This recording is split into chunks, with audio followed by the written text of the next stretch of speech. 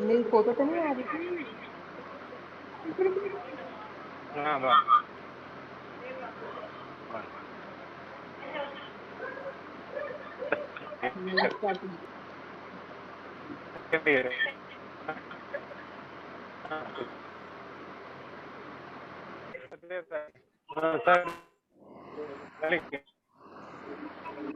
బాగున్నారా మనోడు మీ దగ్గర ఉన్నారా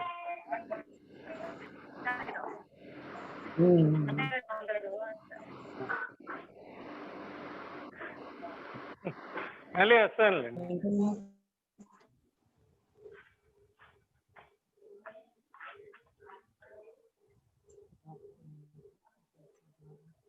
Biomedical devices development challenges opportunities starts shortly from now. Stay with us.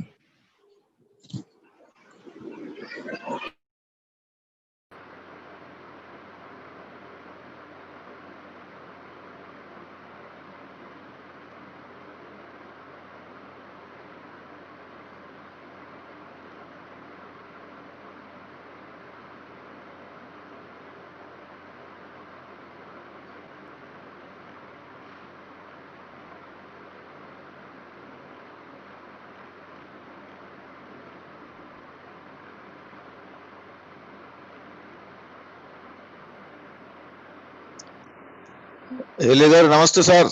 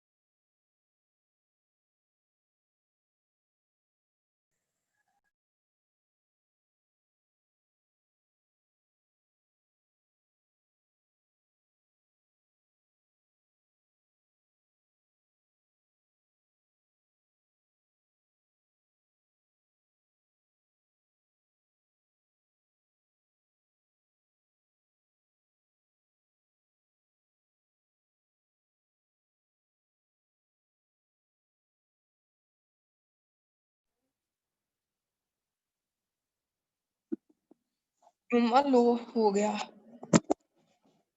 कर क्यों नहीं रही है ये सुन लेना पर ये कुछ कर क्यों नहीं रहे तो कुछ भी नहीं कर रहे ना बोल रहा है कोई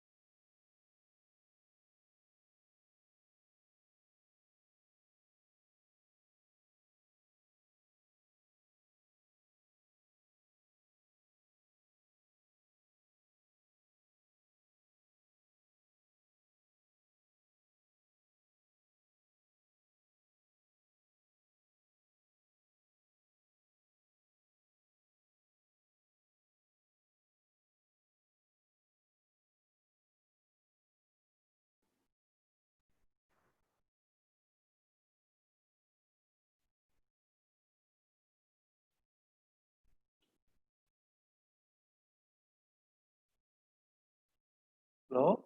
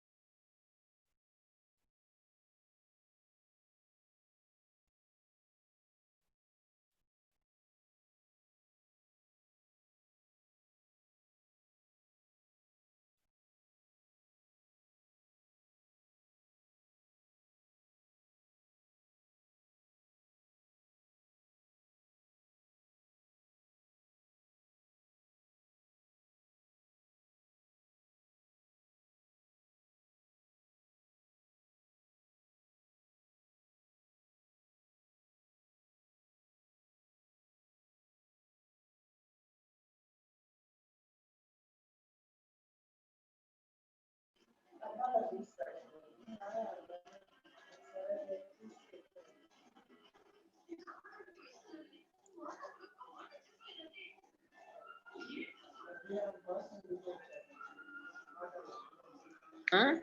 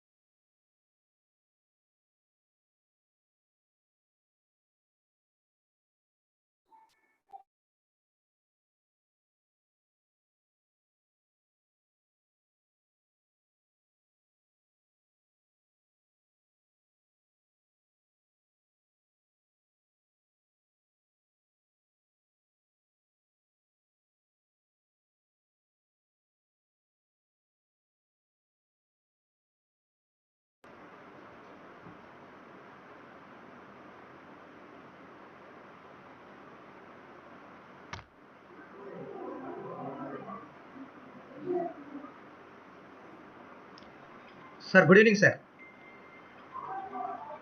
This is Good evening. Dr. Elias, sir. Good evening. Yeah. Welcome to this international webinar, sir. Yeah, you can start. Yes, sir. We can start, sir. Our principal madam is also online. Only 2 hosts have to join from the US. Before that, we can start the proceedings, sir.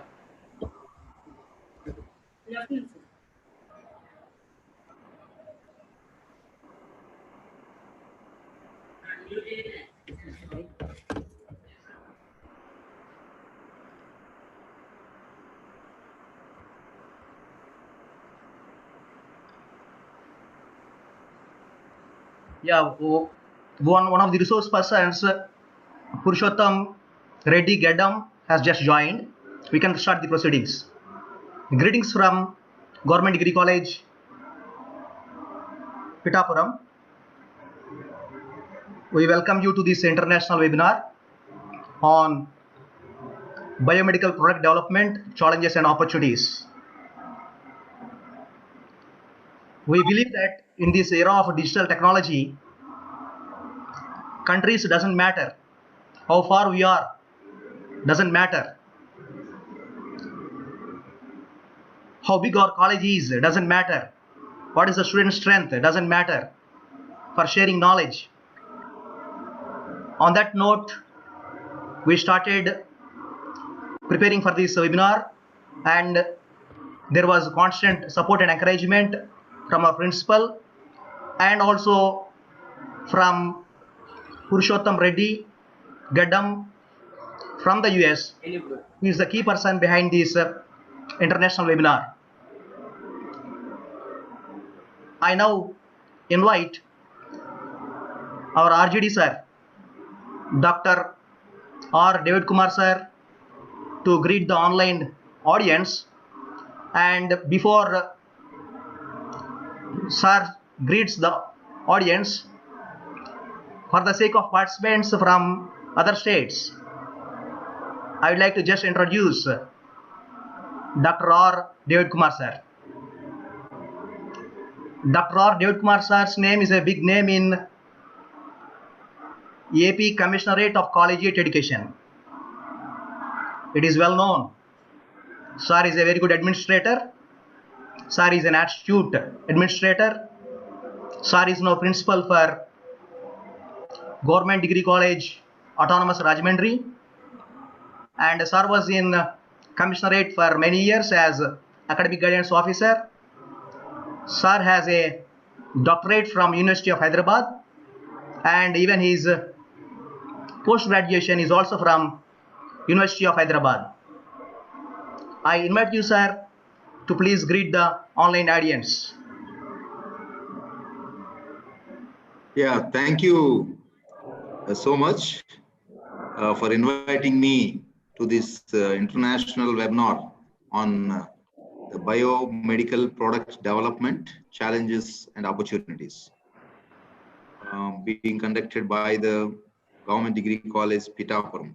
So I appreciate the efforts of the coordinating committee and the principal, the chairman of this webinar, Dr. Anantalakshmi, so who is my colleague, mathematics. So I am also mathematics. So I know about her. So she's a very dynamic. When she was a teacher, she was very dynamic, and she always works in the interest of the students. So I strongly appreciate Dr. Anantalakshmi, for her efforts for organizing this international webinar. And I also invite and greet all the resource persons from various parts of the world, from Cambridge University, Cambridge, and USA, Boston, Northwestern University, and Pennsylvania. And really, it's wonderful. I congratulate the organizers for pulling up such a great personalities as resource persons for this international webinar. So I wish all the best. Today's all the proceedings of this international webinar on this biomedical product development will go in a smooth manner, and it will be beneficial to the participants. Once again, I congratulate the organizers and the participants for making this event a grand success. Thank you very much for giving this opportunity. Thank you, sir. Thank you so much for joining. Thank you, sir. Thank you very much, sir. Yeah, we will now move on to the next part of the proceedings. Our principal madam, Dr. V. Anantalakshmi madam, is with us. Now I request Dr. V. Anantalakshmi madam to address the online participants. Madam is also professor of mathematics, just like our RGD sir. Madam, it's over to you now. Yes, sir. Thank you, sir. Thank you, sir. Good morning to all the resource persons, Dr. Eric, Dr. Leona, Dr. Upendra, and Dr. Sri Purushottam, and good afternoon to participants and respectable RJD sir. And warm welcome to the international webinar on biomedical products development challenges and opportunities. Thank you very much for showing the interest in our webinar. This webinar will take you through development of various biomedical products and their regulatory affairs. It will focus on different stages a drug or vaccine has to undergo before entering into an international market. This suits well in the present context, as many have lost their lives due to the pandemic COVID-19, and the world is still in the process of bringing an effective vaccine into the market. This webinar also gives you certain details about clinical trials. I'm very happy to tell something about our resource persons. All resource persons are highly knowledgeable and well experienced in the field of clinical trials and regulatory affairs. Some of them have not only academic experience and industrial experience also. Dr. Eric, the keynote speaker for this webinar, is highly qualified and is familiar with India. Dr. Eric conducted some seminars also in India some years before. Dr. Eric is now consultant for a big higher education firm called Stack Education USA. Now, one of the resource persons, Dr. Leona, has both academic and industrial experience. Dr. Leona has her own company in the US to regulatory affairs of biomedical products. Dr. Leona also teaches at Northeastern University, Boston, USA. Dr. Upendra is a postdoctoral fellow in the Penn State College of Medicine, USA. Now, Sri Purushottam Reddy Gaddam also has both academic and industrial experience. Sri Purushottam is a seasoned regulatory professional with over 12 years of experience in regulatory operations. He also taught for some time in Northeastern University, Boston, USA. It is Sri Purushottam who helped us in reaching the resource persons and getting the dates for this webinar from them. Sri Purushottam always takes pride in saying that he is the first batch student of Dr. Elia, the organizing secretary of this webinar, and so does his teacher too. I thank Sri Purushottam for all the work he has done for us. Thank you, sir. Thank you very much. And Thank you. I thank all the resource persons for accepting our invitation and request all the participants to actively participate in this webinar and get the most out of it. There will be a question answer section in the last 30 minutes for mainly students. Sri Purushottam will then explain various job opportunities for the students in pharmaceutical and biomedical biotechnology industries. I request the students and even faculty to take active part in this discussion. I congratulate all my staff members for planning and hosting this webinar. We are also thankful to our RJD sir for wishing us. Thank you very much. Thanks to all. Thank you, sir. Thank you, madam. Thank you so much for addressing the online participants. Purush, good morning to you there. Good morning, sir. Yeah. Dr. Leona is also online, no?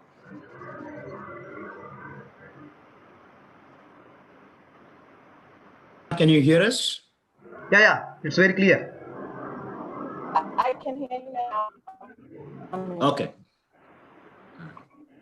Dr. Leona is also hearing, no? Yes, sir. She can hear you. Dr. Leona, good morning to you.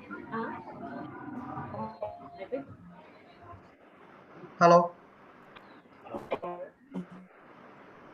There is we can't hear you. Your voice is breaking. I see. Yeah. Dr. Leona, good morning to you there.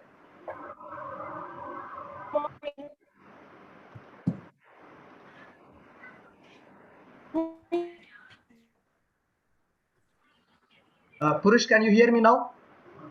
Hey, I can hear you, sir. There is a problem with Leona's voice, but she's working on it. Okay, maybe it will be corrected very soon. I put my headset in. Is this better?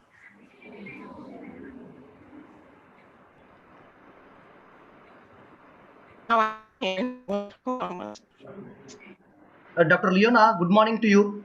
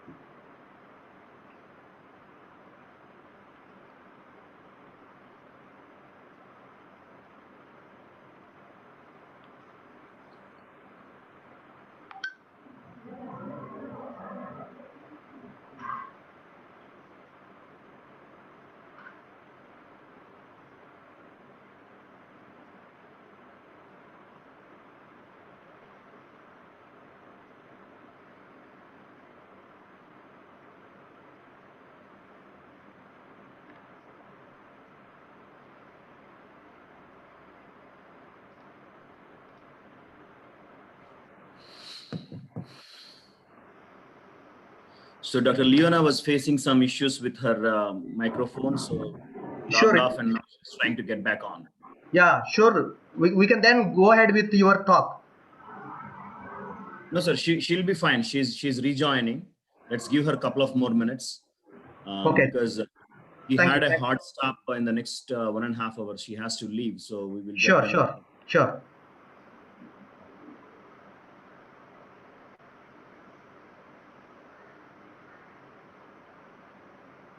Yeah, Purushottam Gaddam is now Senior Manager, Regulatory Operations, PRA Health Sciences, Boston. Before she comes online, I request Purushottam to say a few words on the topic.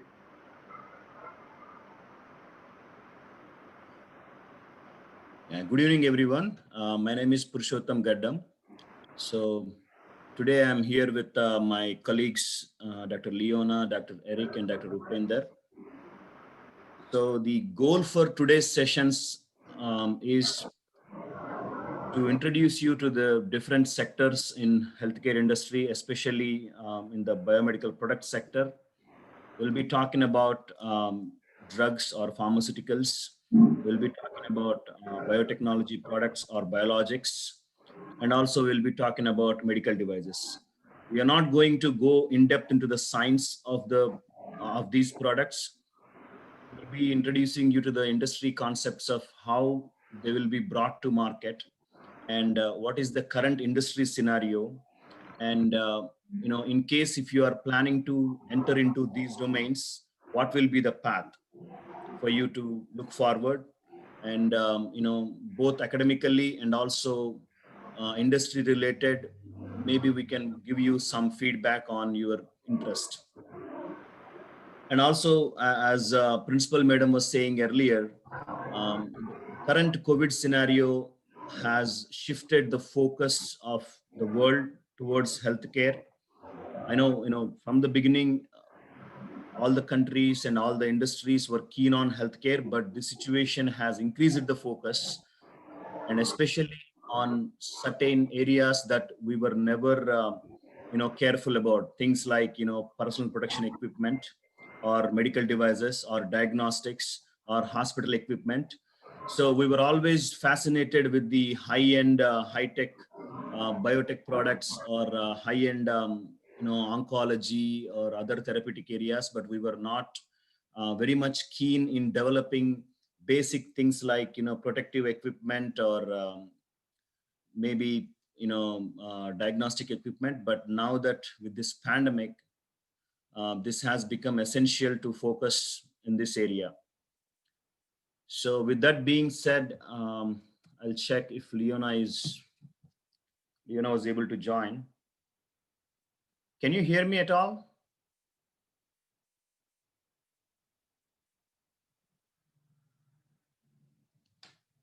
Because I cannot hear anyone. So I'm not sure if. Yeah, you are audible. Thank you. Thank you. Yeah, I'm just checking on Dr. Leona if she's online.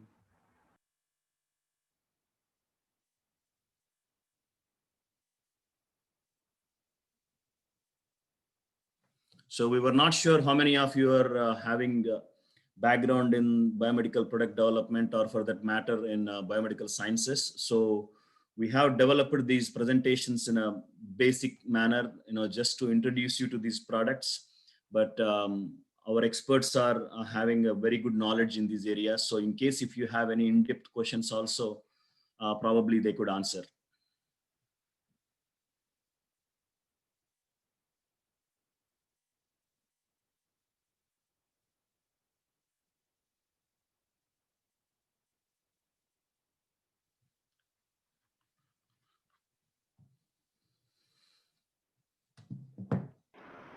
Purush? Yes, sir. Yeah, she might be having some problem with the audio. Shall we wait for a few minutes, or you want to go ahead with your presentation? Yeah, we can wait, sir. I want to wait for the next maybe 2-3 minutes.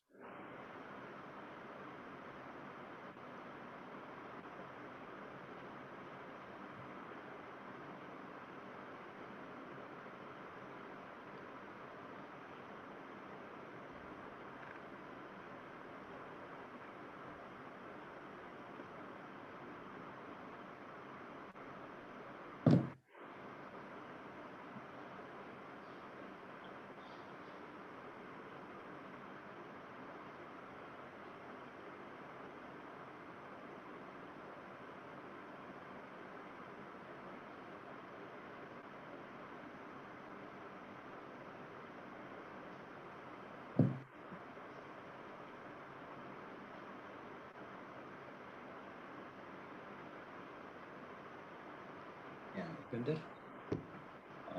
Jonathan.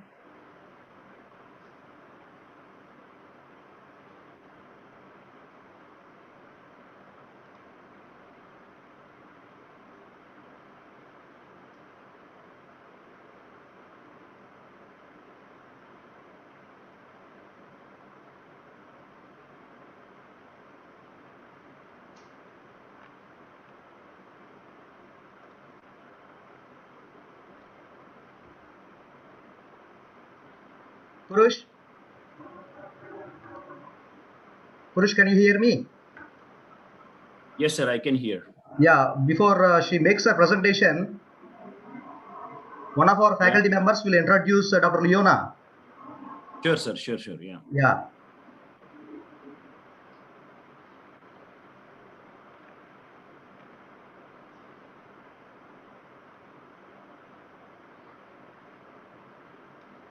So I have asked Dr. Leona to speak on biologics or vaccines. As I mentioned earlier, there are three major product types in biomedical products: drugs, biologics, and medical devices. So these biologics are all those products that comes from biological origin or protein-based products. It could be endocrine products, hormones, or hormone replacements, or any cell therapy, gene therapy products, or maybe vaccines. So for today's scenario, today's COVID scenario, if she can talk a little bit about vaccine development, I thought it would be interesting, and also it will suit the current scenario. So that's why I have asked her to present on that topic. Not only in their source, but also biologics and pharmaceutical products are different in various ways, especially when it comes to the way they are brought into market or the way they are developed. It is entirely different. They are much more complex compared to pharmaceuticals or medical devices.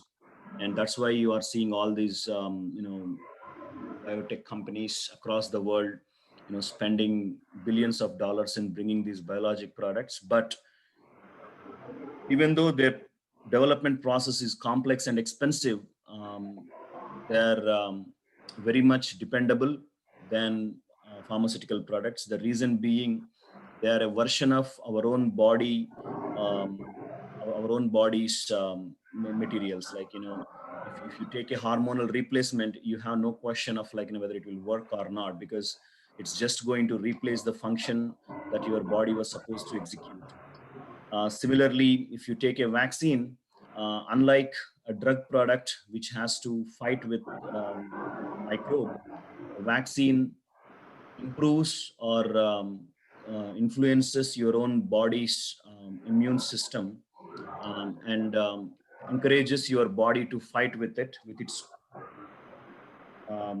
its own potential. So these are more dependable, more complex, and more expensive products. And the other interesting factor with biologics is, until very recently, many of the countries, including US, including Europe, they were not allowing any generic products in these biologics. So when a regulatory authority or when a government approves generic products, it will be it will increase the ease of availability. It will decrease the cost, because a company which has spent years in research, which has spent a lot of money and resources in their clinical trials, and which has invented the product, will definitely market at a higher price compared to a company that brought product into market in a reverse engineering generic methods. For example, all the pharma products that are available in India, 80-90% of them are generics. At least all the manufacturers in India, 80-90% of them that are in India, like Dr. Reddy's or Dr. Ranbaxy or any other pharmaceutical company in India, is majorly dependent on generics. Whereas for biologics, in most of the developing countries, they never allowed biogenerics until 2010. After 2010, in Obama's administration, US and also in UK, they have seen the disadvantages of not having generics, and also the increasing healthcare costs. In order to control the costs, Obama proposed a BPCI Act, Biologic Price Control and Innovation Act, where he ensured if companies can come up with strategies to develop biologic generics in a safer and effective manner, they can allow biologic biologic similars or biogenerics. So since then, companies have invested a lot of research and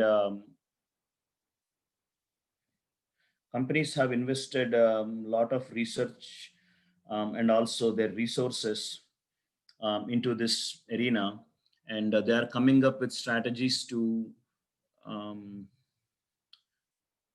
so Leona is still having problems to connect. I'm going to ask her to send her presentation and try to present it.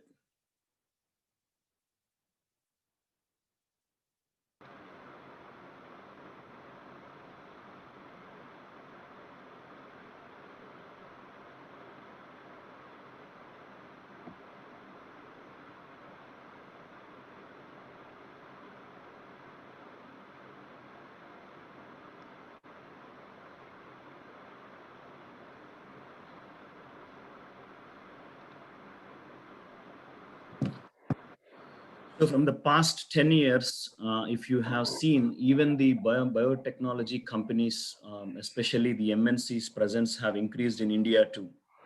The reason being, Indian manufacturers were highly successful in reverse engineering methods and in producing generics. Generics are nothing but the products with the same intended use. If it is a pharmaceuticals or if it is drug, it will have the same chemical composition, same structure, same composition, all the ingredients will be same and the mechanism of action will be same. When it comes to biologics, because they are proteins and different cultures will produce different type of biologic products, we cannot assure the same composition, but the intended action will be same. Hence, the BPCI Act or other acts around the world that want to encourage biogenerics have mandated companies to come up with products that have biosimilarity and also biocompatible with the patients or with the users. If you look at the biotech market or biotech products in India, most of them, starting from insulin through any other vaccine or any other hormonal products that we use in India produced by Biocon, Shanta or any other company, they were all biogenerics. They were not inventive products. They were not, they never conducted clinical trials as such, but they were always effective and we never had any issues. In fact, Shanta has produced 50 vaccines in the past 20, 30 or so years, and we never had any major adverse events with vaccines in India.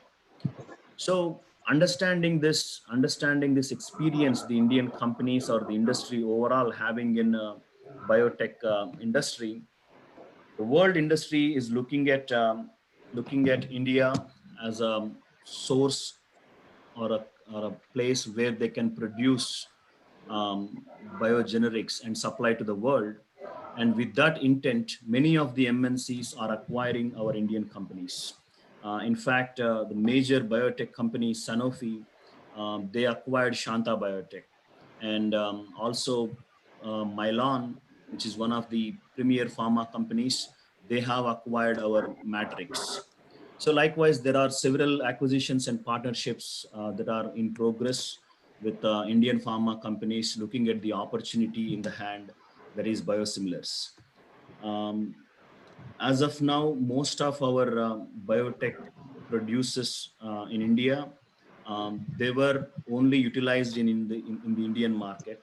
But if this biosimilar boom works out, and if they can export to countries like US and UK, biotech will, the revenue on these biotech products will surely surpasses the present pharma industry.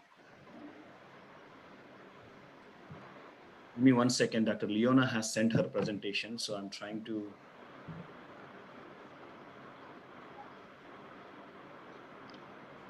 You want to share her presentation now? Yeah. Give me 1 second, sir. I'm trying to. Before she makes the presentation, we have to introduce her. Just give us a few minutes time. Yeah. Actually, she's still working on it. She sent me a screenshot saying, she's having some problem with the Zoom. So she's working on it. So meanwhile, I told her I will start with her presentation if she can send her slides. Yeah, And she can join in the meantime. surely, surely.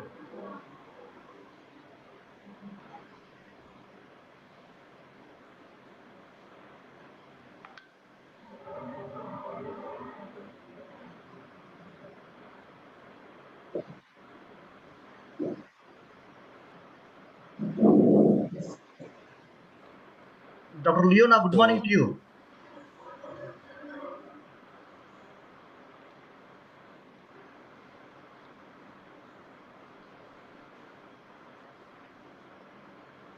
Dr. Leona.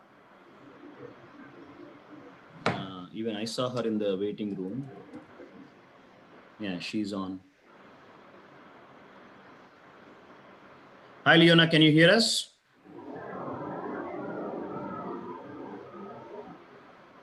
Leona, I think you're on mute. Can you hear me now? Yes, we can. Yeah, Dr. Leona, good morning to you. Dr. Elia Good here. morning. I'm so sorry for that. It's very much our honor to have you here in this webinar. Thank you. Before you make your presentation, one of our faculty members will introduce you to the online participants. Okay. I now request VG Anjaneyulu garu, lecturer in English, to please introduce Dr. Leona to the online participants. Thank you, sir. Dear participants. Yeah, please on your video, sir. Okay, sir. Okay, sir.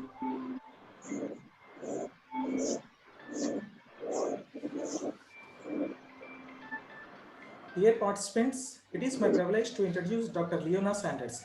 Dr. Leona Sanders is a founder of Innovative Regulatory Science Group in the Greater Boston area, USA, a company which offers services like market research, market analytics, and risk management. Dr. Sanders completed her bachelor's from Northeastern University, Boston, USA. Dr. Sanders has 3 masters, one from Northeastern University, another from Florida International University, and one more from University of Florida College of Medicine. Dr. Sanders also has a doctorate from Northeastern University. Dr. Sanders is involved in academic and industry as well. She teaches at Northeastern University, Boston, USA, and also head of Global Compliance Training, a group of regulatory science professionals. Dr. Sanders is also a global regulatory affairs consultant. Dr. Sanders is a senior level leader in regulatory affairs and quality assurance. For the past 18 years, she has worked at small biotechs and leading global biopharmaceutical companies. Dr. Sanders has extensive experience in developing, implementing, and setting the global regulatory strategy for healthcare products. Her strongest therapeutic knowledge is in oncology, where she was responsible for products from full development through post-approval phase. I'm happy to present you Dr. Leona Sanders. Thank you and welcome to the session, ma'am. Thank you so much. All right, guys. I'm gonna share my screen. It says host that is disabled, so I can't share my screen. Dr. Leona. Yeah, let me help you. Dr. Elia speaking here. Hi, Dr. Melanie. Greetings from India. Greetings. Yeah, greetings from our college.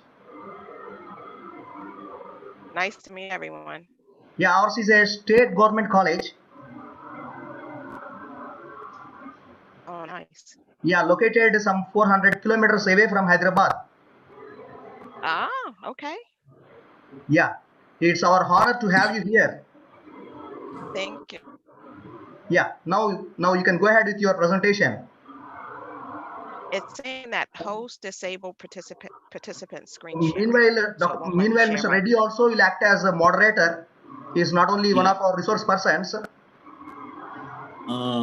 Sir, Dr. Leona cannot present. It says host has disabled her permissions to present. Pardon me? Leona is not able to present. It Okay, says, I'll give her co-host. yeah. Yeah.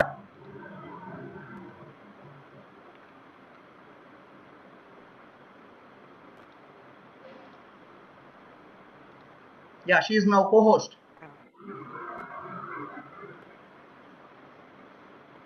Just talk to her. Let me. Yeah. I think she's working on it. I don't know if you can see my presentation. Can you presentation?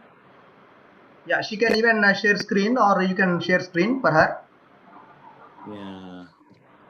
Can you see it, Eddie? No, it just says Leona has started screen sharing, but it does not show I see. anything. So maybe, do you have multiple screens, Leona? Multiple we can allow, but it's a problem. Yeah, now it's All coming. right. It's on. Yeah. It's on. Yeah. It's on. Okay. All right. Great. All right. Okay. Yeah, you can put it full screen, madam. Let's see.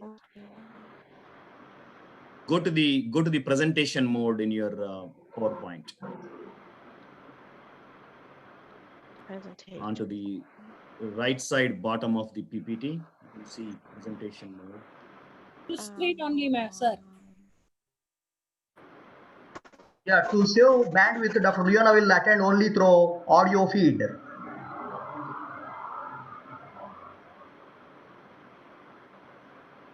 Is it okay, Purush?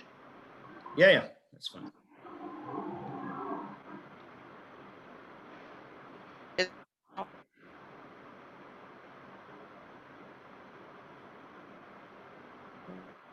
Stop.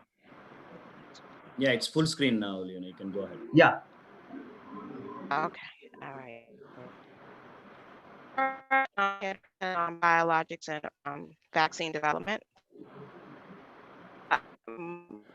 I was already introduced, but just to give myself a background again in the industry now, plus 18 years.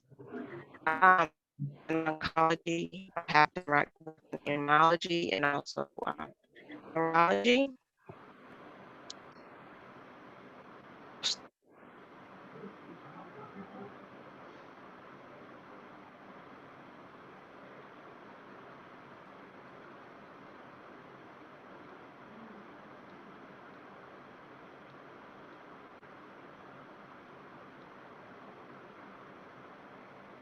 Yeah, Purush? Yes, sir. Is there any problem? I don't know. Maybe. Leona, can you hear us? Actually, Leona might be trying to rejoin, but may I ask all the participants to mute your lines because I'm hearing a lot of background noise.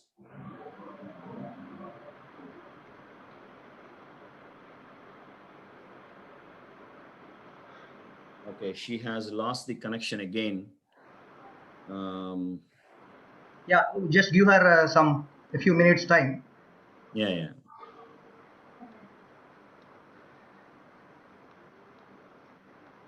Because she's also ready with her presentation. Yeah.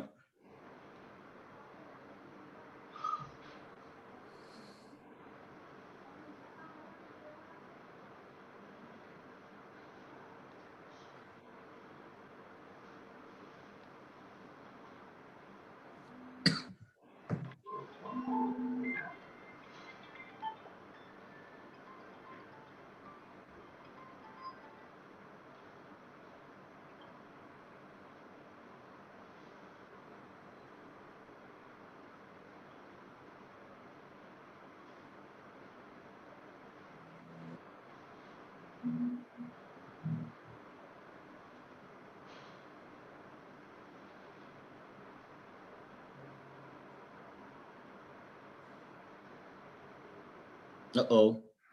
Dr. Eric is also ready to join the conference. Yeah, sure. Yeah, dear participants, there is a small change in the schedule today.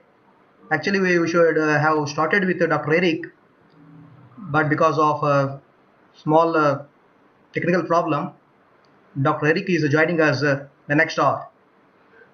That's Yeah, why he will. now Dr. Leona is going to present. Yeah, so he said he will join in next 15 minutes. Yeah, sure, sure.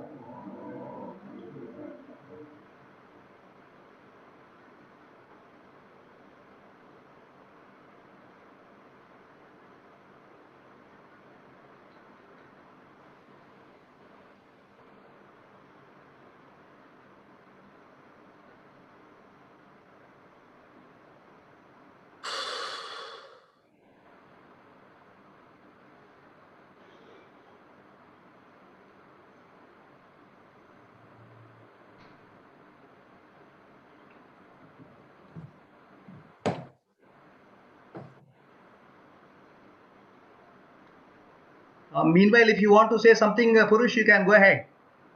Yeah, I'm just trying to get her slides, sir, because without slides, it will be directionless. I'm just trying to get her slides. Yeah. Yeah.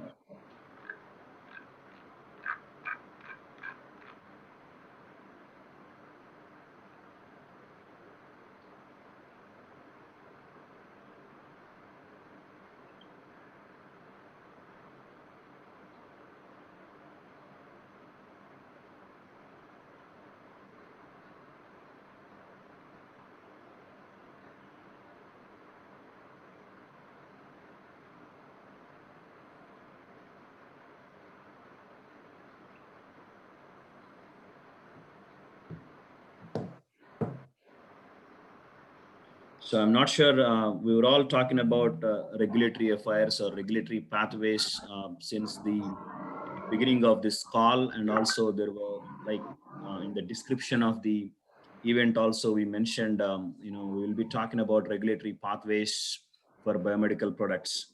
So I'm not sure how many of our audience have an understanding of what is regulatory affairs or what are these regulatory pathways. But just for the awareness of any students or anybody who are not aware of this field, I'm just gonna throw a glimpse into regulatory affairs. So regulatory affairs is a profession or a department within a company that facilitates product approval by compiling documentation, by conducting research into the product development and also product quality control, and come up with a strategy to prove the drug is safe and effective. Every regulatory authority across the world, whether it is FDA in USA or whether it is European Medical Association in Europe or Center for Drug Standard Control Organization, CDSCO in India, or SFDA in China, every regulatory authority, the basic standard to bring a biomedical product into market is a sponsor or a owner of a company have to prove their product is safe and effective.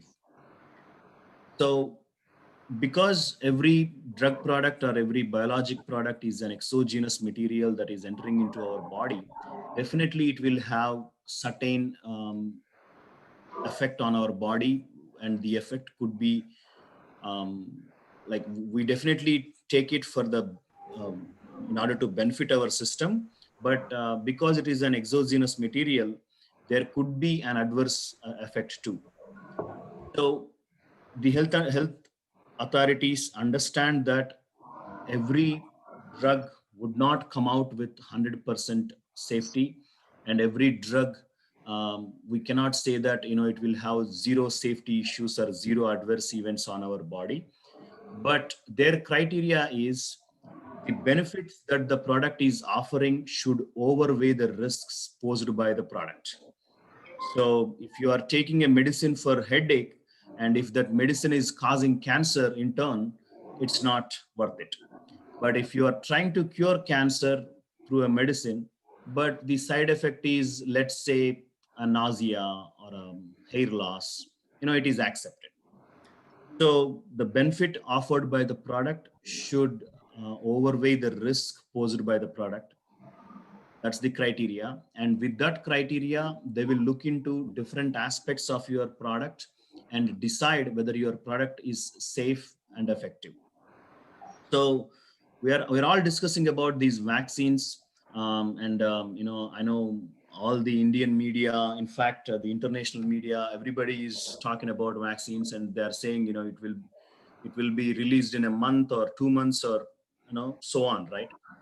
So what's making the process of launching this vaccine into the market is this regulatory pathway. So as soon as they have identified the strains of coronavirus, the companies might have came up with a attenuated version of this virus, or maybe another method to combat this virus by improving the immunity, or by taking the attenuated version, improving the antibodies in the subjects or patients. But the problem is, in order to bring it into market, they have to prove to the world that the products are safe and effective. And for that, the stages are initially, once the product is identified, once a company decides on bringing a product into market, first thing they will do is they will conduct non-clinical studies, which is in which the human participants are not involved. And these non-clinical studies will be of two types, in vitro and in vivo. So in vitro studies will be, most of the tests will be conducted in a non-biologic environment, where they recreate the biologic environment by artificial methods, and they do the testing. So mostly a test tube testing. It won't involve any biological organisms. So they will test it, and once they find the product is effective, if it is binding with the proteins it has to bind with, if it is showing the intended chemical reactions, then they will go into the next phase, which is an in vivo phase, where they will test the product in animals. Most of the time they try to pick animals that are having similar properties or similar biologic reactions such as human beings, and they will test in those animals. Once those tests are also proved to be right, then they can go to the government and take a permission for clinical trials. So since the outbreak in January, the first time we heard about this COVID vaccine was in March. So starting March 3rd week, everybody was saying, Moderna got approval for vaccine, or Oxford got approval for vaccine, but they did not get approval to market this vaccine. They got approvals to test this vaccine in human beings. So if I want to develop a product, I don't have to go to the government or any regulatory authority until I administer that product in human being. And the first administration in human beings will be clinical trial. So before you go to a clinical trial, or before you administer your product in human participants, you have to produce your manufacturing data, your chemistry data, and also your data from your non-clinical studies to the government or the regulatory authority, and get their approval. And this phase is called investigational new drug phase.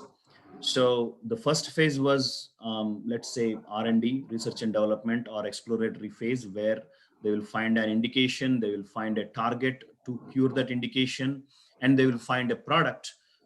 So that will be the exploratory phase. And after the exploratory R&D phase, the next phase will be non-clinical studies, where they will test the product in artificial setup and also in the biological animals.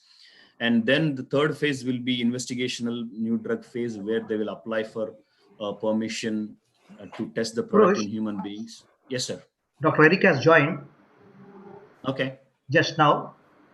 Okay. Yeah, we are right at we are right at his presentation. So, Dr. Eric. Yeah, Dr. Eric, I was just talking about the stages prior to clinical trials. So now you can go ahead and might just a minute. Talk in detail. Purush. Yep. Beautiful. This Dr. is good, Eric, then. good morning to you. Yes. This is Dr. Elia speaking. Oh, hello. Good morning. Well, good evening for you, and good morning for me. Greetings from India. I wish that I was there. I don't know if Purushottam has told you that I have spent 5-6 trips there to India, and Yeah, absolutely. yeah. He told me. He told me. And greetings from our college. That is fabulous. I hope that the conference has been going well so far, and that the students and faculty are enjoying it. Yeah, Mr. Reddy is just keeping on going with the webinar. Fabulous, terrific. I have, if I'm not mistaken, 1 hour. Is that true for my presentation? Sort of 40 minutes for speaking and 20 minutes for discussion? Yeah. Okay, great. Should I start sharing my screen? Our college is located just 400 kilometers away from Hyderabad. That's what you said. Is it 400 kilometers north of Hyderabad? South, Which direction? South. 400 south of Hyderabad. South, yeah. So it's in Andhra then, not Telangana.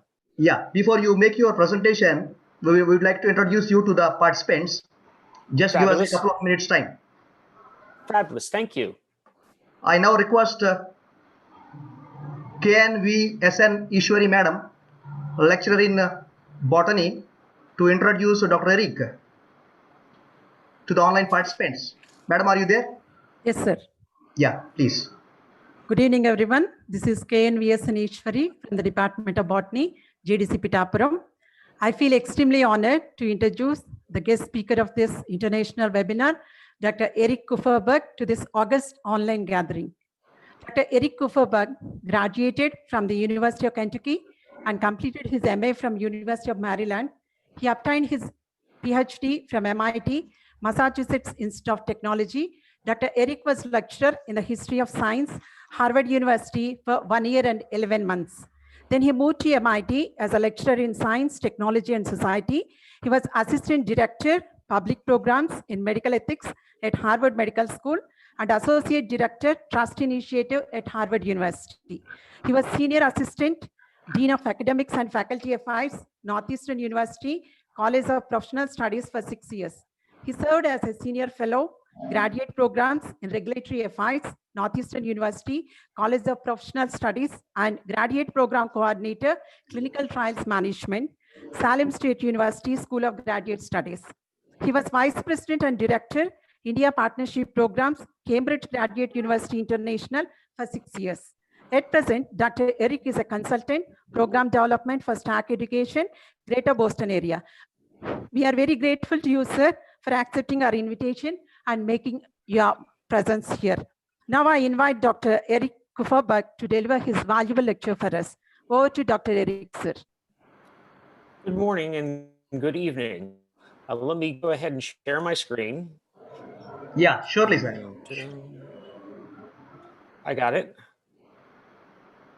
And then let me pull my screen down. Hold on a second. I'm going to unshare my screen for a second because I managed to get it wrong. Okay.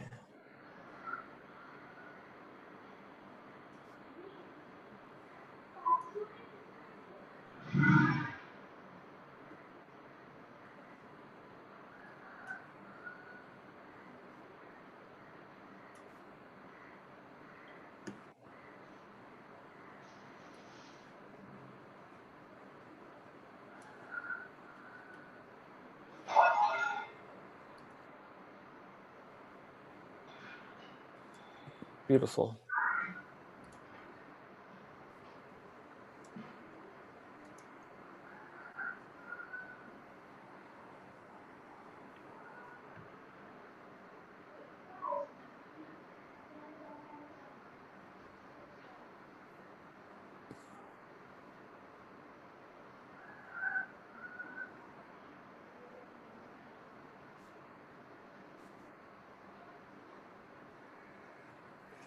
Fabulous. The title of my presentation is Clinical Trials Overview in the United States, with the subtitle of Getting a Good Trial Up and Running.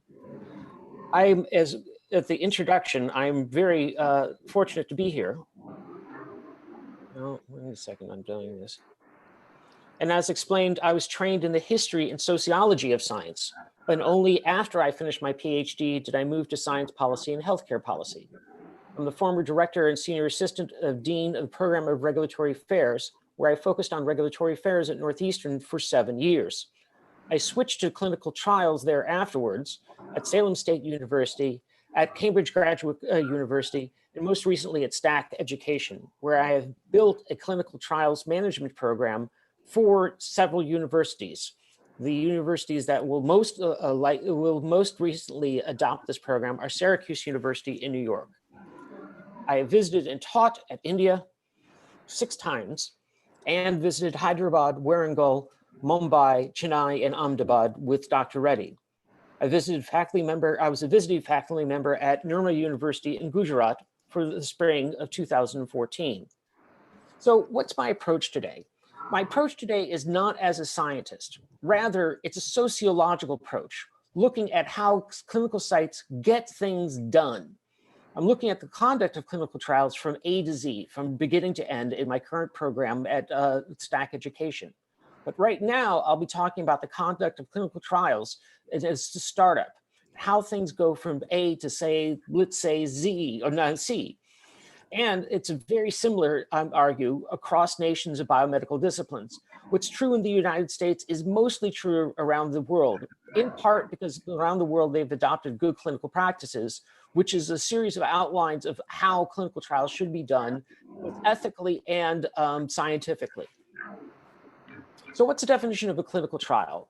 A clinical trial is a prospective biological or behavioral research project that involves human volunteers or participants and or uses materials of human origin, for example, observed behavior, and or obtaining tissues or specimen samples. This is from a great textbook on clinical trials by Devil Shamley and Brenda Wright. Now, I am assuming that most people know some basic concepts that I'm not going to spend a lot of time on. That is the notion of controlled trials, blinding of trials, and randomization. Those are 3 different mechanisms to control the placebo effect or unintentional bias. Controlled meaning that the trials would have 2 separate arms, one arm with the experimental drug and one arm with the placebo.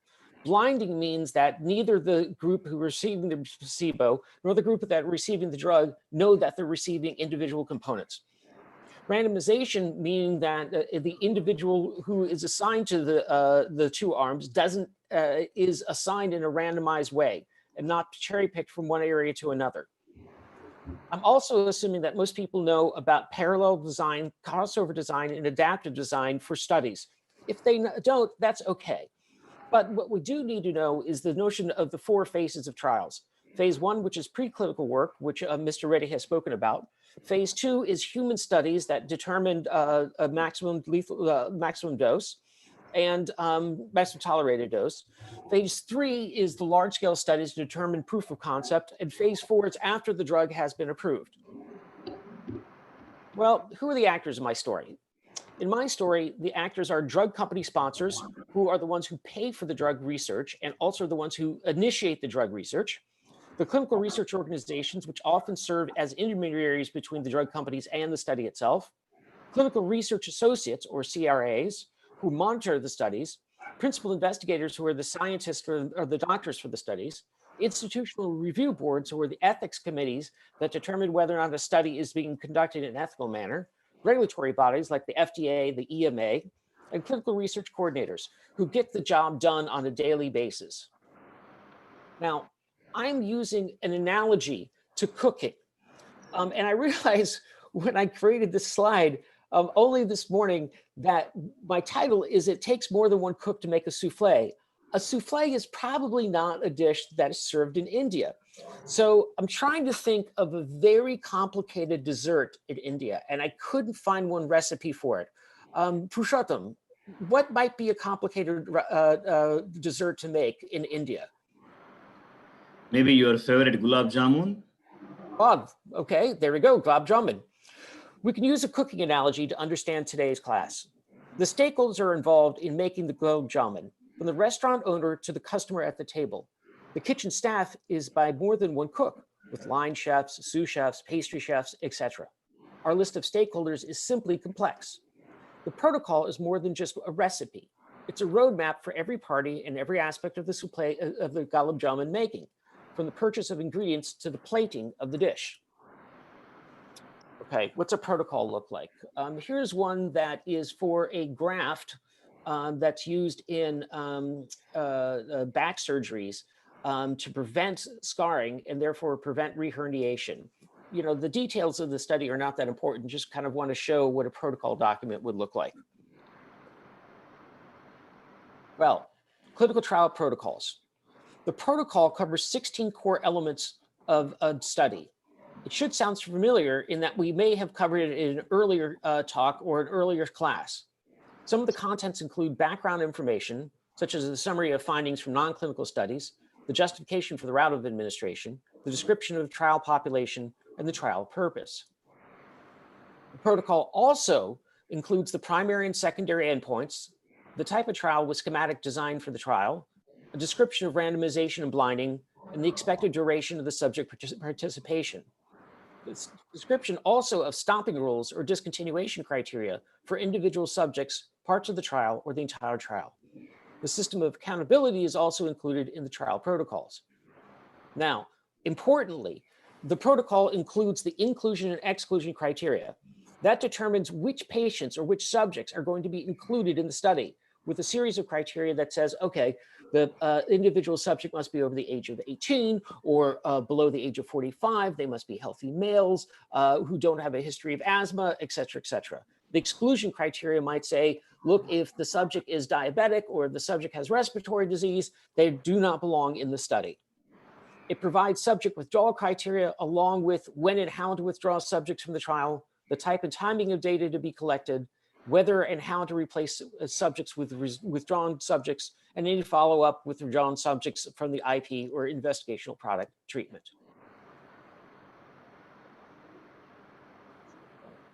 The protocol also specifies statistical methods to be used, including the number of subjects planned on being enrolled in each trial site, the reason for choice of sample size with an explanation of the power of the trial, the procedure for accounting for missing criteria and spurious data, and the protocol should also include a description of the ethical considerations related to the trial. Now, let's walk through just a couple of examples of what is included in a protocol. Protocols include a statement or a summary of the trial itself. This one page can actually tell you quite a bit. The methodology for the trial, how long the trial is running, where the trial is occurring, what are the objectives of the trial, the number of subjects for the trial, inclusion and exclusion criteria, study product dose and route, and statistical methodology. In other words, a very complicated protocol. Protocols are often 90, 100, 200 pages long. The total study can be summarized in this one table. Or it can be summarized in a trial design or a diagram. Here we have the initial setup for the informed consent, the emergency department triage, a consent, which is usually getting the patients to agree to the study, the screening activities, the randomization, the treatments, and the follow-up calls.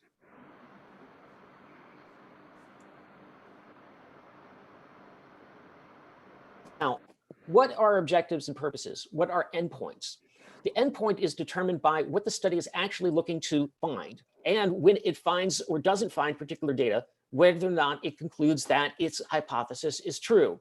In this case, the primary objective is to change the peak work during maximal exercise testing for the back and to evaluate the safety and tolerability of Revita, which is the product that is the graft on the back. The protocol also includes a much more detailed portion of the objectives and endpoints, and examples of exclusion and inclusion criteria for who gets to participate in the study and who doesn't. Now, a protocol also includes how the study is done on sort of day 1 or day 0, all the way through the end of the study. So here is what the recipe would include the actual activities are. The protocol document also includes what the activities are after or at the beginning of when the dose of the investigational product. And here is a table indicating when the patients are coming in and what kinds of treatments or diagnostic tools are being used for each of those days.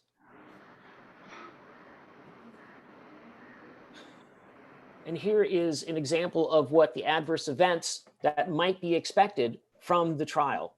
Almost all trials involve a adverse event warning, whether or not it be very small of discomfort or potential serious adverse events of death. Now, the study administration is a key component of the protocol as it lays out how the procedures are done, including during informed consent and randomization. The section should be specific enough to ensure that the research will yield valid results. It details the data collection and the management and the regulatory and ethical considerations. It also details the safety monitoring plans and any waivers or payments to the subjects. Subjects actually can be paid for participating in the study, although in the United States, the payment is relatively small. How do trials begin? Now, here's the process of creating our Gulab Jamun. Drug companies sponsor finished preclinical work on a compound, a biologic or a medical device. As Mr. Reddy may have explained so far, the identifying of a compound and running through the PK/PD, the pharmacodynamics and pharmacokinetics, is done before clinical work begins. Also, the animal studies should be done before the work begins. These are critical steps to the success of the study. Sponsors invest large sums of money into setting up a study sites, even for those clinics and hospitals where numerous studies have occurred. So in other words, studies begin with the drug company sponsor believing that they have a compound that can be effective. Then they write the protocol with outside medical advice, and then look for a study site and a principal investigator to carry out that protocol. Well, how does a drug company sponsor find the right site? They might rely on sites already used in the past. They can post advertisements in a clinicaltrials.gov, which is a government website indicating which clinical trials are running where across the globe. They can contract out this search for a right site to a clinical research organization, or they can conduct literature searches to identify researchers within a particular study interest. The study sponsor or the CRO might reach out to multiple sites and principal investigators that they believe might be good candidates. Before any discussions occur, the principal investigators or the site director must sign a non-disclosure agreement. Now, here's the sort of beginning of the search of the study process, where the drug company sponsor identifies where the study should occur. We often forget that studies actually have to begin somewhere, and that it's not natural for one single place to be the only site for the study that it can occur. Often studies can occur at several different sites, and in the current day and age, many studies require global sites, meaning that there are many different places that the study is occurring, including in such places as India, where the Indians' criteria, the Indian ability to conduct clinical trials is quite exceptional.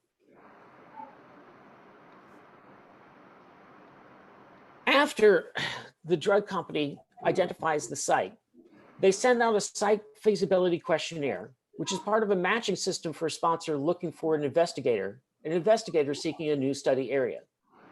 Sponsors or clinical research organizations send out a questionnaire likely to a likely interested investigator with the aims of assessing the prior clinical research experience in the study area, the qualification of the investigator, the ability of the adequate human and material resources, the enrollment capability, and the good working relationship potentially with the institutional review board, which I'll talk about in just a moment.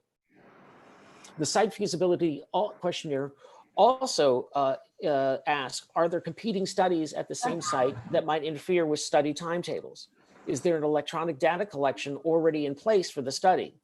Is there an established relationship with the institutional review board or an ethics committee? And ideally, the principal investigator should be a thought leader in the field. But unfortunately, how prestigious they are would trade off with the available time they have with individual studies. Here's the thing. The questionnaire is a delicate dance between two parties, both interested in forming a working relationship, while being wary of being oversold by the other party. Now, what do I mean by that? Well, let me go back here. The individual sponsor doesn't want to tell a potential site that the study is easy, that the study might be effective, and that the study would have no troubles recruiting patients or subjects. The study site, on the other hand, has an incentive not to oversell its ability to get subjects, its ability to get the study done on time, or its ability to find the study effective in determining the hypothesis or endpoints. What happens next? A bunch of paperwork, basically. There's a paperwork in the United States called the 1572 form, which is an initial contract that obligates the investigator to follow the protocol, comply with regulations, obtain informed consent, report adverse events properly, and have the ultimate responsibility for the patients.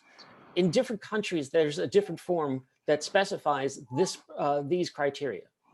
The clinical trial agreement follows. It describes the scope of the work, the compensation, the intellectual property considerations, and the publication restrictions. Financial disclosures are also included in this with its own paperwork to prevent conflicts of interest. Now, in the United States, this turned out to be a problem in the 1990s, where several principal investigators were working on drug compounds that they had an investment in with the drug company sponsor, which meant that for the investigator, they had every incentive in the world to find out that the investigational product or the drug actually worked. They also had information before the drug hit the market or before others knew about it, and therefore could invest in the company or not invest in the company or divest in the company. This proved to be a huge conflict of interest, and conflict of interest forms came about in the early 2000s to prevent this. What happens next? Well, I mentioned the Institutional Review Board a little earlier in my presentation. They help to make sure that the study is ethical and the study is likely to be efficient. Before a trial can begin, the sponsor and site must have the following in hand: the Institutional Review Board approved protocol and amendments, the IRB approved investigators brochure, the approved informed consent process and documents, and the approved advertisements for subject recruitment. Well, what happens next? After the paperwork is finished, there's an investigator training meeting, which is responsible for training site staff on the study protocol and related activities, with the goal of the uniform understanding of things like informed consent or serious adverse event reporting or case report forms. After the training, the clinical research coordinator, those that actually conduct the study, is responsible for training other site staff. Well, next, after the site feasibility questionnaire and after the initial training meeting, there's the site initiation visit to ensure that all of the site staff fully understands the protocol and the standard operating procedures. The site initiation visit is also essential to ensure that the site has all the resources needed to conduct a study, to check that each staff member has good clinical practices training. The clinical research coordinator understands the steps in response to the protocol deviations and the informed consent process, which is rehearsed at the site initiation visit. Here's the thing. Connecting a sponsor with a suitable site is a process with a great deal at stake, a lot of money. It's a multi-stage process. As the number of sites in a trial increases, before a trial can begin, several pieces need to be in place. For example, Institutional Review Board approvals, the ISF established, the staff trained, and the investigational product is delivered. I'll stop on this slide for a second so that people have a chance to read it.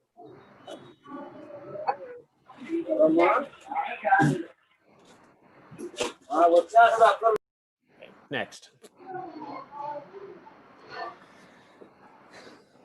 Before a trial can begin, one of the crucial steps is recruiting subjects. Well, what's at stake in recruiting subjects and determining how many subjects can be recruited? It's the key to a success of a clinical trial. Without subjects, you can't conduct the trial. Without the right number of subjects, you can't conduct the trial either. Without having subjects that are likely to continue in the study is likely to fail. And without having patients who are compliant, that is, can carry out the actual activities of the study won't succeed. There's a contractual obligation on the part of the site to provide a required number of subjects. This is once again part of the dance between the site and the drug company sponsor. The recruitment strategies are tied to retention numbers. So in other words, who you recruit for a study subject determines whether or not they're likely to continue in the study. Investigators often overestimate the number of subjects they can recruit, and this gets investigators into huge problems. So for example, if a study sponsor demands that there be 200 patients in a phase 2 trial, and a study site says 200 patients, no problem, we can get you 300 patients. And it turns out that they only can get 50 patients. The trial cannot go forward, and the study site may be financially liable for the contract that has contributed some money for the start of the trial. Where do you recruit subjects for a trial? You can recruit subjects from the group practice of the clinician or the physician conducting the study. Physicians have in the United States somewhere between 1,000 and 3,000 patients typically in their particular group practice per physician. Among those that population, they may have patients with a particular condition that would fit the study and the study criteria. If that's the case, they can often approach their own patients and ask whether or not they are willing to participate in an experimental study. The influence of a physician on their own patients to participate in a study is rather huge. You can also find subjects from disease-related support groups online, from public policy advocacy groups. For example, the American Cancer Society also has a public policy or a lobbying group. You can find subjects through pharmaceutical companies that often maintain their own databases. You can contact other area physicians. You can announce studies at professional conferences, and you can work with such databases as clinicaltrials.gov and centerwatch.com, which are common in the United States and in Great Britain. Now, there are several sub-challenges to subject recruitment. And once again, recruiting subjects is the key to beginning a trial. The total pool of subjects may be small, especially for understudied conditions. If you have asthma study, it's not a problem to find the number of patients that you would need to conduct a phase 3 trial, which is often thousands of patients.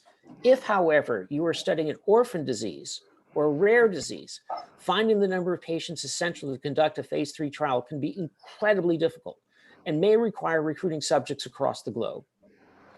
The available subjects might also be enrolled in other trials, meaning that if you are conducting a study on a particular orphan disease, you might run into problems because all of the subjects may be participating in other studies on that same rare disease. The duration of the study might be too long for most subjects. For example, a subject might be willing to conduct a study or being part of the study for a year. But if a study requires 3 or 4 years for phase 3, that's a problem, since most study subjects will not be willing to participate for that long. You can also have troubles with subject recruitment because of language barriers that may make it difficult to reach a subject population.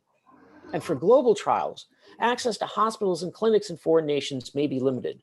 Now, this is not the case with India, because the India hospitals and clinics are quite good. And there's a partnership between drug company sponsors in the United States and in Europe with Indian clinics and hospitals to recruit subjects for studies. There are other challenges to subject recruitment. For example, if the inclusion-exclusion criteria is too strict or too complex, there is the difficulty recruiting large numbers of subjects, meaning that you may identify potential subjects for the study, but because they're excluded because of the exclusion criteria, that number of available subjects is reduced greatly.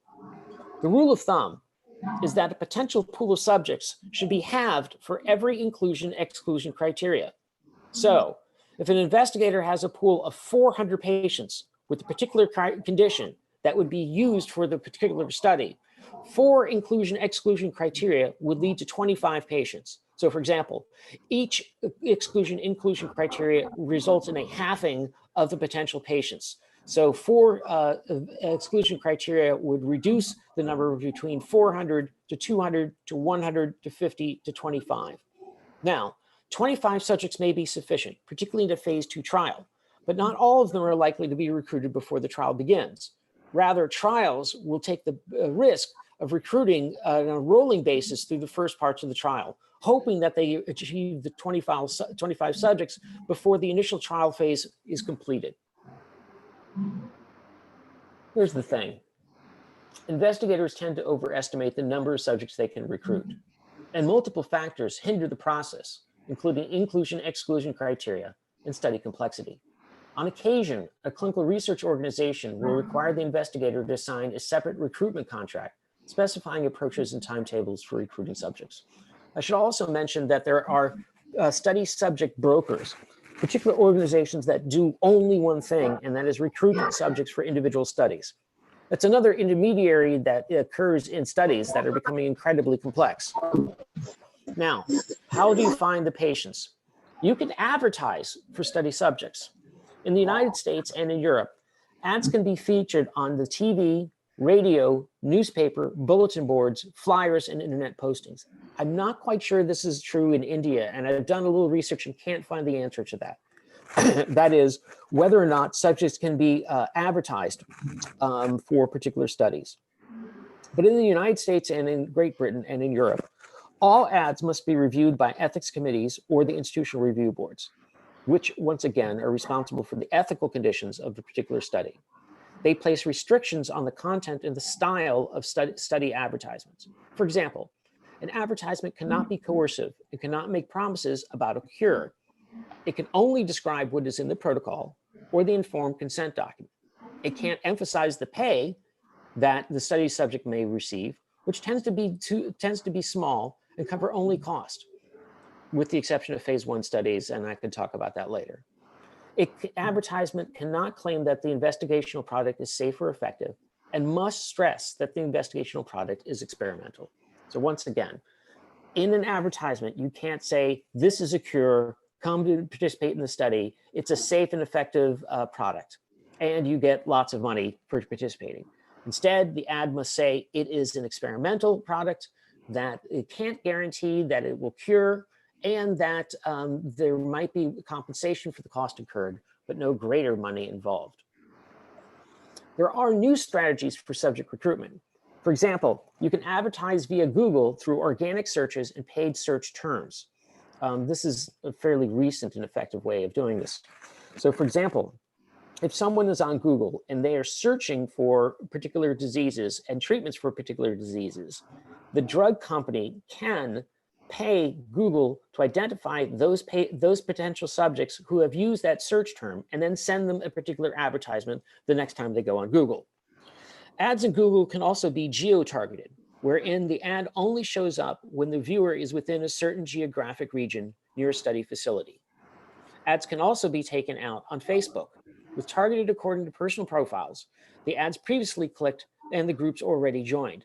This is amazing that this is possible, but it identifies those particular groups of potential pools of patients or studies or subjects that can participate in the study. You can also recruit studies through patient support groups, frequently that have their own Facebook pages. So in other words, if there's a Facebook page involved with the support for a particular orphan disease, you can target that Facebook page by identifying who is belonging to that group and send them particular advertisements. All right, what happens when a study is able to identify potential subjects? After the subjects have been identified and before they undergo informed consent, they may be pre-screened by a phone or in person. You can ask questions about participation, but not specifically about inclusion-exclusion criteria in the pre-screening process. For example, in pre-screening, you identify the possible number of visits that the subject is willing to participate in and the kinds of information required for the potential study subject. If a questionnaire is used, it must be approved by the institutional review board. Once pre-screening has occurred, and the patient has been included in the study, they're randomized into different groups, the group with the placebo arm and the group that's receiving the investigational product. After that, the study must gain informed consent from the patient. That is a document that they sign that shows that they're willing to participate and according to the criteria. The highly structured activity and document. The subject must be informed in a series of things. For example, The subject must be informed of the purpose of the trial procedures to be followed, the trial treatment, including probability of random assignment into placebo arm, that the trial involves research with aspects that are experimental. It must be informed of the reasonable foreseeable risks, and that some risks might not be currently foreseeable. The potential subject also needs to be informed that the reasonable expected benefit might be to others rather than to themselves, and that alternative treatments are available with their own potential benefits and risks. The subject must also be informed of their own responsibilities for participating in the trial and the foreseeable circumstances or reasons under which they may be limited or terminated from the trial. They must be informed that the trial monitors, auditors, IRB, and regulatory bodies will have access to the subject's original medical records to verify eligibility in clinical trial procedures. This is a violation of patient privacy that they have to sign away. But the informed consent document and process also specifies that the records identified with the subject will be confidential to the extent possible. Now, the Nuremberg Code is the origins of much of the modern day ethical practices in conducting trials. One of its principal precepts is that voluntary consent of the human subject is absolutely essential for conducting a trial. That informed consent is ongoing throughout the trial and not a one-time activity.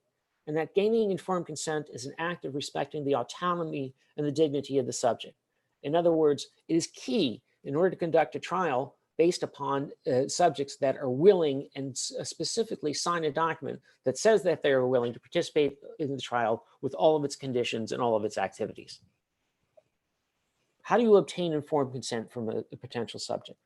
The principal investigator should not coerce or unduly influence a subject to participate or continue to participate in a trial.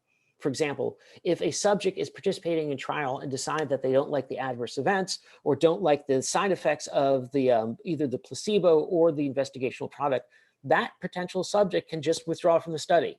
And that the principal investigator is not allowed to say, gee, once you sign up for the study, you have to continue to the end. The process of obtaining informed consent also involves gaining informed consent of repetition. That to gain informed consent requires repetition of explanation and full answering of the subject's questions. The principal investigator must also be sure that the prospective study subject adequately understands the information. Well, what do we mean by that? The consent information in the United States, in Europe, and across the world must be given in a way that the subject can understand. What do we mean by this?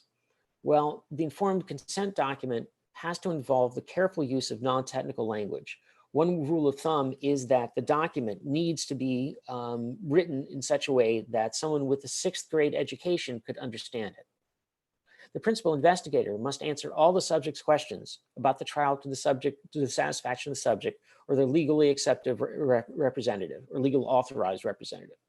If the subject is unable to understand the process or is not legally capable of granting informed consent, a legally authorized representative or a legal guardian may sign in the subject's place. How's informed consent actually done? Here's the sort of nuts and bolts of getting informed consent. The potential subject is taken to a private room, free of human traffic and noise. The principal investigator then carefully reviews the informed consent document, explaining the trial's risks and benefits and other aspects. The potential subject, or legally authorized representative, is encouraged to raise questions about their misgivings or concerns that they may have regarding the trial participation. The potential subject is offered any chance to take the informed consent document home and discuss it with trusted friends and family before signing. The potential subject is reminded that they have the right to withdraw consent at any time without penalty, repercussions, or reason. The principal investigator can determine the degree of a potential subject's comprehension by asking the potential subject questions as the informed consent process moves along. Remember, it's the principal investigator's responsibility to determine that the informed consent is understood. The initial consent process ends by signing and dating the document and the documentation of the process. The documentation should include the principal investigator delegate's notes on the process, including the start and end time of the informed consent process and questions asked by the participant and the answers given. Here's an example of informed consent document. Unfortunately, the Xerox didn't get it quite in a way that's readable. Well, what we have now is the informed consent document itself. With every change in the study protocol, a new informed consent document must be issued and IRB approved. So, for example, if a protocol adjusts how one particular procedure is conducted, they must change the informed consent document and have all of the subjects sign it again. Consent is presumed to be not given unless the subject or legally authorized representative signs a legally viable consent form.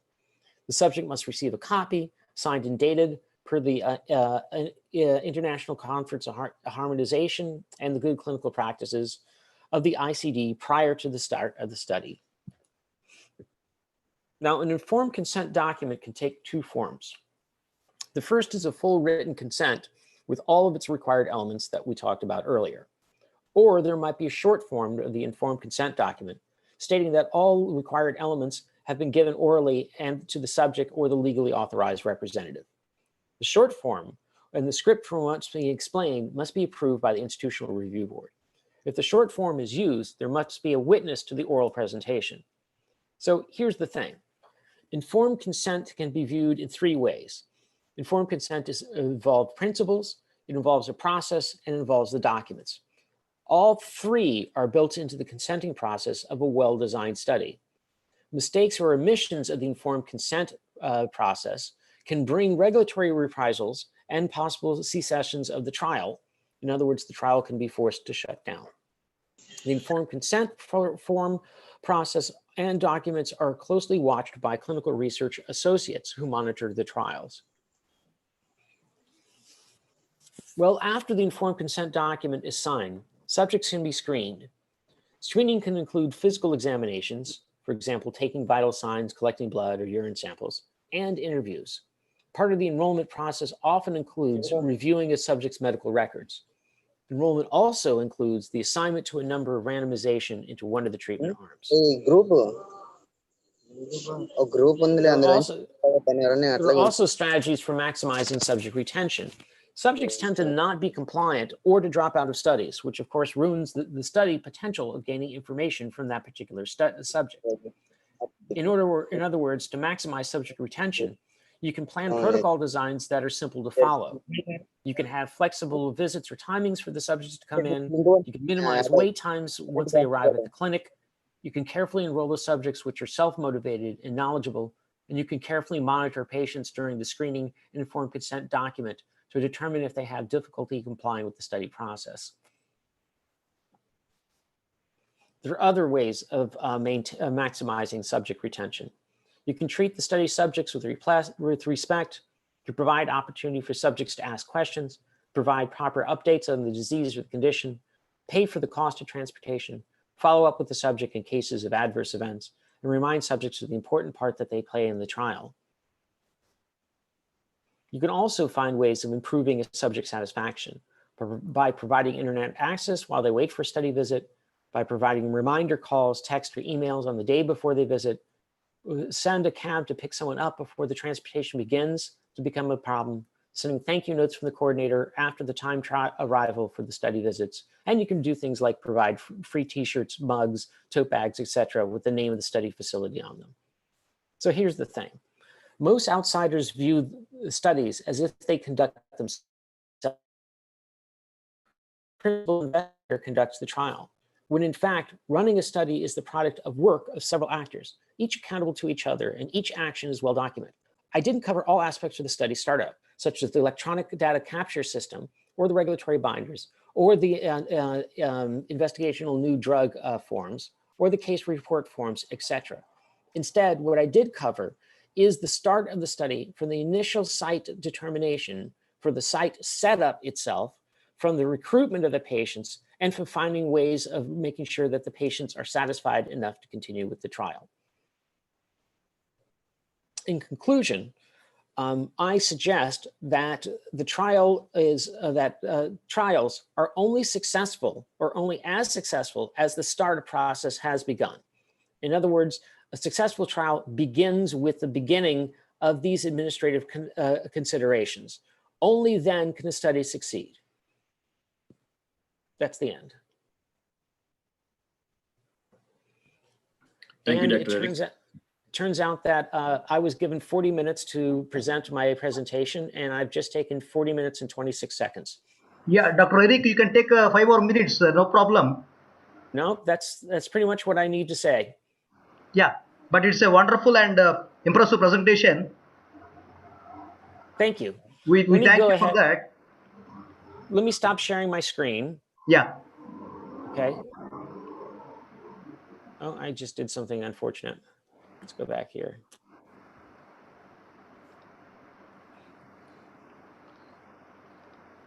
Okay. I stopped sharing my screen and I'm back. Yeah, you have taken us through all the basics of clinical trials. It's a very impressive presentation. Thank you, sir. You have taken us through how API should be, site recruiting patients, then sponsor finding the right site, challenges to subject recruitment,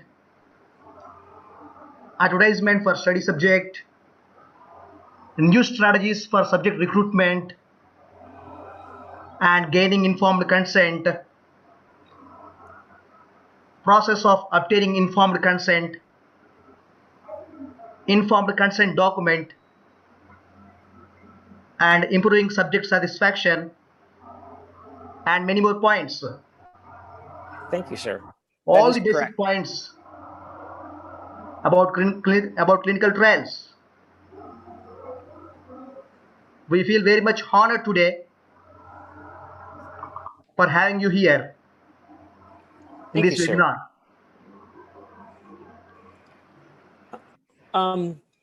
One of the things that I want to say also is that it's normally assumed that the drug company is the one that conducts the trial. What I'm arguing here is that the drug company or the sponsors have to find a particular principal investigator or a site to carry out the protocol that's already written. So the drug company is responsible for identifying the compound, for finding out whether or not it has the proper pharmacokinetics and pharmacodynamics, for determining the safety and effectiveness in animals, and then determining phase 1, phase 2, and phase 3 trials. Before those phases can occur, they need to find a site and a particular principal investigator and the mechanisms by which the trial are going to occur. The drug company itself do not conduct the study. Rather, they set up the study and find ways to make sure that the study starts itself or starts in a way that's effective. Yeah. Reddy, have you talked about, or do the people, do people know about phase 1, phase 2, and phase 3 trials, or should I explain what those trials are? No, it's better if you could explain now all the phase 4 till all the 4 phases. So the clinical studies involve people, not animals. The phase 1 study is they'll take a series of subject volunteers, put them in a hospital or a clinic overnight, and give them the investigational product or the drug at increasingly higher doses to find the maximum tolerated dose of that particular drug. In other words, at what point do the patients or the subjects start experiencing side effects? After the maximum tolerated dose is identified, they then know what to use or the amount to use for carrying out the study itself. Phase 1 trials don't involve in determining the efficacy or safety of a particular drug. Rather, they're there merely to determine how much the potential subjects can tolerate. Phase 2 trials involve a study predominantly of safety, but also to some extent effectiveness. They are small. Phase 2 trials can involve anything from, let's just say, 50 to 200 or 300 patients and conducted over a relatively small period of time. Here, phase 2 trials is where the drug company sponsor and the site and the principal investigator try to prove a proof of concept that a particular drug is effective and safe, and that the PK/PD, the pharmacodynamics and pharmacokinetics, are in fact true at the dose that was given. Finally, phase 3 trials are before the drug is approved. These tend to be very large trials conducted with thousands of patients in many different locations. At this point, they're looking for adverse events that might only occur on a rare basis. So in other words, you might need to have 10 or 20,000 subjects in order to determine whether or not they're adverse events that only occur in 10 or 15 of the potential subjects. That's the reason why you need such a large group. Also, phase 3 trials tend to be conducted over a long series of time. In other words, you might not see the side effects or adverse events of a particular drug until a patient or subject has been taking that drug for more than a year or 2 years. Finally, after a drug is approved, there are phase 4 trials, which are done after the drug hits the market to determine whether or not the drug has continued to be safe or effective in a population. If there are side effects or adverse events that are being found, the drug then has to be either returned to phase 3 trials or withdrawn from the market, or change the label to determine that or to indicate that these side effects can be experienced. So those are the 4 phases of a trial. I've only covered phase 2 and phase 3 predominantly, since those are human subject volunteers for testing the efficacy and safety of the drug. In particular, my talk today has implications for phase 3, which usually require a very large number of subjects to conduct the trial. Reddy, does that cover the 4 phases? Yeah, it does. And also we can also talk about safety reporting or adverse event reporting during these phases, and how it will impact the how it will impact these phases to go back and forth. Certainly, I can do that. Yeah, and also if you can talk a little bit about the emergency use or experimental use of these clinical trial drugs. You know, for instance, in this pandemic situation, I know many of them might want to use the COVID vaccines that are under the trials.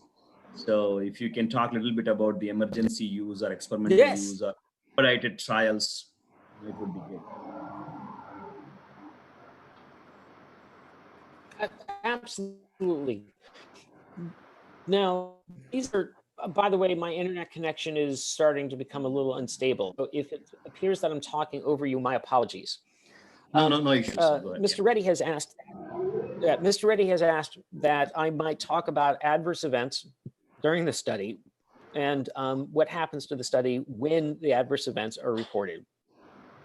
When the study begins and the informed consent document is processed, there are a number of adverse events that might be expected. So for example, from the preclinical studies, you might find that there's nausea or headaches or a potential tremor that results in a drug being given.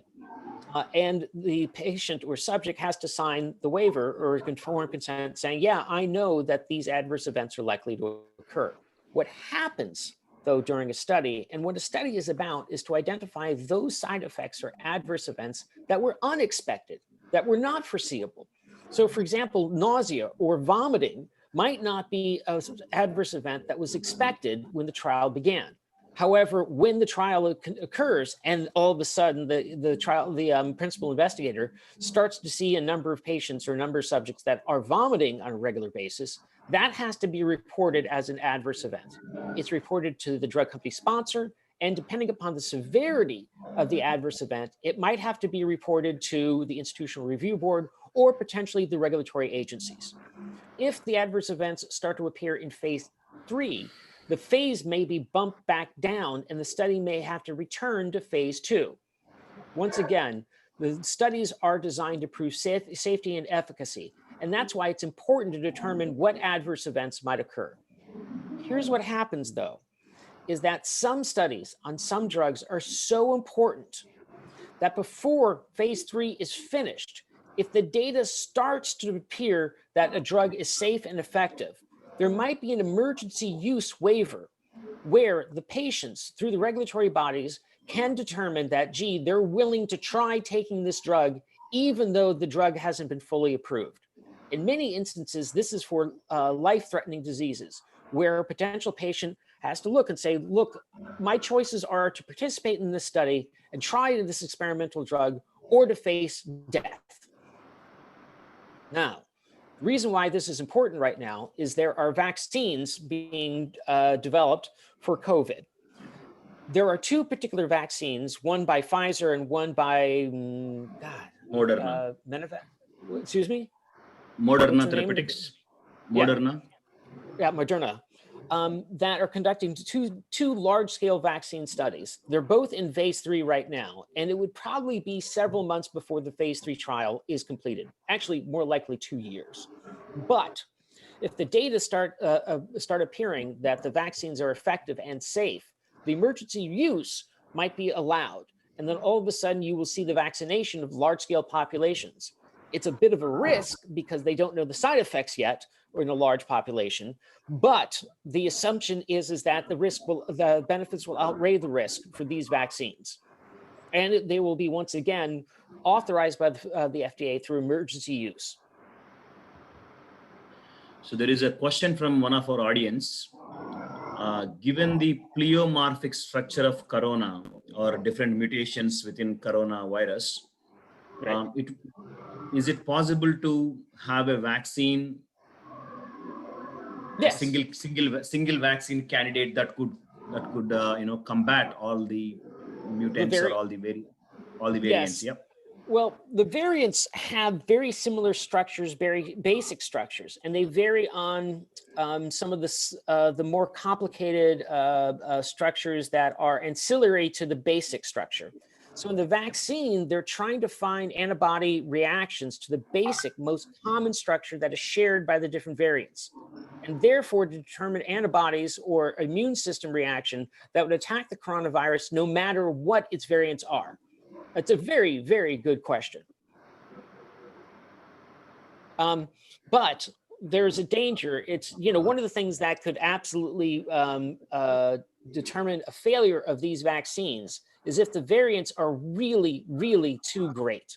There's a reason why we don't have vaccines against the cold, which is a coronavirus, in that there are many different types of coronavirus that don't share the basic structure to themselves. In other words, they are coronaviruses, but beyond that, the basic structure isn't common, and a vaccine wouldn't be able to attack or to prevent the disease in its many, many, many different forms. Fortunately, for COVID, there's a number of similarities in the variants. Also, Dr. Eric, can you talk a little bit about the clinical trial opportunities in India? I mean, we talked about this in many platforms that, globalization of clinical trials is across the world, and especially given the population and also availability of nascent patients, and also the less cost of conduct for these clinical trials is making India a destination for clinical trials. But if you see in the past 5 years, we have seen a decline in that. Yes. So can you explain what's causing this decline, or why there is a lack of interest in conducting trials in India lately? This is a good question. I mean, you did bring up the notion of globalization of trials. India, I believe, is the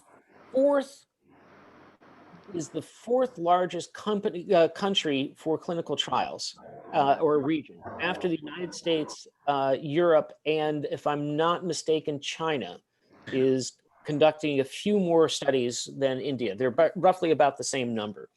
The reason why studies are conducted in India are severalfold. First is that the hospital systems are quite good. Second is that the principal investigators are trained at a very high level according to Western standards. So the study is going to be conducted in a particular way.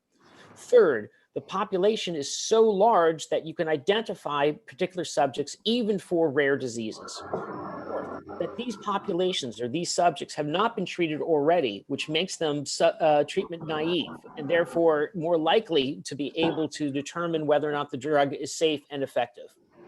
Here's what happened, however, is, if I'm not mistaken, the Indian government has placed restrictions on the studies, and these restrictions have decreased the number of subjects available. Now, Reddy, if I'm not mistaken, there are 2 or 3 other reasons that I don't remember why there's a decreased interest of study participation in India.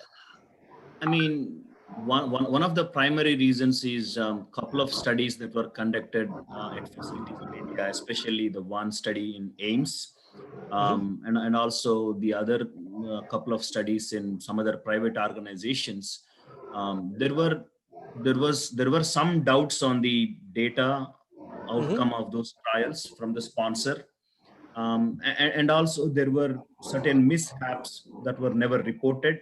Oh, yes. I forgot about that. And especially it was in pediatric patients. So it's a big red flag for all the sponsors when they saw these, pediatric patients are being, recruited unlawfully without having a proper informed consent. I mean, as you know, language is a main barrier over there. And also, in a way, it's easy to, cut through the legal system and, make them sign the informed consent, even though the compensation for the trials is minimal or negligible in US currency or from the sponsor's point of view. But for the participants, it's a big chunk of money. So they are getting coerced.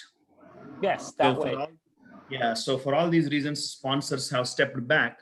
And also, as you mentioned, government has increased their restrictions. And sponsors also figured when they have some ambiguity over the data, why should they pick the destination? Rather they will go for countries in Europe. So now in the past 5 years, I think the number of studies in Europe are picking up. The reason being the integrity in the data. Well, also that the study sponsors have understood that the savings in cost might not be worth the risk of getting bad data. Yeah. I had forgotten completely about some of the trials that involved serious adverse events in pediatric populations. In the United States, it's fairly difficult to recruit African Americans to studies, in part as a result of this awful study that was conducted for 4 decades, the Tuskegee syphilis experiment, where a group of African Americans were not treated for syphilis. They had identified for syphilis and they were given, placebo effect treatments, in part because the study wanted to determine the effect over long terms of syphilis. This was awful. And when it came to light in 1972, it has left a legacy that African Americans don't trust studies that are being conducted in the United States.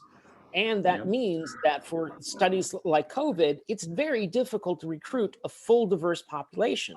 The United States has a population of 13% African Americans, and that might be a different population reacting to the COVID vaccine. Yet to recruit them is incredibly difficult. So the similarities are there. I had forgotten also about the coercive nature of the compensation, that even in India, for populations that are fairly poor who are subjects, volunteering for a trial is a great thing because they can get compensation. Unfortunately, the pediatric populations really can't sign an informed consent. It's the parents that do it who might be in such poverty that they need that level of compensation. Also, we discussed this several times, all the safety operations or clinical operations, even for that matter, regulatory operations are being outsourced to India. Yes. And there are several indigenous CROs that are coming up, and also even the MNCs, multinational companies such as Paraxel, PRA, they're establishing their companies in India. So as a trainer in this field, because we have many academicians in the call and also some students, what do you think the path they should take in order to get into these areas? Either into clinical research or into drug safety reporting or into regulatory affairs? This is what I'm doing these days, is that I set up a clinical trial management program. One way of becoming involved is to become a principal investigator. This means that they get a medical degree with a strong interest in conducting research, usually a medical degree plus some specialty that therefore would lead to expertise in a particular area. So they might get a medical degree with a specialization in neurology or oncology. At that point, they might be in a position to conduct clinical trials. Principal investigator, once you get this medical degree with the specialization, would have to be located at a particular clinic or hospital that conducts clinical trials. Now, that's only one way of being involved in a clinical trial. There are other ways. For example, clinical trials don't conduct themselves. They're conducted by clinical research coordinators, which can be, someone can be a CRC without a lot of training, usually an undergraduate degree in a particular life sciences or biological sciences would be enough. It's an entry-level position that's incredibly difficult with a high level of responsibility, but it's incredibly rewarding. Another option is to become a clinical research associate or a monitor. That's a position where requires a little bit more advanced experience and advanced knowledge, but not that much more. You can be a clinical research coordinator for 2 years and switch over to become a monitor. And the monitor goes from study to study, from site to site, to determine whether or not the studies are being conducted ethically, efficiently, and in ways that are uniform according to the protocol. So those are 3 different ways of being involved in a clinical research study. From the most simple, which is the clinical research coordinator, to the most complex, which is a principal investigator. Along the way, also, there are project managers, there are representatives for research organization, there are members of the institutional review board, which you can become by getting trained in ethics. There are also federal regulatory agencies in the United States, in India, and in Europe that you can become involved by getting a degree in regulatory affairs.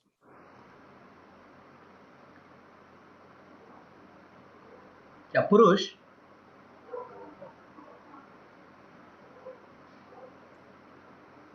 Purush, are you there? Do we have other questions? Purushottam, I think, Yeah, has participants frozen. can ask some questions now. Please do. Participants, please unmute yourself and you can ask questions. Dr. Eric will answer.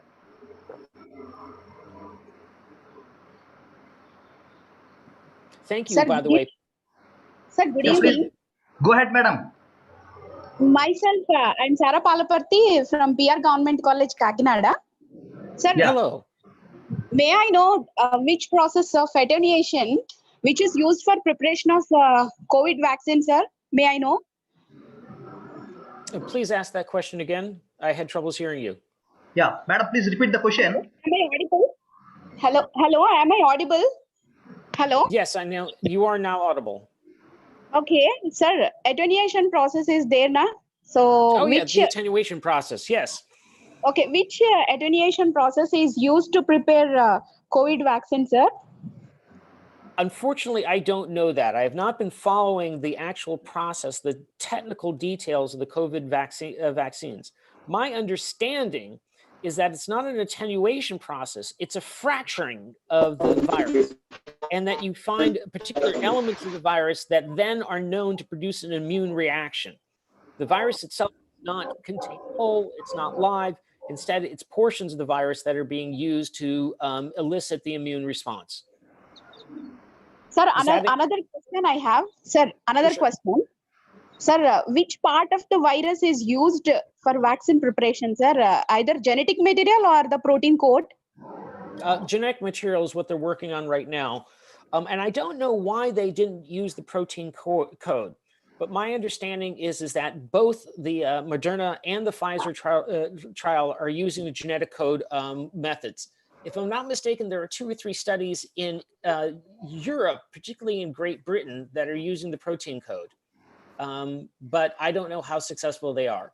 I would not be surprised if you find 2 or 3 different vaccines using very different methods that become effective and on the market within a year. But right now, it's pretty much a race between the Moderna and Pfizer vaccines. In other words, there are several different ways of creating a vaccine against COVID, and I think we'll find out that this is the vaccines that are developed a year from now might be more safe and more effective than the ones that are likely to be released in end of October and early November in the United States under emergency use. Okay, sir. Thank you, sir. Thank you. You're welcome. Purush, why don't you invite some questions from the participants? I think we may have lost him. Pardon me? Sorry, I was on mute. There you go. Yeah. So yeah, participants, if anyone have any questions, you can speak up or send your question via the chat box, and myself or Dr. Elia will present those questions to Dr. Eric. I'm looking at the questions right now in the chat box, and unfortunately I haven't been paying attention. So hold on, let me get through the questions. Yeah, participants, you can feel free and then unmute yourself and then ask question directly. Put your question Yeah, directly to Dr. Eric. Yeah, and also your questions doesn't have to be specifically on clinical trials. It can be anywhere, related to your career in healthcare industry, or how to get into this industry, or any questions you have about the industry overall, how the industry is doing in India, or maybe where you see the future of clinical trials in India. Well, one of the things that I have realized when traveling with you, I guess 10 years ago, 12 years ago, is that there are original drugs that are being conducted by drug companies in India, that it's not just generics, it's not just follow-on compounds, but new compounds and new biologics are being studied by the major companies in India, which means that they need to conduct their own clinical trials. So rather than clinical trials being started in the United States and Europe and then sort of outsourced to India, India is its own location that are developing their own clinical trials on their own drugs first, and then outsourcing to other parts of India or the world. So it is now a parallel between India as a originator, not just a recipient of studies. Yes. Yeah, so some companies, even Ranbaxy, Sun Pharma, Zydus, they're doing their own clinical trials. Even for COVID, I lost you again. Ready? Okay. So yeah, yes, Indian companies are conducting their own clinical trials, especially in this COVID scenario. One of the Hyderabad-based company called Bharat Biotech, they're developing their own vaccine and they're conducting their clinical trials. And even for the Oxford vaccine from UK, majority of the tests were done in India. Really? And also even once it is approved, they in fact made an agreement with an Indian company called Serum Labs to produce in large quantities, to produce the UK Oxford vaccine in large quantities. This is a role for India, by the way, and that is the Indian production of vaccines and of compounds is so good that they can produce large volumes in a very short amount of time. And if there are vaccines that are effective, the trick is that there are 7 billion people in the world, and of the countries that are affected by COVID, I think it's 1.5 million, 1.6 million or billion. I'm sorry, potential subjects or potential patients. So you need to come up with 1.6 billion doses of a particular vaccine. Yeah. Which is remarkable. Actually, you need to come up with more than that, because both the Moderna and the Pfizer studies require a double dose, one dose and then another, multiple doses, in which case it's, 3.6 billion doses that need to be created. And India is a production site or a production area that far outstrips many other countries. Yeah. And in fact, when I spoke to executives at Moderna, they said as of now, they are not looking at India as a destination to sell their product. As of now, their focus is on US, England, and Israel. So these are the three countries they're looking at. This speaks to, unfortunately, a nationalist approach of our current government in the United States. We are withdrawing from the World Health Organization. And the World Health Organization had started to develop a distribution scheme by which any vaccine would be fairly distributed across the globe to those areas that have the highest, unfortunately, the highest infection rates. If I'm not mistaken, India is the third highest infection rate in the world. Yeah, I think third or fourth at this point. We are closely competing with Brazil. Yes. So we are in tug of war with Brazil. So, well, that means something very specific, which is that, if a vaccine is produced, it should go to those areas with the highest infection rates. And the United States has done everything humanly possible to pull out of the World Health Organization that was coming up with the distribution system. Yeah. So I see a participant, Swarnalata. Swarnalata Raj, who wants to speak. Yes, Swarna, you can go ahead.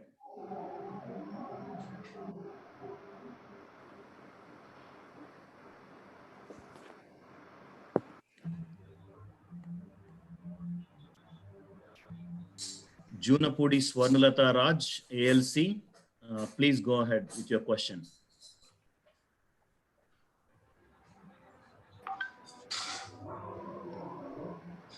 Yeah, if she's not there, someone can come in. Ah, okay. Another question.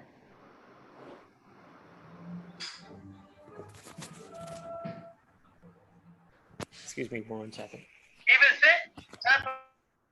Yes. Yeah, please introduce yourself and go ahead, madam.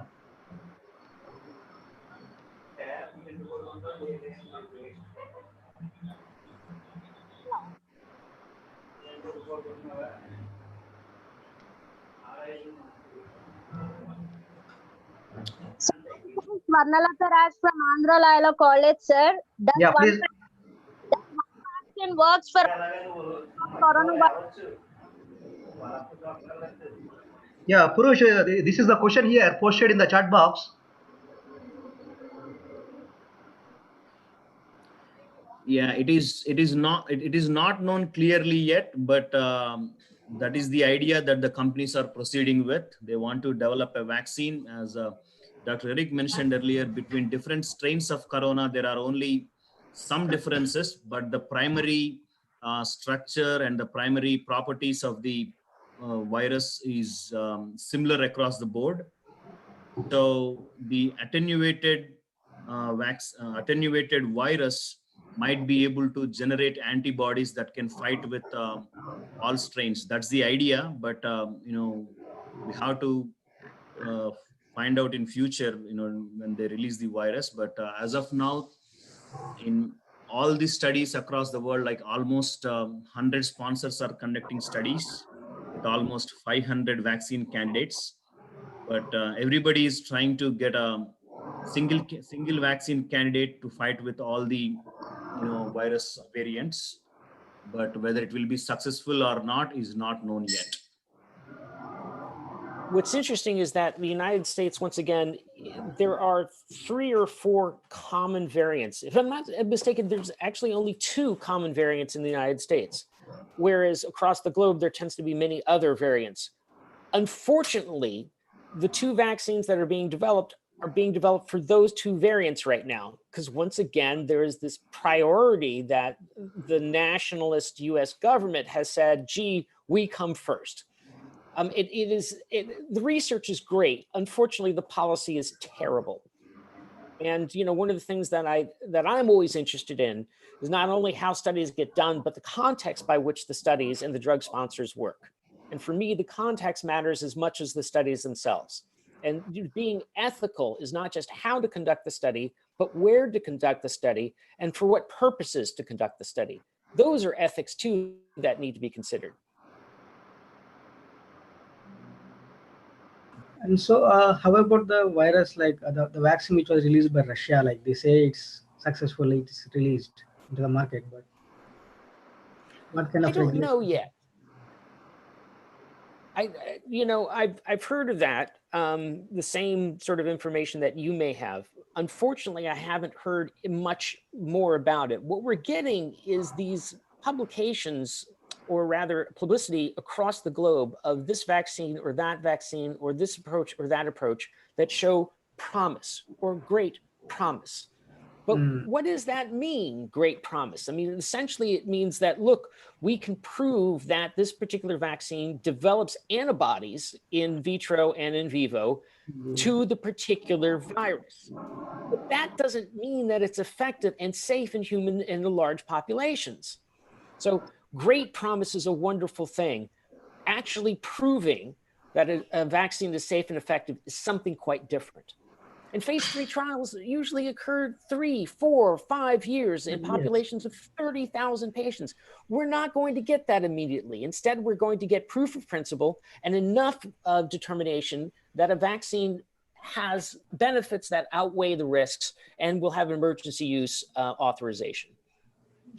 And also the announcement regarding Russian virus, or for that matter, the developments of vaccine in India or in US, all these announcements about time, like when it will be released or when it will be available, are made by government officials or some corporates. But none of the announcements are coming from regulatory authorities. For that matter, even in India also, until very recently, ICMR was claiming that they can release a vaccine in August. Now in US, President Trump is claiming that they can release a vaccine by November 1st. Similarly, in Russia, it's not the Rosdosnador is the organization similar to FDA or DCGI. They never made any announcement about approving a vaccine. It was the announcement made by the government officials or somebody, a political lobbyist or a corporate bigwig. It's unfortunate, but unavoidable, that science is part of politics and politics is part of science. I wish that science would occur in a vacuum and that decisions would be made purely on scientific issues. Unfortunately, that's not the case. We have another question. Viruses have the basic structure, and why can't normal drugs which work against viruses are not working against coronavirus? But the one thing remains the same, that a powerful immune system can fight the coronavirus as well. How? Okay, if I'm not mistaken, we don't have very good drugs that can fight many viruses. Rather, we have drugs that are specific fights against specific kinds of viruses. Our understanding or the ability to fight them through vaccines, our theoretical understanding is great. Our ability to produce the drugs is not so great. And one of the things that we can do is trigger an immune system that has a reaction. But having a reaction of the immune system does not mean the immune system is able to fully combat the virus. You can stimulate the immune system as a result of fracturing or the genetic code of the virus, but stimulating the immune system doesn't mean that you can have the immune system work after the initial stimulation. That would work over time against the particular virus.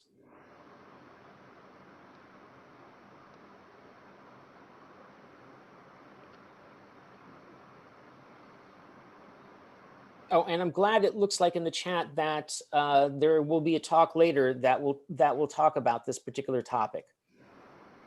Yeah, Dr. Upender, who asked you a question regarding Russian vaccine, will be the next presenter. He's from Penn State. I will be talking about the drug repurposing the antiviral drugs for the corona. Yes. Oh, Upenda, I didn't recognize you for a second. Of course, I remember meeting you 3 or 4 times. My apologies for not recognizing you. My screen is not very good, and I love the Golden Gate Bridge behind you in your screen. Yeah, he is the next speaker, sir. Yes, and thank you. Reddy, were you the one who recruited him? Yeah, you remember he's from Nalanda Amherst College. Yes, So, yes, of course. He was my junior at Nalanda. Fabulous. Once again, my apologies for not recognizing you immediately. Exactly. Dr. Eric, we feel very much honored to have you here in this international webinar, and we have conducted this interaction so well. We are very happy. Thank you so much. I do have a question for you, which is, every time I've been to a conference, the food has been absolutely terrific. What's the food that you're having there today? It's, you might have taken Hyderabad biryani. Today it's a virtual happy hour. It is not available. It's a virtual happy hour today. It's a virtual happy hour, but in the biryanis, of course, is some of the food that I love from Andhra. The gulab jamun, which is, I understand, not an AP food, but I really wish that I was, attending a conference in India right now. Reddy knows that my love of Indian food is unbridled. It's and by the way, if people don't know this, Reddy is a fabulous cook. So in terms of Indian, he is very talented in so many different areas. I wouldn't have expected him to be a fabulous cook, but it turns out that he is. It's skills that people have that always surprise me. Yeah, that's why we caught hold of him. Yes. Very good. Very good. Are there any other questions that I can answer? Then I will thank you so much for inviting me. It's been an incredible honor. And I'm glad I was able to speak on some of the topics that I'm interested in right now. And I thought the questions were so fabulous that it continued the discussion in ways that I didn't expect, and really, really appreciate it. So those folks that ask questions, that is just terrific. And thank you so much for participating. And of course, Dr. Elia, thank you so much for inviting me to this conference. It has been an incredible Dr. joy. Eric, thank you so much for joining. And we look forward working with you. Fabulous, sir. I'm going to stay on for a little bit of the next speaker. Okay. Yeah. And then unfortunately I need, like I said, I really enjoy being invited. I'm going to mute myself so I can listen to the next speaker without interrupting. And I greet you with our India Namaste. Namaste. Yeah, we shall now go ahead with the next part of the webinar. Dr. Upender has already joined. He is a postdoc in Penn State College of Medicine in Pennsylvania. Before he makes his presentation, I request Madam Sureka, lecturer in physics, to introduce Dr. Upender. Dr. Upender, greetings from your motherland. Thank you. Dr. Upender, are you there? Yeah. Yeah. Yeah, greetings from your motherland and greetings from our college. Thank you, sir. Yeah. Now I request Madam Sureka to introduce Dr. Upender. Your video is disabled, sir. You can on your video, madam.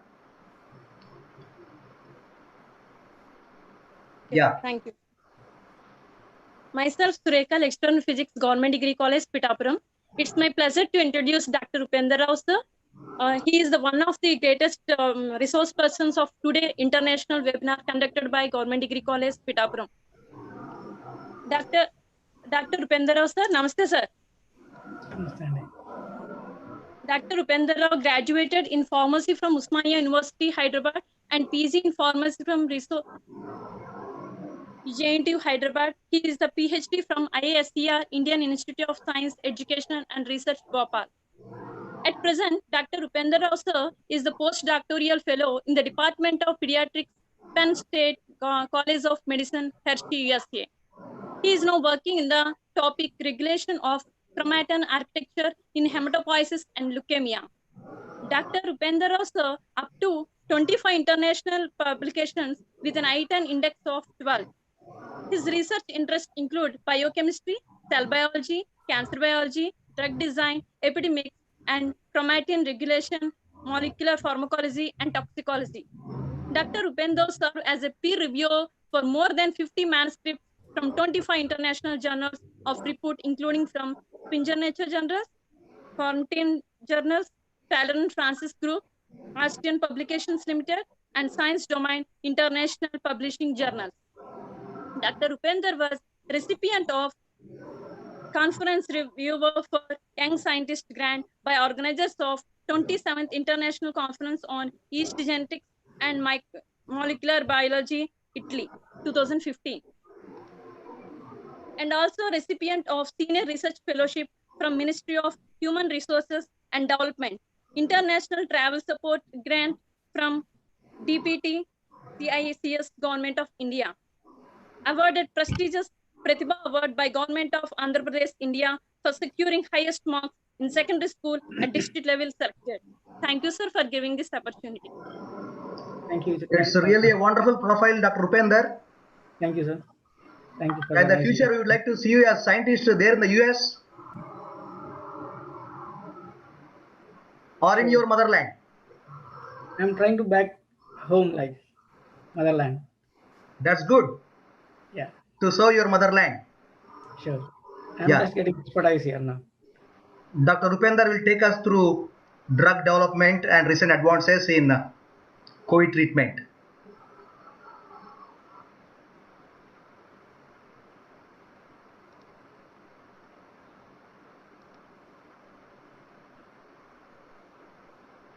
Good evening, everyone.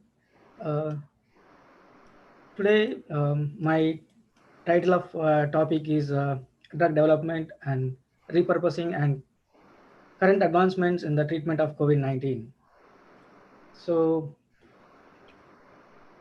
basically, today's my topic includes mainly the contents of my presentation includes defining and introducing to you the drug designing and development pipeline, as well as how the drug repurposing and what are the examples that were already established earlier, and how this approach can be used to combat the pandemic. So I will also introduce the SARS-CoV-2, like the COVID-19, and what are the main symptoms and what are the strategies that we can combat this virus. And also, lastly, I will talk and update about the repurposing of COVID-19 with available drugs and current advancements that are occurring in the COVID-19 treatment. So in case of drug designing and development, this is it's a flow, like it's a very big process which takes several years to get one drug approved and it enters into the market.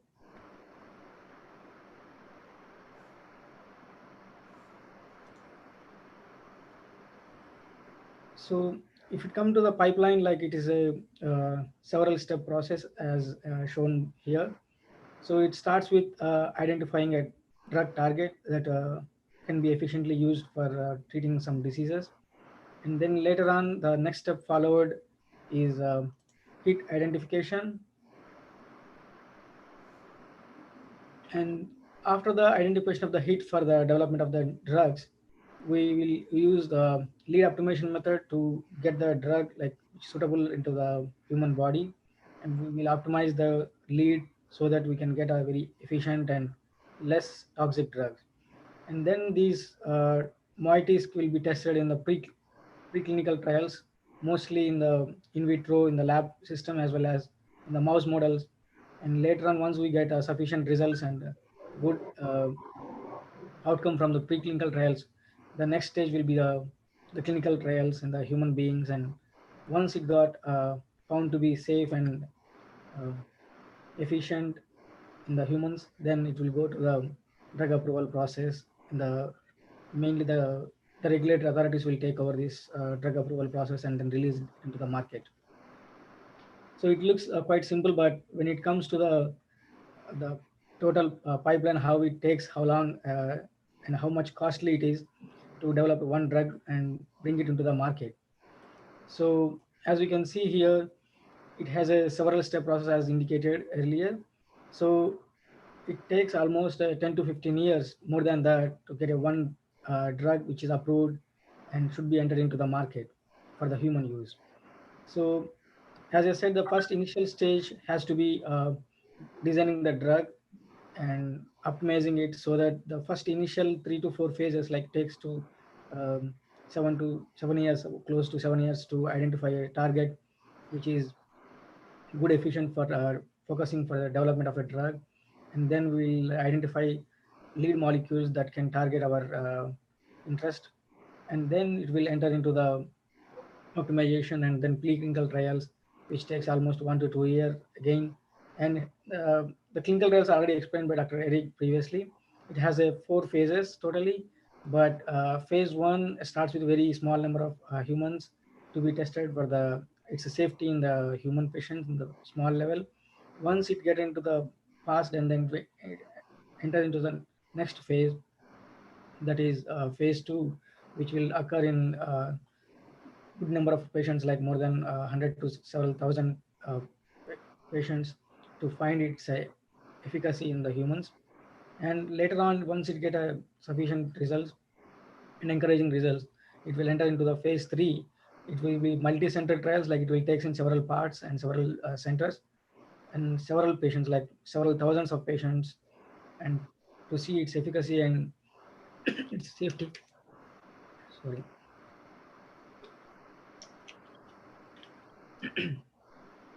And once these drug found to be effective and safe for the use, as I said, as previously Dr. Eric said, it will take almost 3 to 4 years to complete the phase 3 trials in multi-center level before the approval.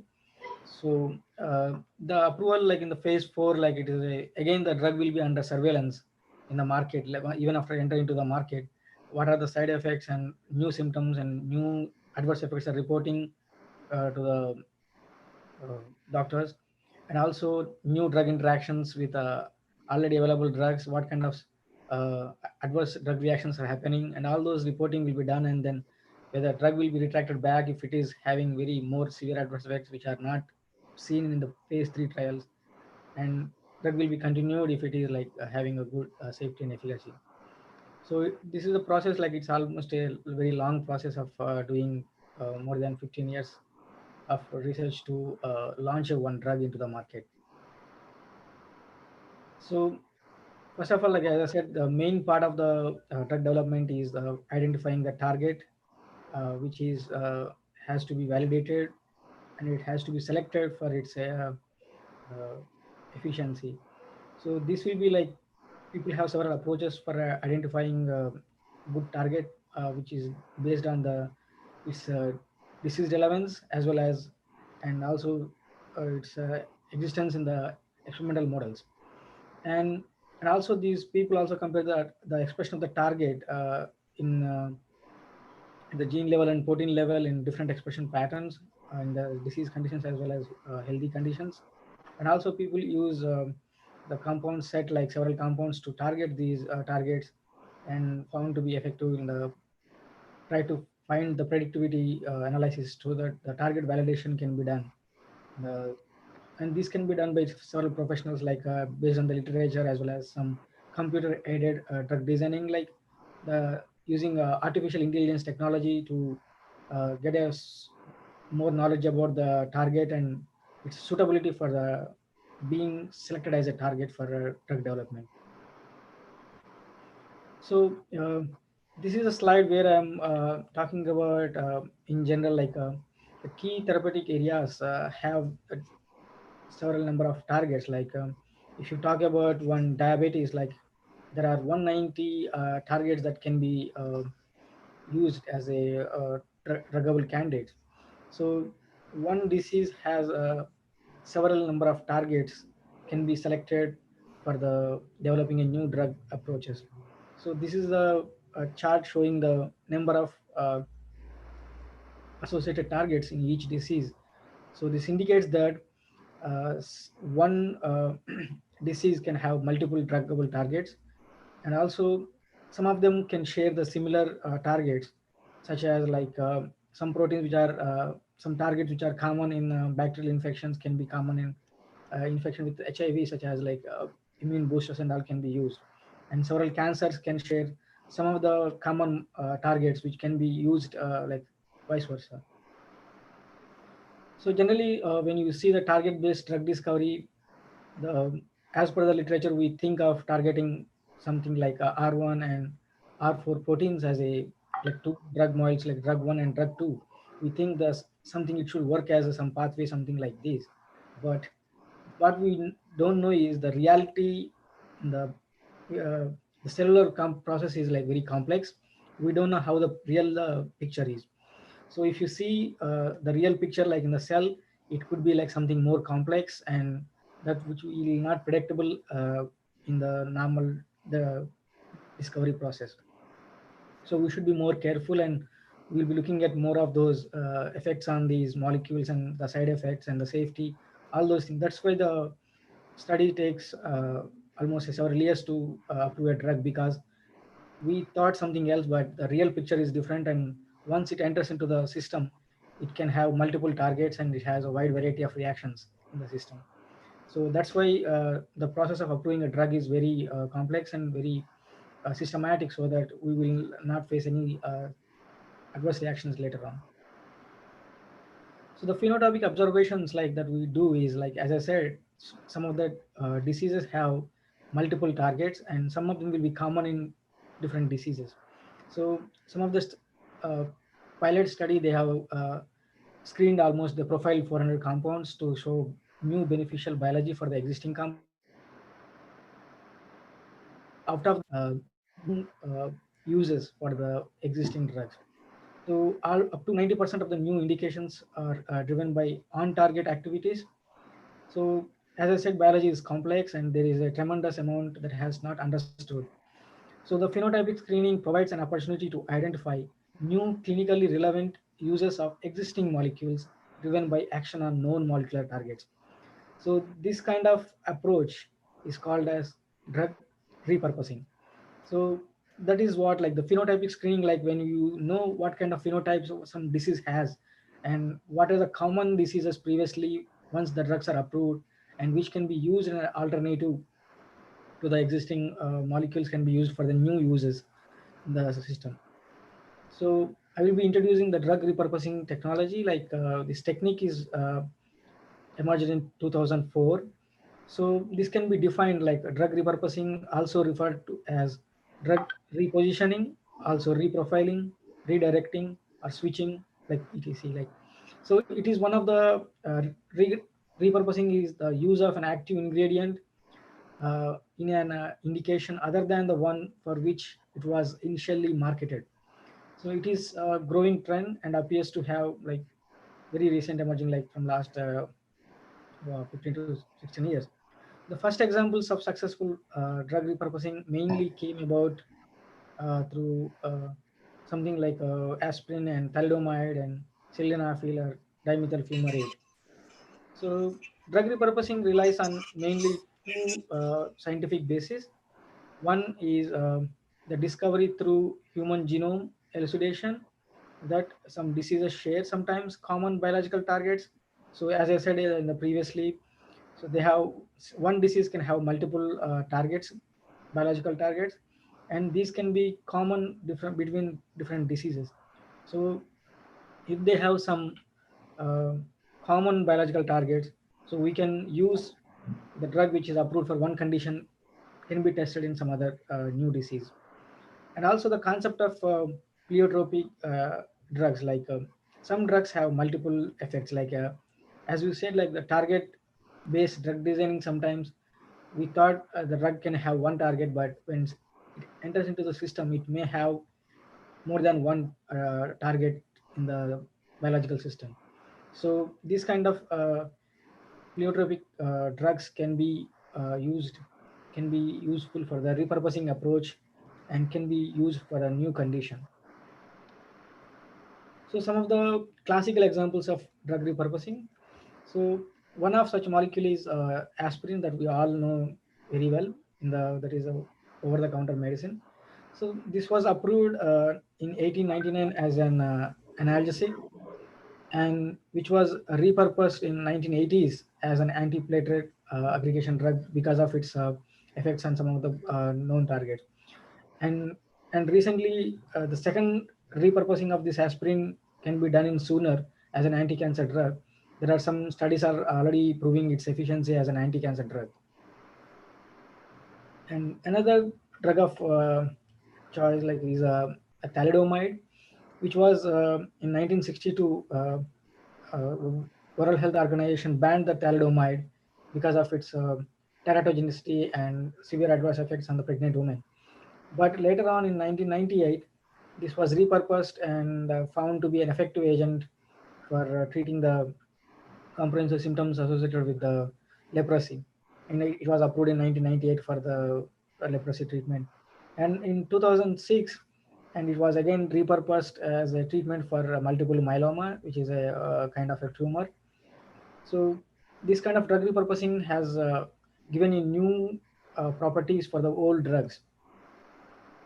And another one of the important molecule that has to be shown here is sildenafil, that we all know, like in 1985 it was approved as an like investigated by Pfizer as an antihypertensive drug for the BP and all. And later on, the Pfizer has found that it was not so much effective and has some other side effect, like as you say, adverse reaction, like they has a erection kind of thing. So in 1998, the Pfizer has finally repurpose the drug, like it's an antihypertensive drug, as modified as an useful approach therapy for the erectile dysfunction, and also released in the brand name of Viagra.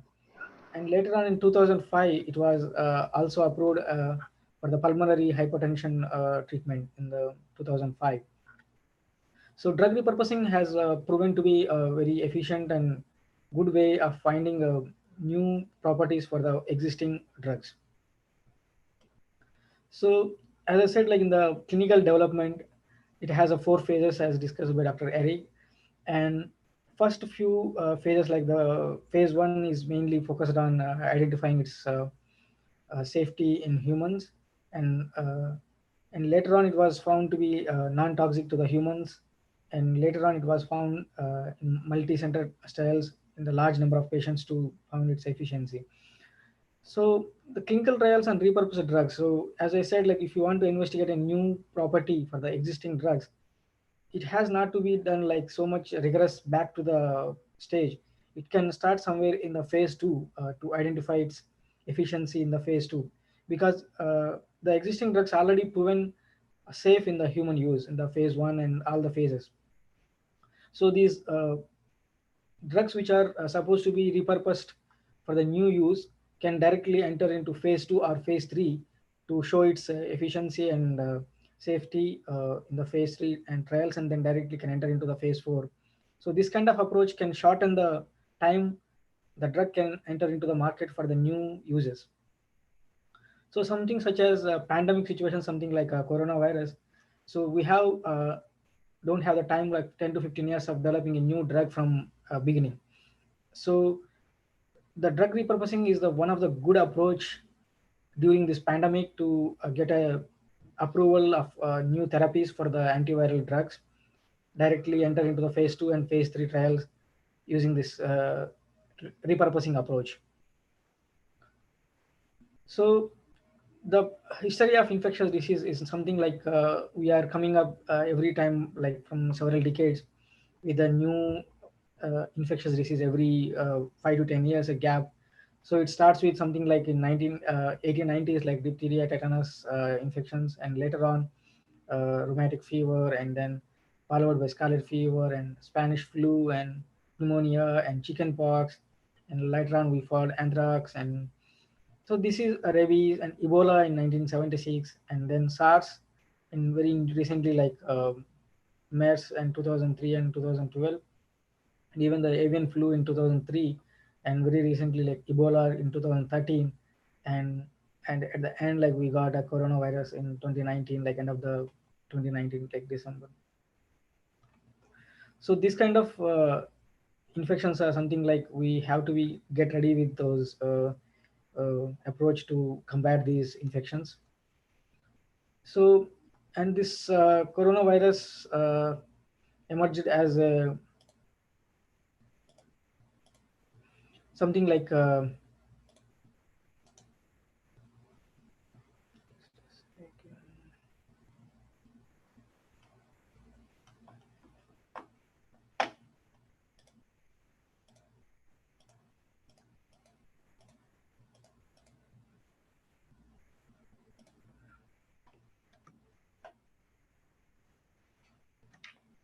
so this was like initially found identified in China in the 2019 end of the year, and it was found to be more aggressive and reached across all the globe, and has affected more than 23 million cases in the worldwide, and has emerged as a pandemic. And as you can see, like it has reached almost the entire world and infecting like several places and a very great number. So this is very difficult to control these pandemic situations.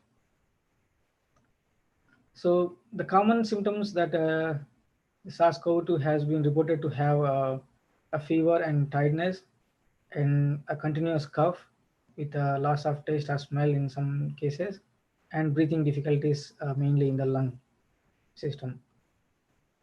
So if you look at the SARS-CoV-2, like severe acute respiratory syndrome, coronavirus 2, this is a kind of RNA virus which has structurally found to have some surface protein, something like M protein and hemoglobin esterase dimer and viral envelope, and it has a RNA nuclear protein like here. So once it has a interaction with our human body, like in the human cell, so this virus uses a cell receptor like ACE2 receptor, enter into the human cell, and once after viral entry, it is to be uncoated, and then virus releases its RNA into the human cell, and where it gets translated, and then it's got replication and in the human, and then get structural proteins are translated, and then it forms a viral assembly and releases the virus release into the out, and it get replicated in the human cells. So once it get replicated in the human cells, so it has reach out to have several effects on mainly the lungs and producing acute respiratory syndrome and pneumonia kind of symptoms. And mainly it is like as expected shortness of breath or breathing difficulties. And it has found to have a cough or sore throat and fatigue. And it has also have some effects on the central nervous system, affecting its causing the stroke and seizures, encephalopathies, and the fever and headache and these kind of dizziness. So these symptoms are observed and vary from patient to patient. And some cases are already reported to be asymptomatic, even the person has tested positive for coronavirus. Some human beings are have no symptoms, like asymptomatic coronavirus is very dangerous, and it leads to spread of virus very easily. So as I said, like some people are in India back now, like they are using more sophisticated testing on lungs, looking for the pneumonia kind of images in their lungs can reveal the existence of the virus. So even if the person has not tested positive in the normal testing, but they still can host the virus at some levels which are not detected by the testing system. So this is the normal structure of our human lungs, which has started with trachea, and then it has a main bronchi, and the lungs has a main structural unit which is alveoli, which is the main source for our structural component of the lungs for vital organ, for the respiratory exchange of oxygen and for the bloodstream. So this is in the healthy cases, the blood vessels like alveoli is in close contact with the blood vessel, and the air will change the. I cannot play the video.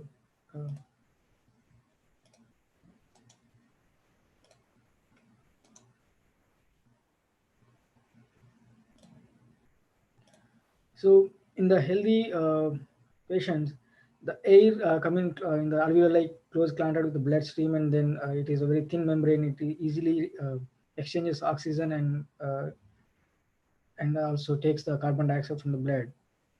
But when it comes to the infected patients, so it gets more and more thicker alveoli, which is very difficult for the air in close contact with the blood, and very difficult to get the absorption of the main oxygen supply for the body. So that's why we get a very severe respiratory attacks on the coronavirus. So as I said, like developing a new drug targets, identifying a new hit, and identifying those targets for the new drug development, and it takes several years. So in an attempt to identify druggable targets, there are some group published very recently in July. They have isolated complete proteome of the SARS-CoV-2, and then the recombinant proteins of the SARS-CoV-2 were expressed in human cell lines, and then they try to do a affinity purification to identify its interactions with the human proteins. So they could identify 332 high confidence protein-protein interactions, so between the SARS-CoV-2 and human proteins. So among these identified hits, they got around 66 druggable human proteins in the host, which can be targeted by 69 compounds already reported, like of which 29 drugs are approved by US FDA already, and 12 are in clinical trials, 28 are in preclinical compounds. So these further studies has to be done on these targets and the compounds, their efficacy, and all those things in the in vitro, and as well as to be tested in human being. So this is a snapshot of those study results. They could identify several druggable targets as mentioned here, and also indicates the drug which is can be suitable for the targeting those targets. So the green ones are the compounds which are already approved by US FDA, and some of them are in the development stage. So however, it takes several time for developing a new approval for these approach. So before that, like I would try to show you the strategies that we can use for combating the SARS-CoV-2 using the advanced known technology, what we have information about the SARS-CoV-2 and its genome availability, and already previous information along with the SARS and MERS, which are of same family of viruses. So as I said, like a virus uses cell surface proteins for its internalization. And so here what we can do, we can use blocking the virus entry using antibody approach, or we can use inhibitors for TMPRS2 receptor, so that the virus cannot enter into the human cells, cannot interact with the human cells.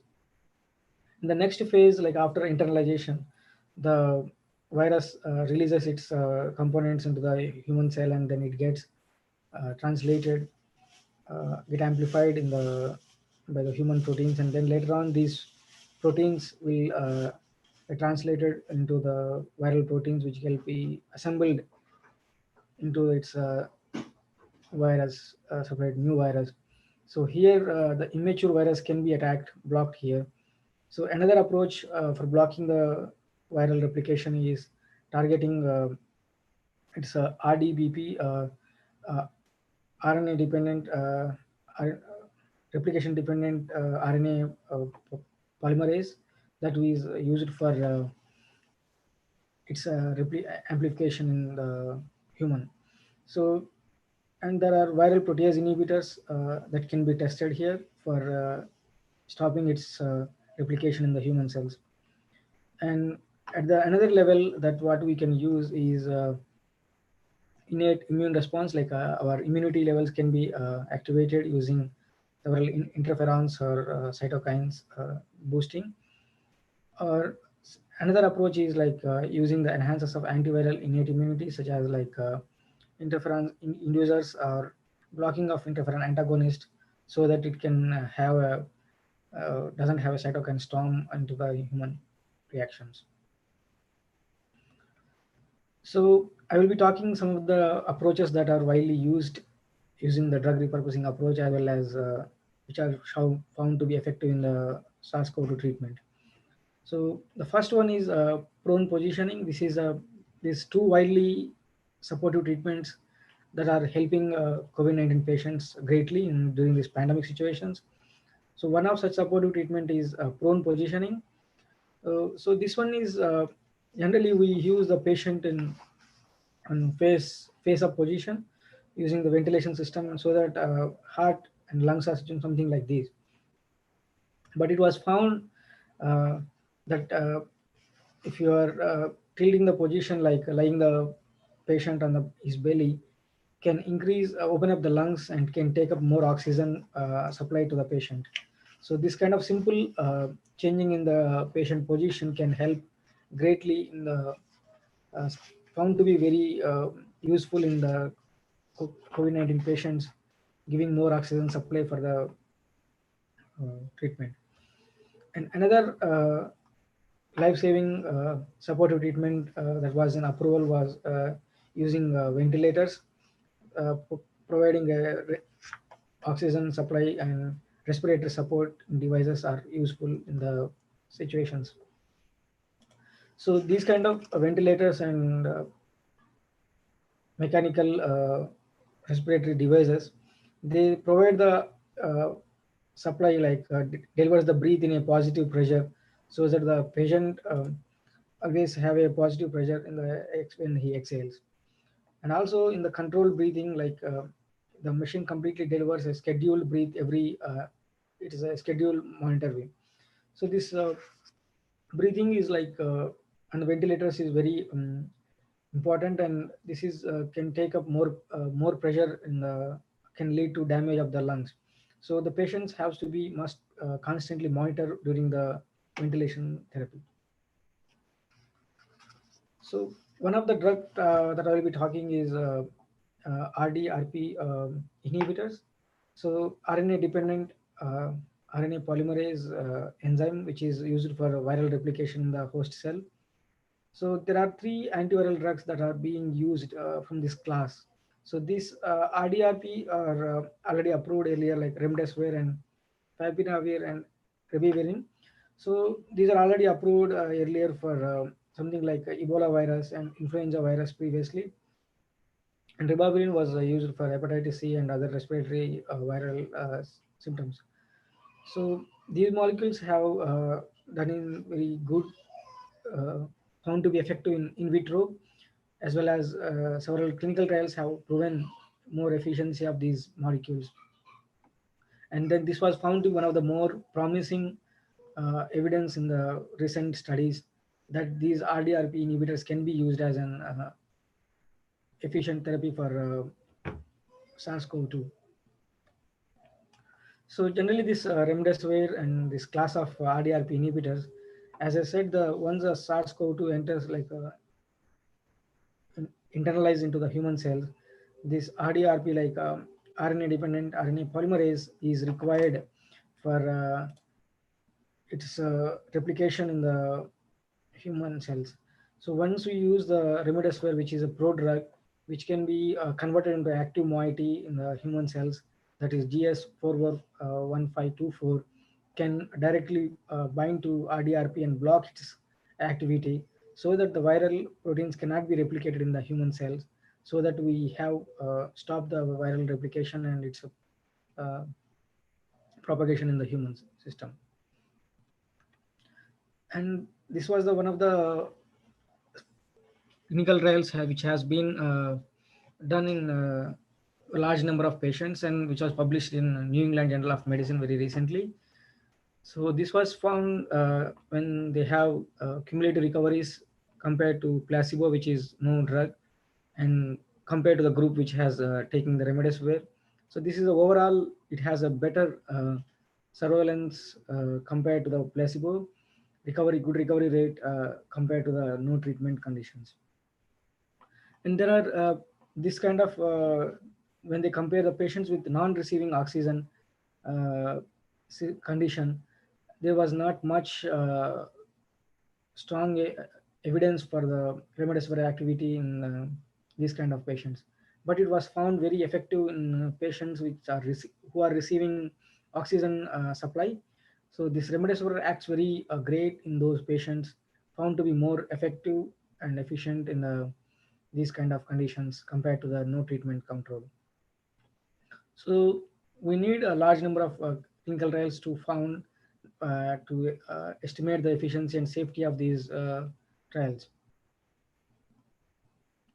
So when it comes to the corticosteroids, another class of promising therapeutics that are in use, dexamethasone is one of the corticosteroid which is previously widely used for its effect on allergies, asthma, and inflammation. Is found to be one of the more important candidate as a drug repurposing approach in this pandemic. So generally, dexamethasone is treatment is recommended by NIH and in the UK, National Health Services in the UK, and NIH in the US for patients in COVID-19 and who are mechanically ventilated or who require supplemental oxygen but are not mechanically ventilated. So patients who are supplemented with oxygen, they have good results with the dexamethasone, but it was not found very good candidate who are not mechanically ventilated. So this has to be very carefully observed, and dexamethasone is not recommended in patients with COVID-19 who do not require supplemental oxygen or hospitalization. Like this is not good to take in the normal patients who are not so much symptomatic. So another compound of interest that I was talking about, desoxanide, which is a kind of prodrug, which can again converts into desoxanide in the human body. This is an active metabolite of NTZ. So this was found to be a good candidate for the drug repurposing approach because this molecule has found to suppress the inflammatory cytokines and also relax the airway muscles and in vitro broad spectrum antiviral activity against several classes of virus like coronavirus, like SARS-CoV and MERS-CoV, influenza virus and HBV, HIV, Ebola. So this molecule has found to be effective against different classes of virus. So this was proposed as a efficient anti-SARS-CoV-2 treatment. So they have tested in vitro in the cell lines and they found, yes, it inhibits the SARS-CoV-2 replication in the human cells. So now the next step is to use this compound in the clinical trials.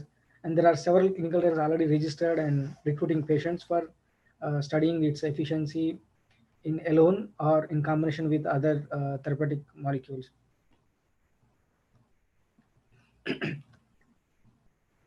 So another class of molecule that I was talking about is viral entry inhibitors.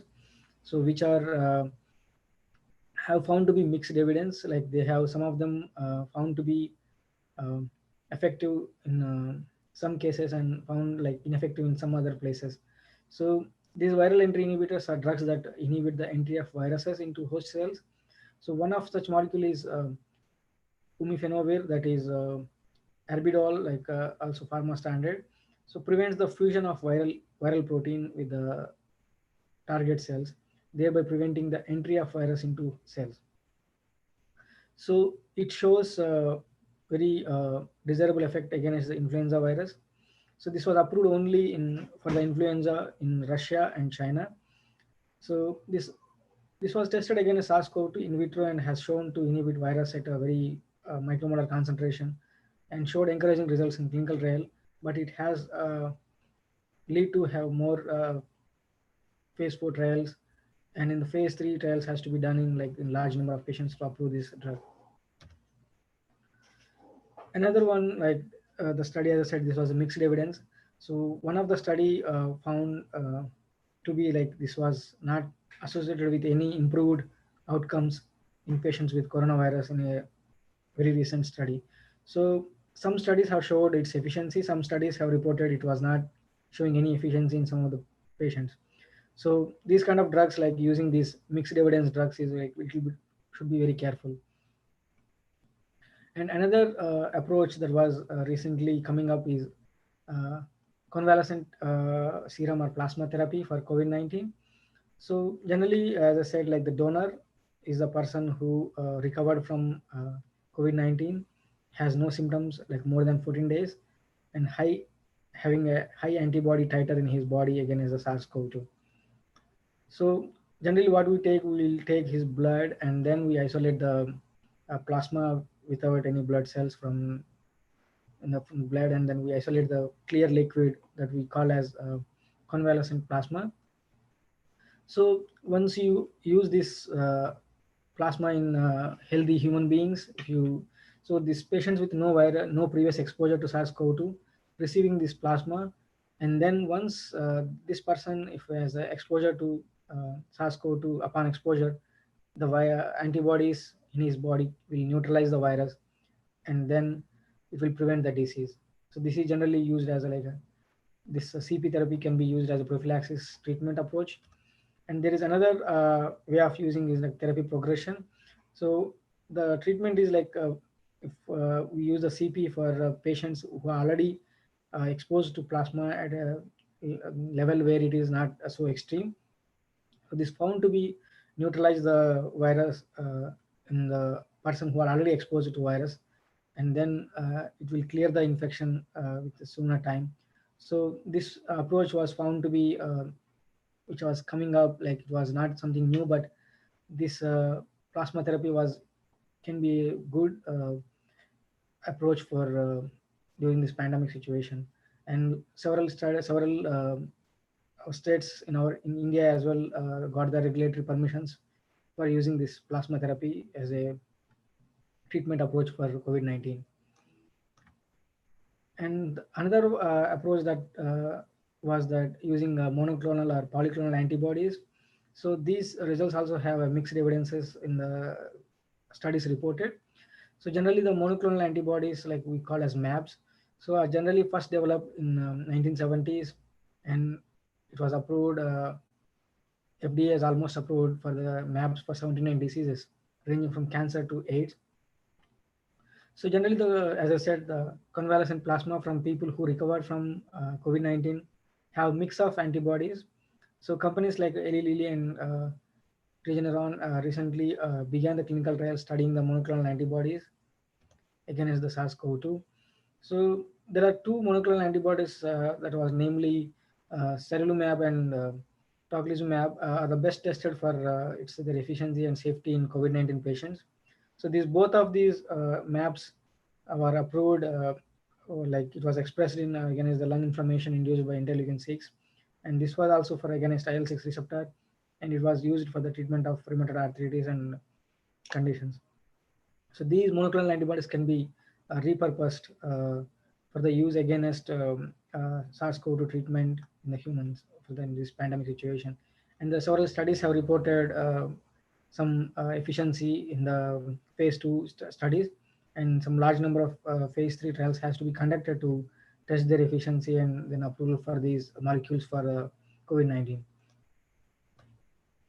And another immune boosters are like interferons and also cytokine inhibitors. So they're also found to be have mixed evidences from different parts of world. So generally these interferons are molecules that are naturally produced in response to virus. So they have very profound effect on immune system and attacking like invaders. So to avoid the damaging to the body's own tissues. So injecting the synthetic interferons is now a standard treatment for a number of immune disorders. Example is like Rebif is prescribed for multiple sclerosis. So there is an open label study in China suggested that molecules like could prevent the healthy people from getting infected with the SARS-CoV-2.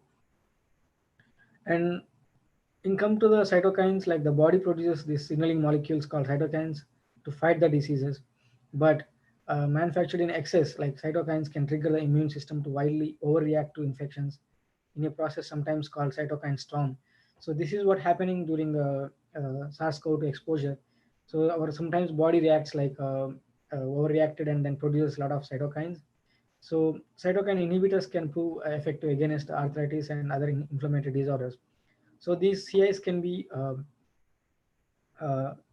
trials are remain underway, and several studies are taking place for identifying the cytokines inhibitors as a repurposing approach for treating the COVID-19. So another molecule that I was should be talking about today is like phenolin derivatives. So these were not at all promising show to be in the COVID-19. So as we all know, it was in the news like in the March and April time that chloroquine and hydroxychloroquine, which are our Indian origin drugs, found to be effective against SARS-CoV-2. It was recommended by US FDA like emergency use authorization case. So this chloroquine was approved in 1930s as a drug against malaria, and there is a less toxic version that hydroxychloroquine, which was invented in 1946, was approved for other diseases such as lupus and rheumatoid arthritis. So owing the inefficiency of this HCQ and CQ in various clinical trials, FDA recently revoked the EUA, that is emergency use authorization, of both the drugs, and stated that potential benefits of these drugs in treating COVID-19 do not overweigh their known adverse effects. So these drugs were based on the EUA, like emergency use authorization of these drugs. There are several studies, like more than 100 clinical trials were initiated in different parts of the world using this chloroquine and in HCQ in alone or in combination with other drugs. And once the FDA revoked the EU emergency use authorization of these drugs, some studies were stopping those clinical trials, and some studies still continuing with its clinical trials with some limited number of patients. And another class of drugs which are thought to be repurposed for COVID-19 and found to be ineffective, those are not promising at all. So these protease inhibitors such as ritonavir and lopinavir and darunavir, so these are found like synthetic drugs that inhibit the HIV-1 protease, which cleaves the precursor proteins into smaller fragments that are required for viral growth and infectivity and replication. So these protease inhibitors bind to the active site of protease enzyme and then prevent the maturation of newly produced virions so that they remain non-infectious. So these were approved for the HIV infections, but thought of these drugs can be repurposed in the COVID-19, but found to be ineffective in several trials. So generally, these molecules found to inhibit the protease, which cleaves those HIV proteins and makes viral stop the replication of the virus. And when it comes to the herbal drugs, it was like as we know, the herbal drugs doesn't have a very clinical evidence for their usage, but several traditional Chinese medicines like herbal formulations are found to be active in previous versions of the virus like SARS and H1N1 viruses. So there are several studies have initiated, and based on the systemic historical records, 28 traditional medicines and that can prevent the COVID-19 were identified, and out of them 26 were already government issued Chinese guidelines and 2 were issued by Korean guidelines. So according to Chinese guidelines, like there are some drugs like list of drugs such as Wangi and Feng Tuang and then Beiju and then Liangqiu, and there are several other drugs have been found to be frequently used for the symptomatic and antiviral treatments that can be tested for COVID-19. So they can be repurposed for COVID-19 as well. However, we need extensive clinical trials are required to establish the safety and efficiency in those traditional medications on humans. So based on like from all these my presentation, I would like to conclude few things. This SARS-CoV-2 was found a pandemic which is growing rampant across the borders, and due to the health emergency around the world, so the lack of vaccine as well as suitable treatment for the disease, so the situation is getting more and more worse. So the ongoing research is only completely relies on few things, like one is developing a suitable diagnostic technique so that we can accurately detect the virus in early stages of the infection so that we can take the precautions and then try to do standard precautions to do its replication. And the second approach is to there are a number of vaccine candidates that I said previously by Dr. Eric and like Mr. Purushottam, that there are several studies that are underway testing their vaccines in the laboratories as well as several pharma companies coming up that is in clinical trial phases, like phase 3 trials are running on. So meanwhile, like the clinical trials carried out already approved drugs for the repurposing for the COVID-19 yielded mixed results in some studies, and some antiviral drugs such as remdesivir and favipiravir found to be more promising and found working as a magic kind of stuff in the COVID-19 situations. So however, we need more and more evidences for establishing those therapy for COVID-19, but still like we need a multi-center clinical trials and large number of patients around the world to get a suitable and approval vaccination for the COVID-19 treatment approach. So this is a way how one can prevent catching and spreading the virus. Take hand hygiene as well as use a cloth to mask your nose and mouth, and don't throw your tissues in like separately, and then avoid touching your face and like nose with unwashed hands, and avoid close contact with people who are unwell. So this is the best way to be away from the catching like virus from your spreading the virus. So I would like to thank you all the participants of the today's webinar, and also I would like to thank Principal Dr. V. Anantalakshmi Garu and Vice Principal Ms.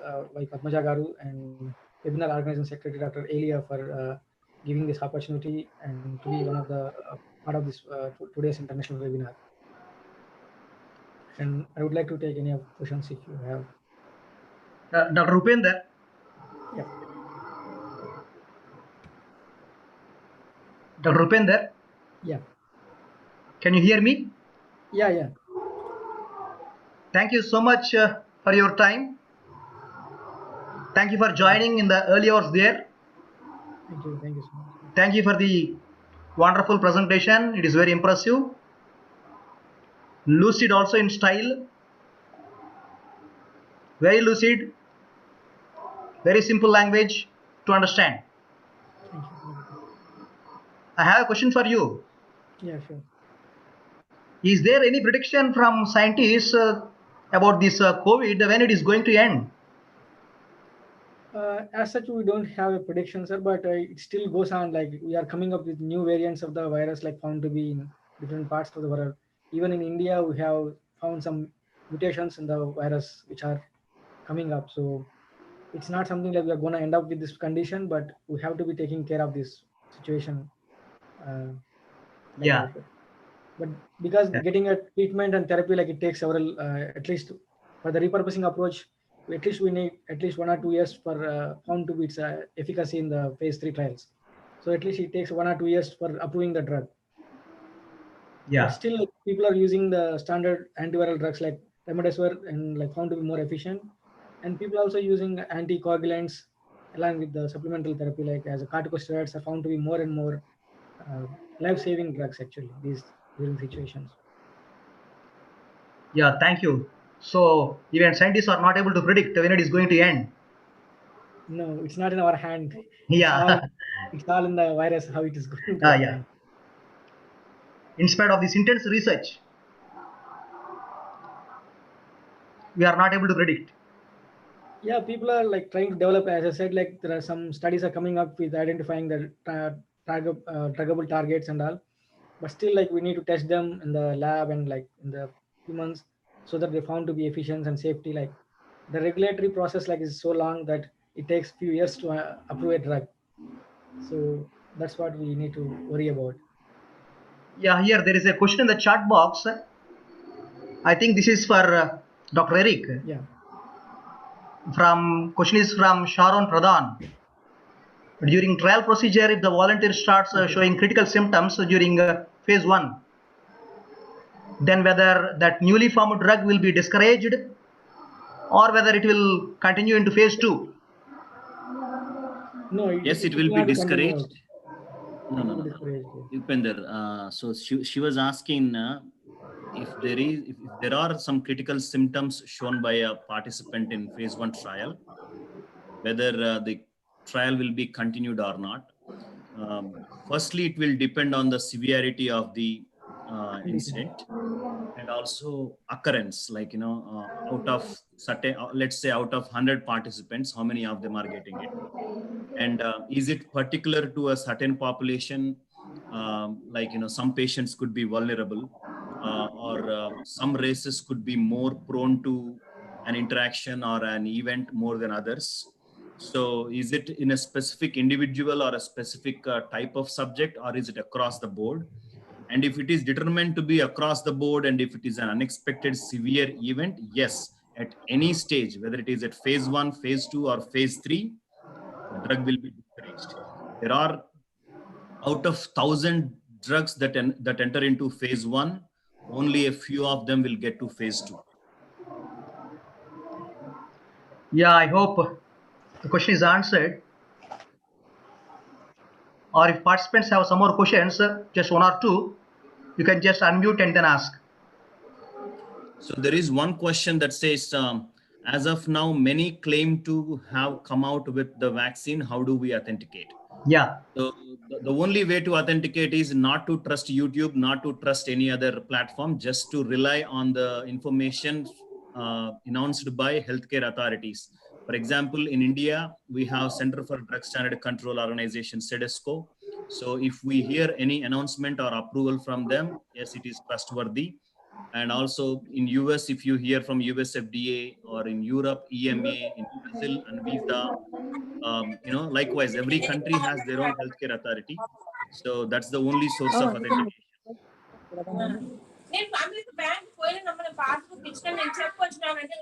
Yeah, thank you very much, Upender. We will now go ahead with the next part of our webinar. Sir, good evening, sir. Can I ask a question, please? Yeah, please go ahead, sir. Please go ahead. Thank you, sir. The thing is that right now we are having that COVID-19. Different strains are there. In future, may we expect different types of the same type? I mean, say the mutants of it. Yeah, even we have mutants, but it was not so stronger changes in the protein structure or something. So they will be having a common domain in the protein that can be targeted.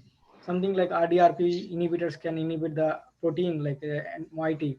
So if one or two residues like point mutations can affect.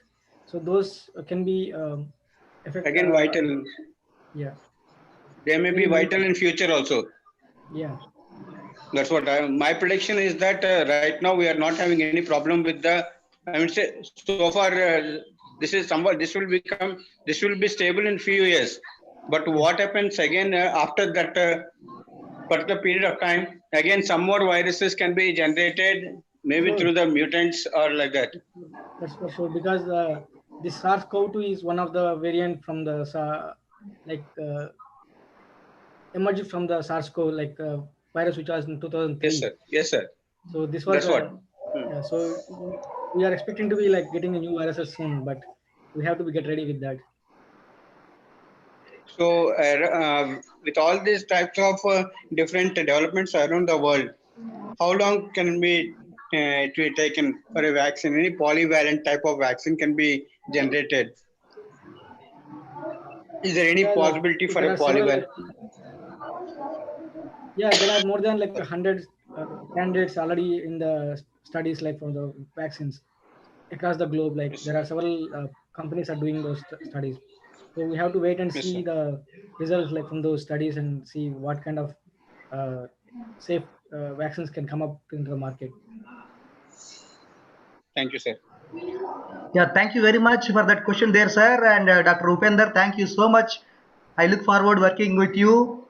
Sure. And because you are saying that you are going to be back in motherland to do service to the motherland, I like that attitude, and all the best in all your future endeavors.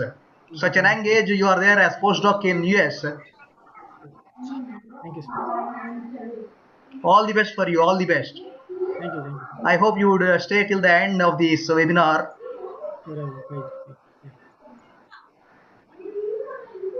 Yeah. Okay, now my friend Purushottam, he has got a big task to do. Actually, for the sake of Dr. Leona itself, we have rescheduled the talk, keeping her talk first and then taking Dr. Eric's talk to the second one. She is a very busy person. She has her own company there, and because she has a very important meeting with the company representatives, she has sent her PPT to my friend Purushottam.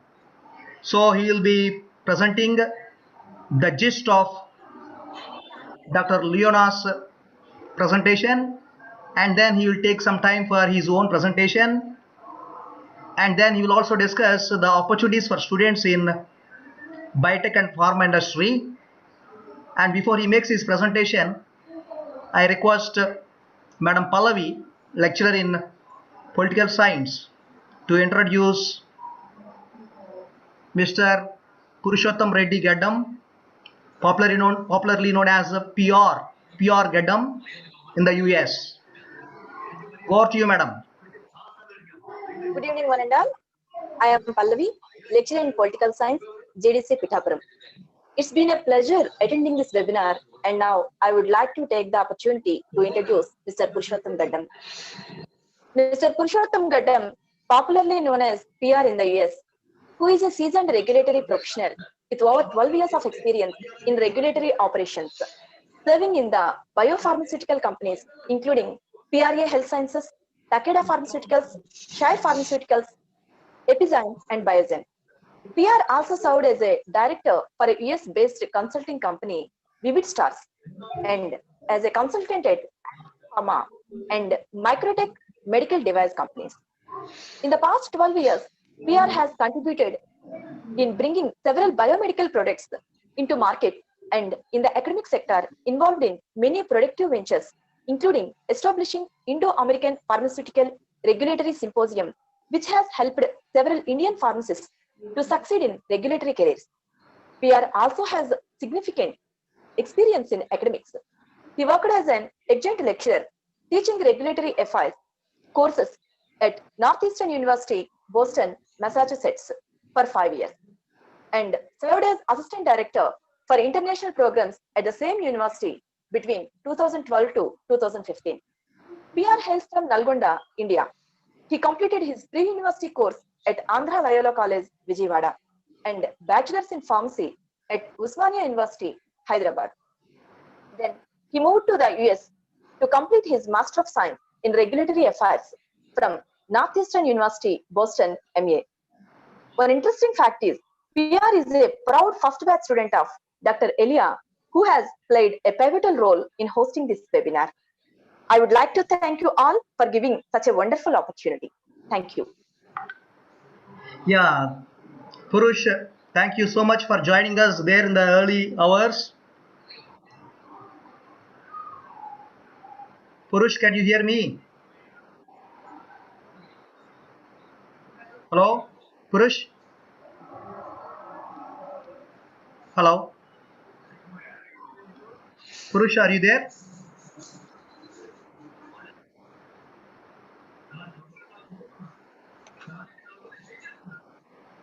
Hello, Purush?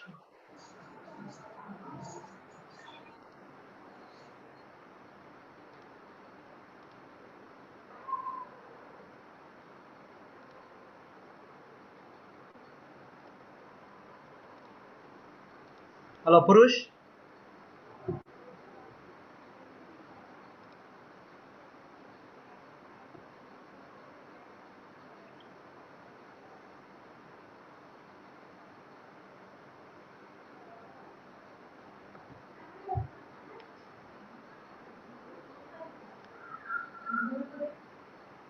Hello, Purush?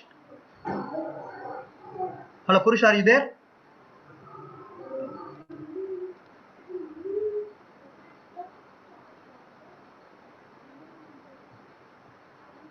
Yeah, I think there is some line missing there. He is joining us soon.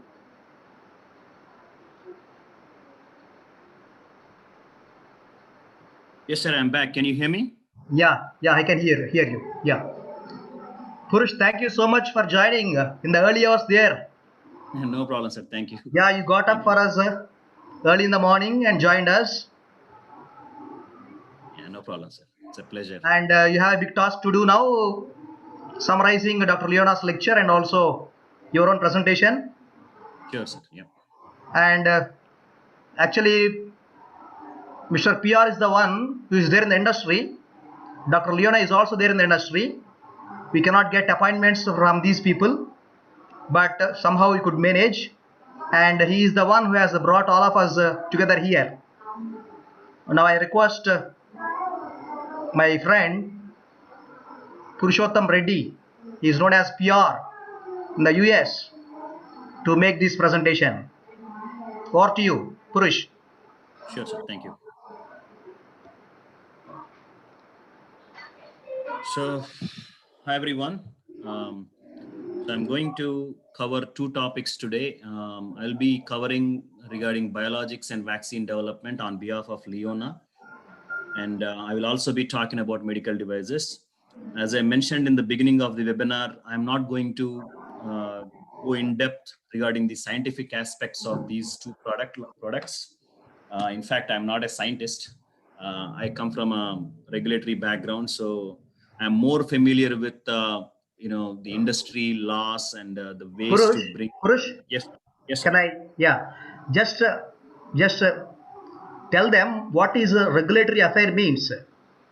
Sure, sir. Sure. Yeah. Because you are not from academic background now, you are into regulatory affairs. So just give them an overview about regulatory affairs and how you are making the drugs to pass through.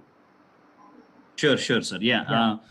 I'll start with explaining the product type first, and then when I get into the part of development, at different phase, I'll explain what will be the role played by regulatory department, and also overall.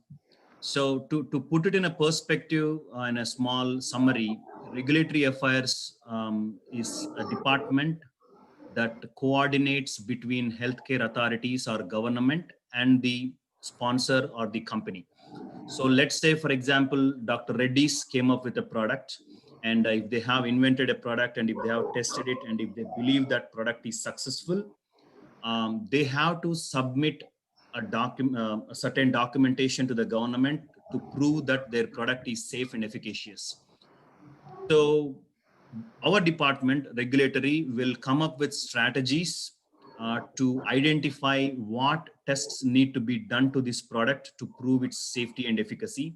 And also, once those tests or procedures are done, how to document it and how to submit it to these government agencies and get them convinced with our approach, and work closely with the government to get the product into the market.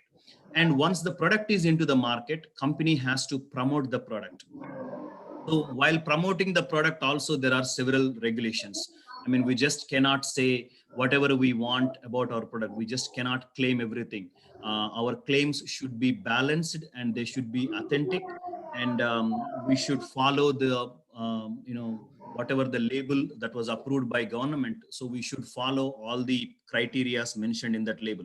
So likewise, while promoting your product also, you need a regulatory oversight to ensure your claims are balanced and you are promoting your product in an authenticated manner.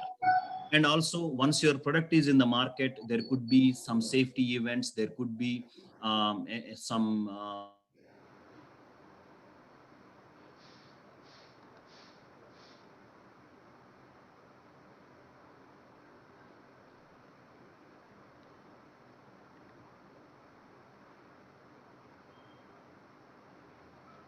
Yeah, Purush.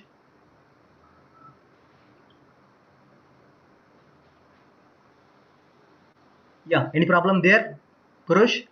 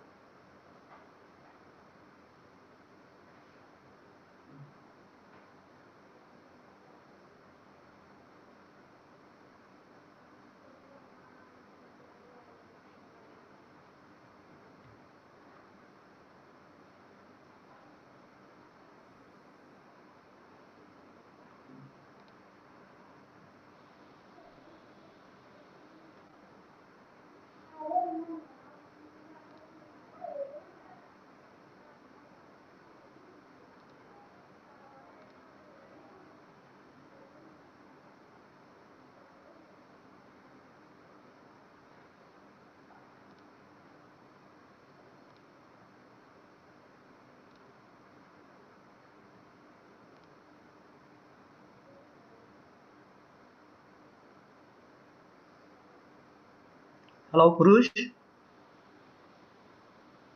Hello.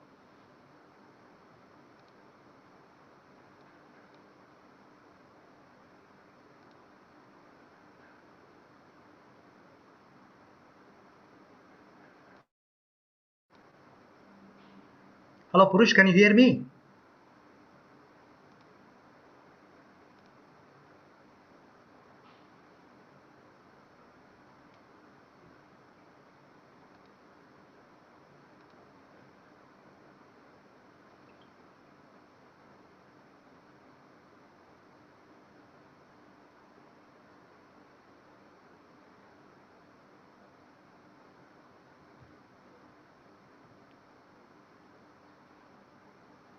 Yeah, he is joining. Please bear with us for a few minutes.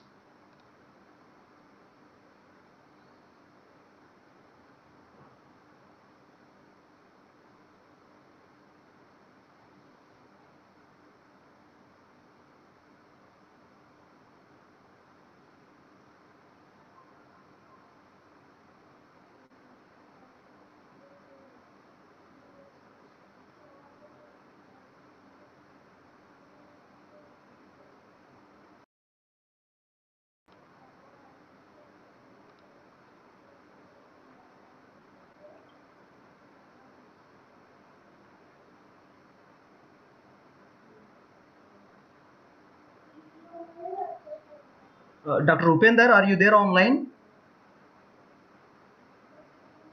Yeah, I'm here. Yeah, he's back. He's back. Okay. I actually texted him. Yeah, actually, I thought of giving you some time to answer some questions from the participants. Okay. He's back. Okay, good. So can you all see my screen? Yeah. Okay. Sorry for the inconvenience. There are some connectivity issues. So regulatory affairs serves as a liaison between the external government agencies or other stakeholders like CRO or competitors and the company. So in a summary, all I can say is regulatory affairs is bridge market. So once a scientist comes up with a concept, until that concept gets commercialized, I think again it's saying my internet connection is unstable, but if I get disconnected, I'll be back anyways. Okay, so it's a bridge between the science and the market, and they serve as monitors in compliance with government regulations and ensure the marketing of the product. And also they serve as training within the company, resourcing for different. In the beginning, there might be. Is it clear now, sir? Yeah. It's okay now. Okay. Yeah. So in the beginning, people who are in R&D or people who are in manufacturing, they use, like, there was no separate department for regulatory affairs. People who were in other departments such as R&D or quality or manufacturing, they were doing documentation themselves. But with the increasing regulations over the products, with increasing complexities around the science of the products, they needed a different different group to take care of it. And the science of regulatory affairs is also becoming complex day by day, as increasing complexity in the science, increasing procedures, and also increasing market scope. Initially, companies used to target only domestic markets, but now everybody wants to target global markets. So when they want to target global markets, the company owners or the scientists might be aware of their own local procedures, but in order to get global market access, everybody is now relying on regulatory affairs group. It's almost like 15-20 years ago, it has become its own department, and there were several trainings or academic programs started in this area. At about 15 years ago, this was recognized as a separate discipline in academia, and they started initially with graduate certificate programs, and right now there are master's programs and even PhD programs in the area of regulatory affairs.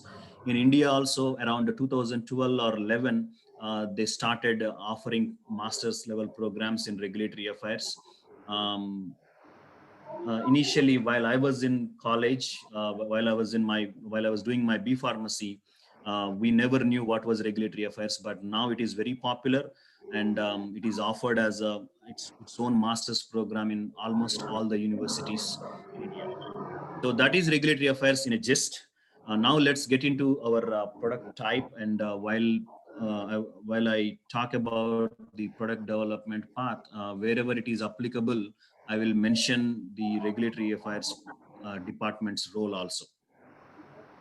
So the topic is regarding biologics and vaccines. So I'm just gonna talk a little bit about drugs first and then get into biologics.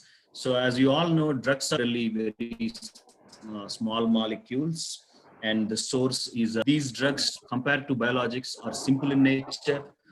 They have a defined structure, they have a defined manufacturing procedure, And also their manufacturing is comparatively easier because you don't have to maintain an aseptic environment, or you don't have to worry about the sensitive process controls, which are very influential in terms of biologics.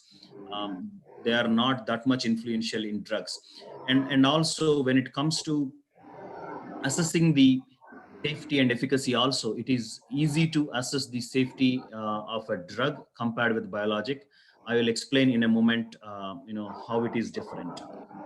So biological products, as I mentioned earlier, they are from a human or animal or organic sources, but basically all the biologic medical products are protein based. And these proteins are derived from microbes or animals or human or any other live substances. And because these are protein molecules, their chemical structure is complex, and comparatively they're bigger in terms of when you compare with drugs.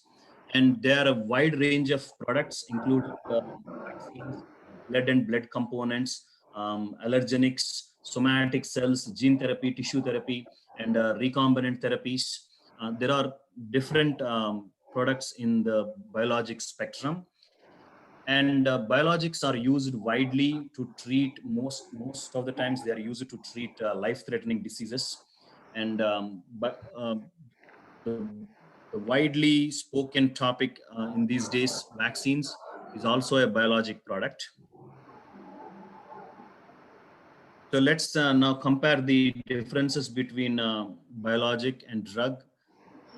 Most of the drugs are used for their chemical reaction in the body. Either they will inhibit or stimulate something in our system, or if it is an antimicrobial, it will just act on that microbe and it will kill it. So the mechanism of drug pharmacological action is mostly attributed to its chemical nature, and most of the times it will be showing a pharmacodynamic effect on our body.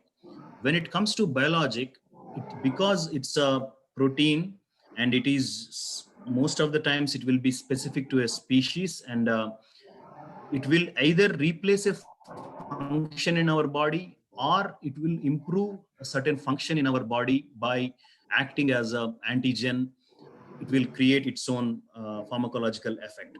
So starting from their mechanism of action, they are different in many ways.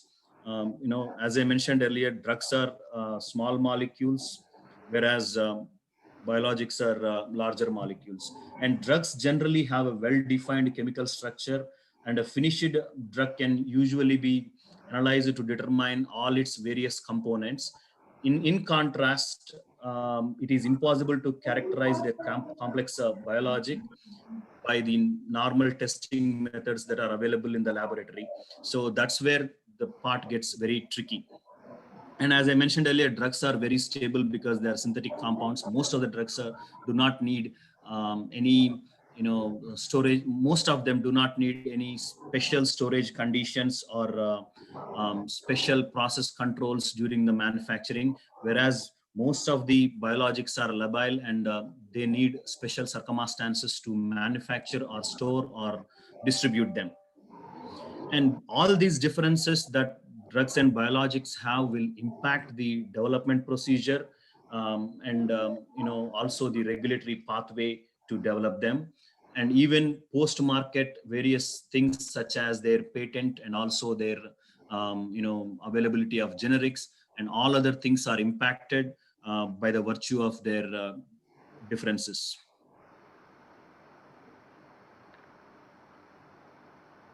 So this is the overall biologic development pathway. As I mentioned earlier, there will be a preclinical research and clinical after the preclinical research, and then market, post-market. So to go a little detailed into, take some time to explain the role of regulatory affairs department in different stages of this development. So preclinical research or non-clinical research is exactly what Eric have explained earlier, but he has explained it more in terms of human experimentation, like while testing the product in human beings. Whereas preclinical will be prior to the clinical trials, prior to testing the product in human beings, you have to test that product for its safety and efficacy. And for that, you will utilize laboratory equipments or animals. And in this preclinical research, your aim is to ensure that your product is safe and efficacious. Even this, even this diagram shows only 4 stages, but if you are in a real company, if you are in a real drug development environment, there could be an additional phase, which is an exploratory phase where R&D scientists will sit together and try to find out an indication or a target disease that they want to work on, and then a target product to to treat that indication or that disease.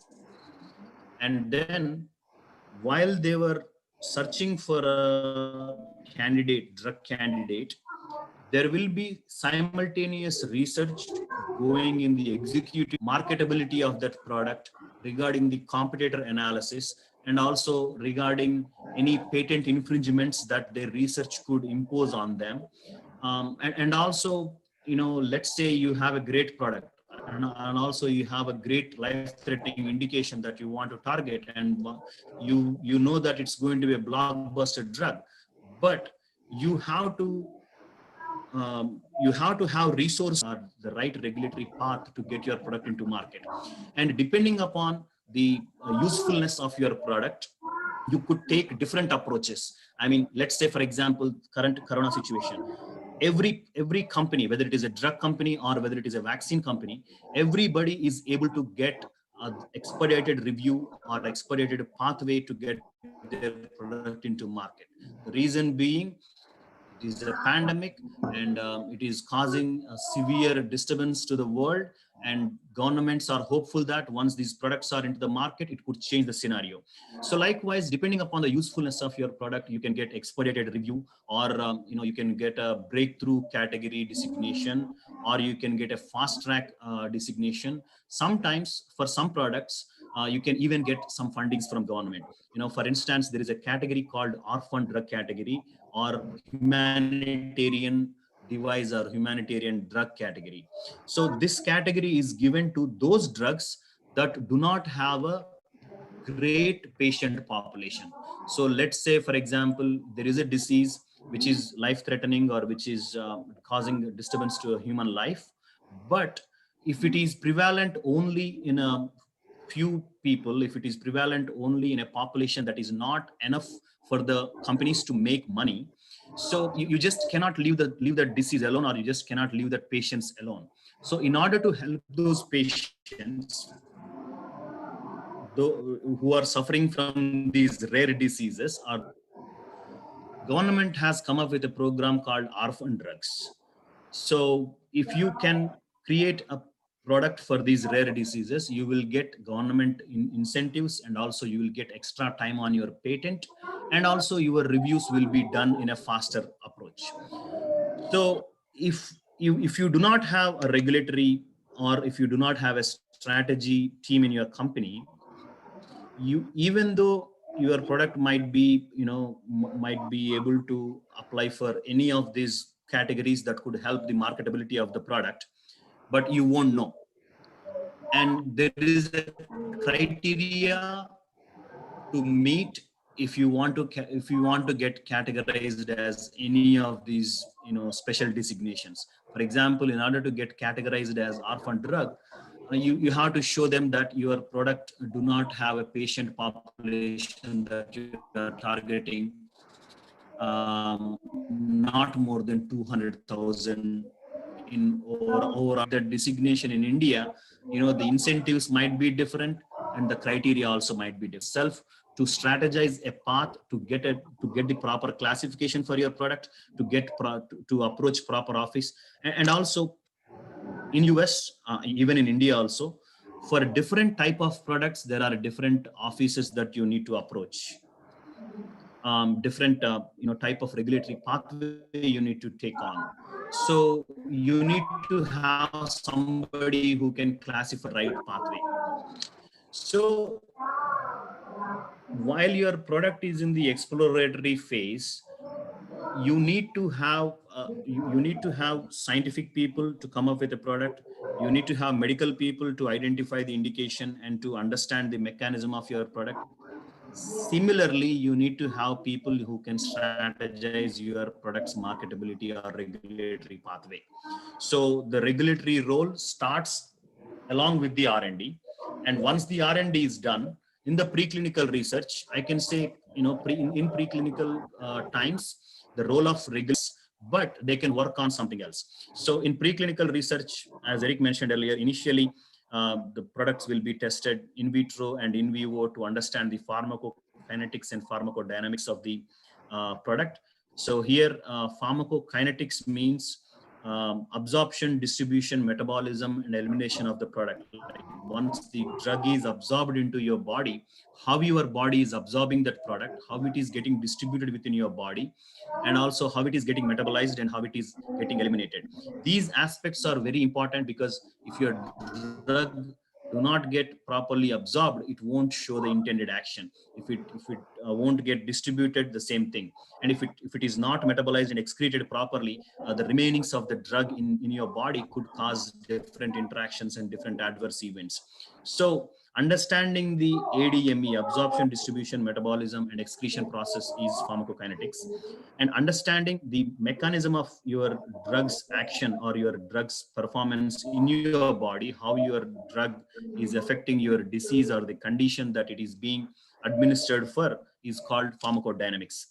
So PK/PD studies that were mentioned by Eric, basically the results of these PK/PD studies could conclude in what way your drug is acting on the body and simultaneously how the drug is acting on your body. So understanding this will be the key outcome of this preclinical research, and the outcome should always say, not should always say, but the intended outcome will be your product's safety and the efficacy or the benefits offered by your products outweigh the risks.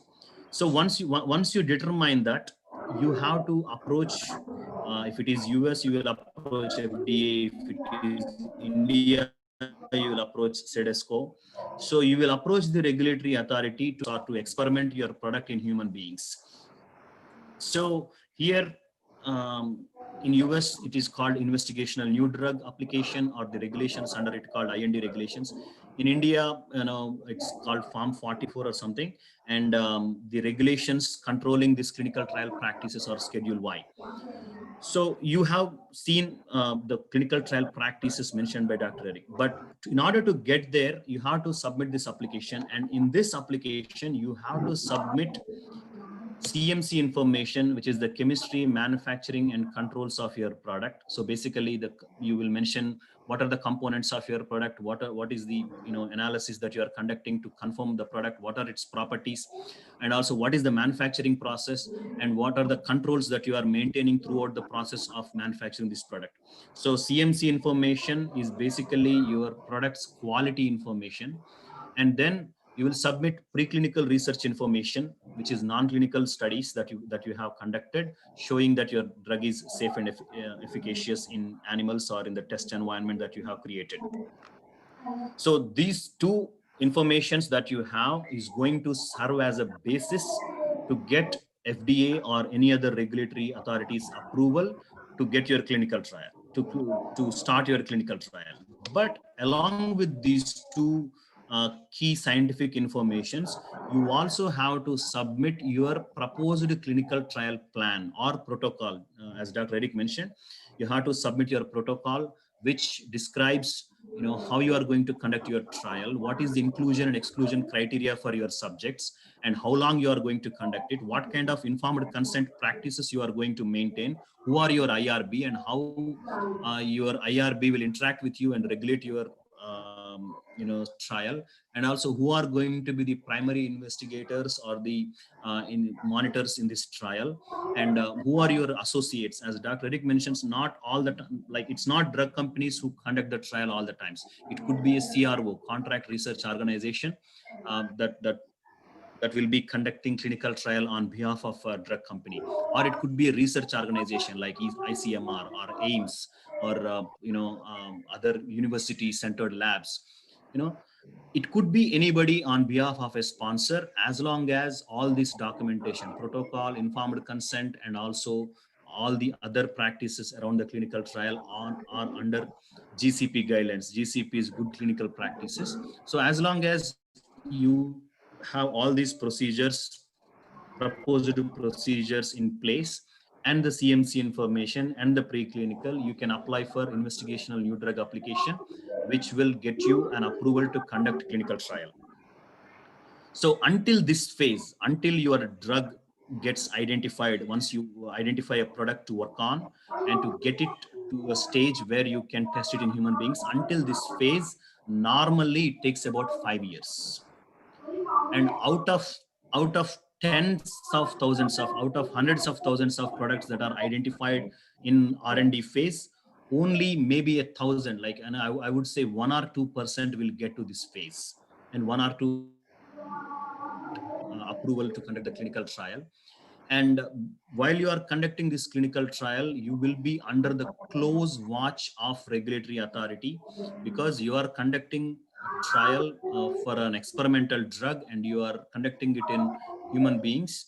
So you will be under watch throughout the process to ensure you are conducting it in a righteous manner, and also to ensure there are no adverse. And here in this clinical studies phase, it is the combined responsibility of the government and also the sponsor or the owner of the company or the product, and the IRB and the principal investigator. So it's a combined responsibility of everyone to ensure there are no adverse events, or the adverse events are mitigated throughout this process. And all the data generated from these trials, whether it is a data that is not useful to you, whether it is a data that might hurt your marketability of your product, or whether it is a data that supports your product's marketability, whichever the data that you are going to collect here has to be reported to government agencies with integrity.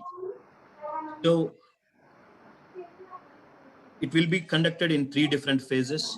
Phase 1, as Eric mentioned, you will have healthy volunteers participate in this, and usually you will have a small population, about 100 participants in this trial. And the idea is to make sure you get the approximation on the dosage and route of administration, and also how much dosage will be safe in humans. So that's the idea to that will be the outcome of your phase 1, and the phase 1 trial would take about 1.5 years.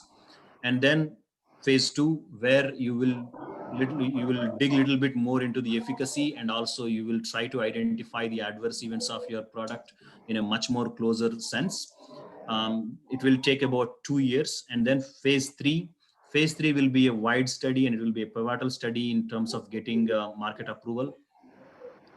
Here you will conduct the study in different populations, and if you want to market in different countries, you will do this trial in multiple countries or with multiple genres of people. 90% of drugs, 90% of the candidates that are in clinical trials won't make until this phase. Many of them will quit here, many of them will quit here. The ones that gets here to the, excuse the noise from my kid.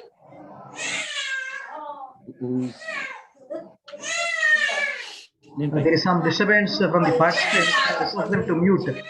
Okay. Sorry.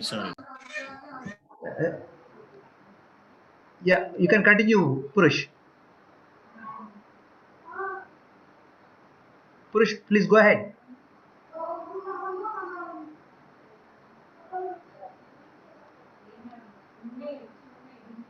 Yeah, Purush, are you there?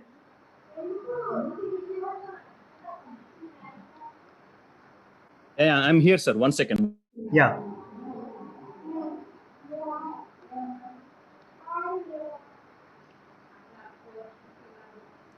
Sorry, sir. I had to change my location because of his noise. So yeah, I came to a different room. That's okay. That's okay. Fine. 1 second, sir. I'm setting up. Okay, so once the phase 3 trials are done, and you can see here, so from phase 1 through phase 3, on an average, it takes about 7 years. And once the phase 3 is complete, once the results show that your product is safe and efficacious in human beings, then you will apply for a market application or a new drug application through which you can get a permission from government to market your product.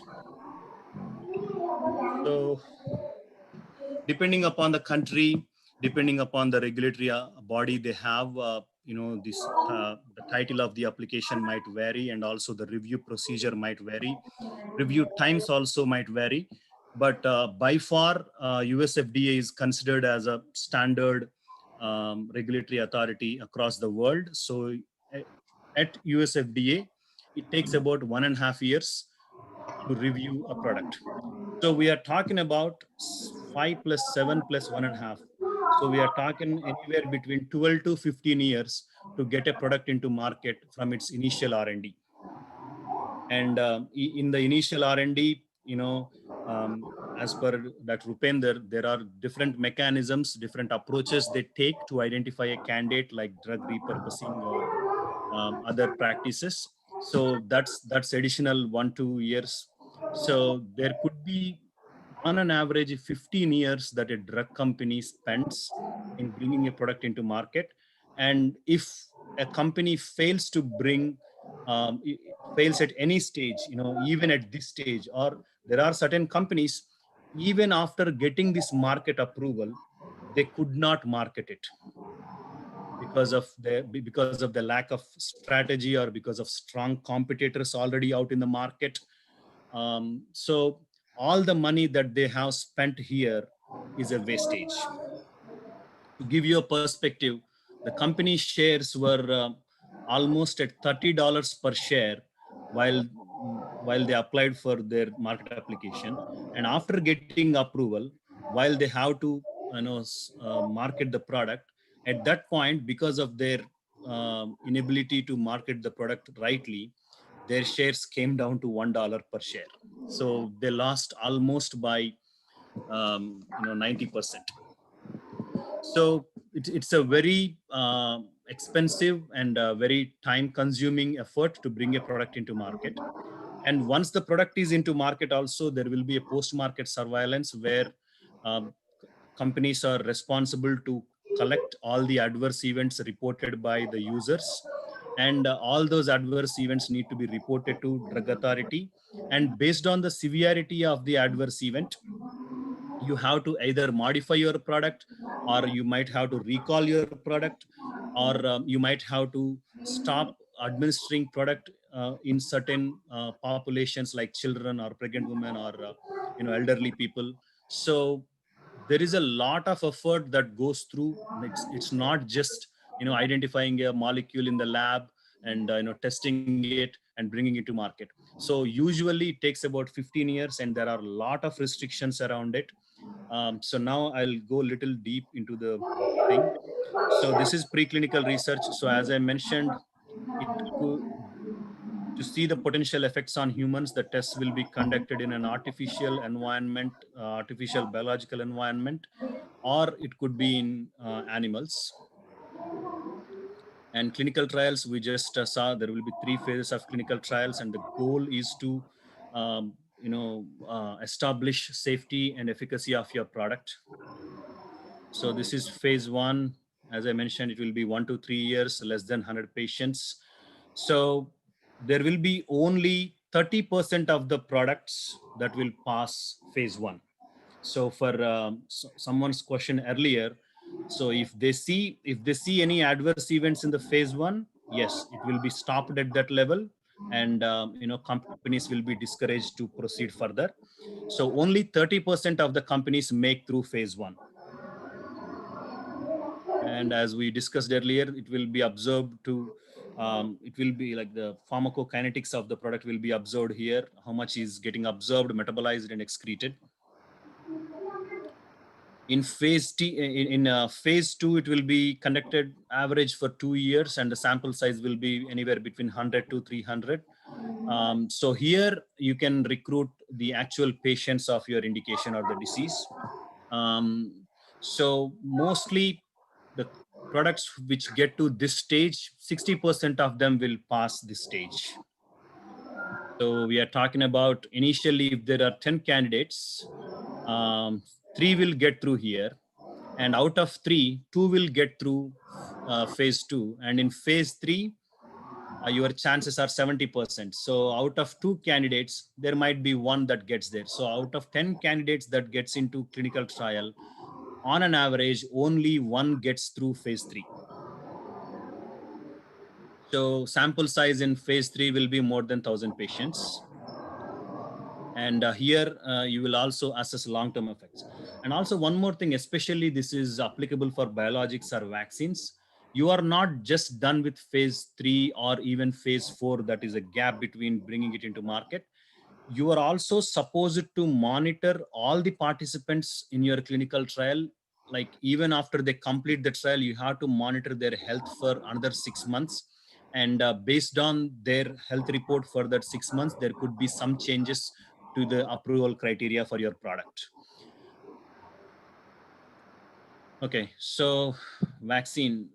As you all know, vaccine is a biological preparation that is used to improve the immunity. And there are different type of vaccines that are direct antigens, or even attenuated antigen or a killed antigen. So it could be any exogenous biological preparation that if it affects and stimulates your immune system to produce antibodies, it is considered as vaccine. And most of the biologics, either they show their pharmacological effect either by replacing your own body's function or by improving your immune system. So that is why setting up a criteria to establish safety and efficacy for a biologic is different from drug, because your drug's mechanism of action is chemical in nature. And just like when you take a sugar or salt, there will be a different effects on your body, right? You know, when you take a sugar syrup, you will be excited. Even when you take too much salt, it might cause a nausea. So similarly, drug products also, because they are chemical substances, they will have an effect on our body, and their chemical effect either can stimulate or inhibit one of our body's function, or attack or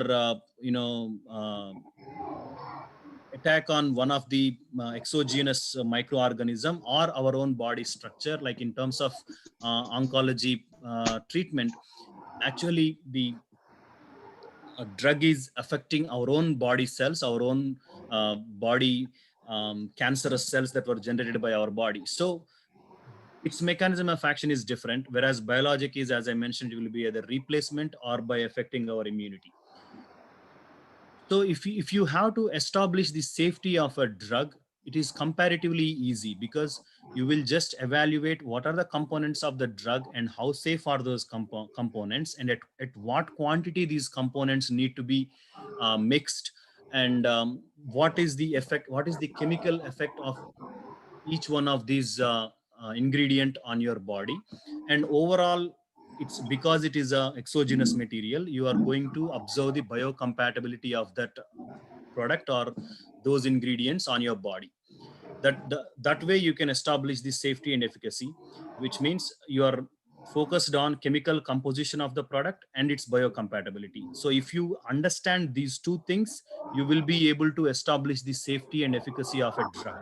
Whereas biologic, as I mentioned earlier, the chemical composition or the chemical structure is very labile, and also you are not, because it's a protein that is generated from a biological source, you cannot say it is not biocompatible, because it is already a biologic substance, and you cannot say it is not biocompatible, right?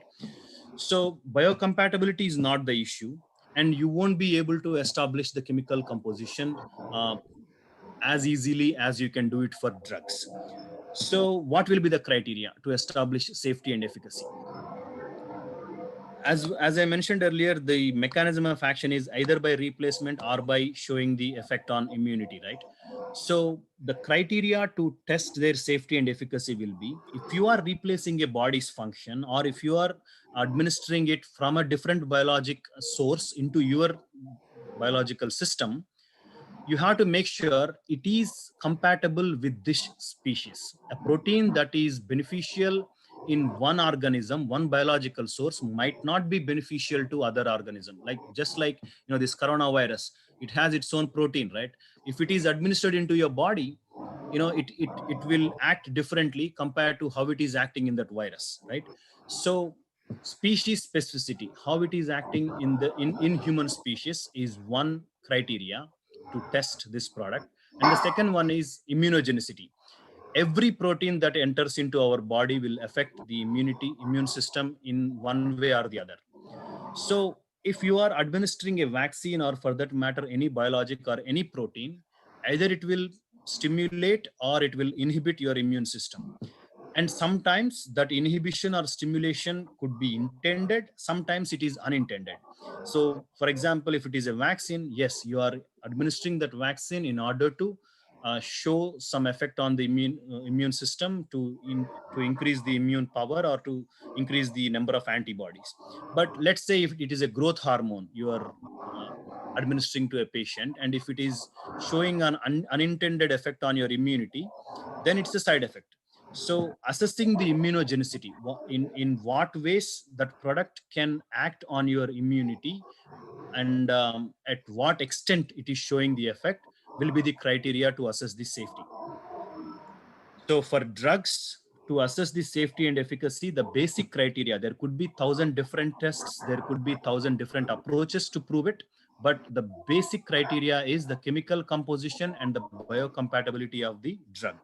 If it is a biologic, basic criteria to ensure your product is safe and efficacious is species specificity and immunogenicity. So in the new regulatory era, as I mentioned, the science got complicated, the product uses got complicated, and we are seeing different diseases. Each country has its own regulatory pathways. So if you stick to these basic principles of what are the criteria for each product type, and if you go on developing your regulatory strategies around it to prove your product safe and efficacious, you will be good. So understanding your product, understanding its classification, understanding the purpose of your product, and understanding the criteria to establish its safety and safety and efficacy is important to bring your product into market.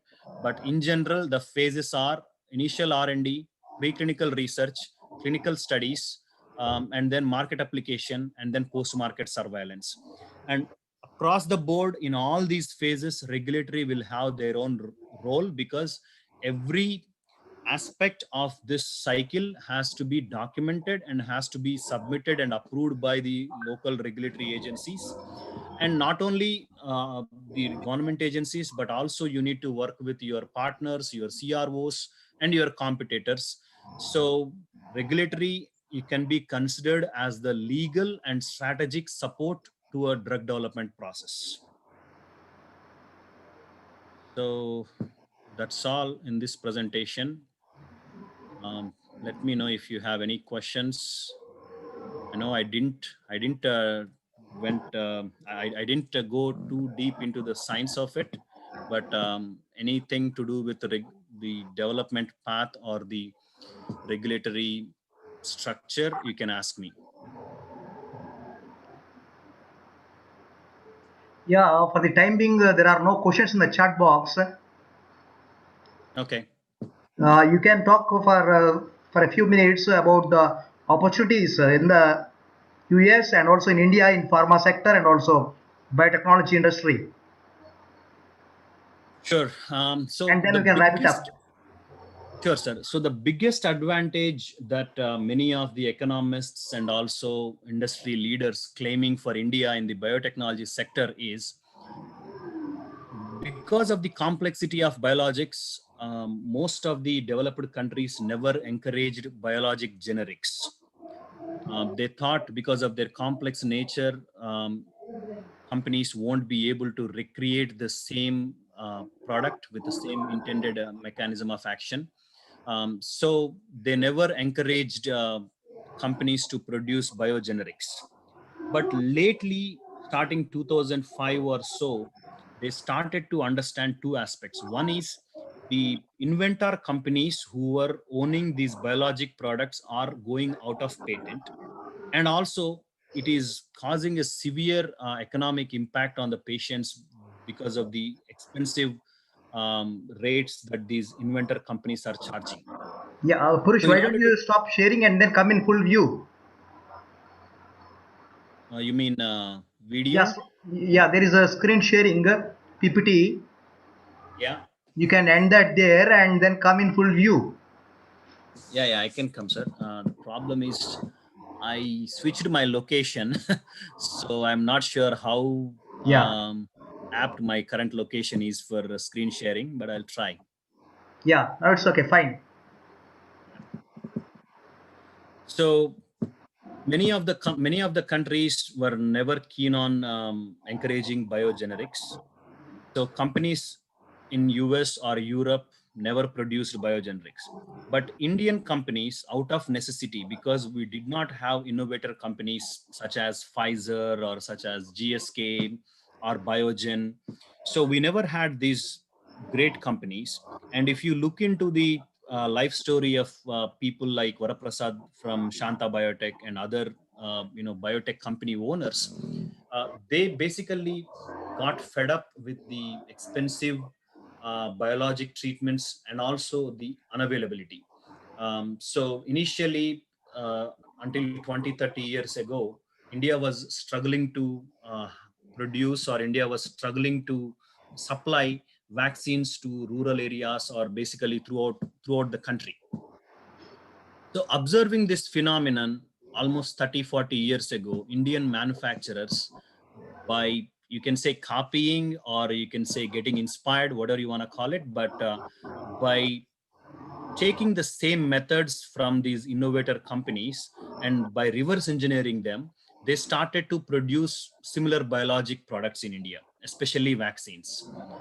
And they were successful. Most of them are, they came into market and they never showed any adverse events. So almost all the biologic products that we are using in India are biogenerics. Even though they are not that popular, they are not available in US and Europe, such developed countries, we were already using it from past 30, 40 years, and they were always safe and effective.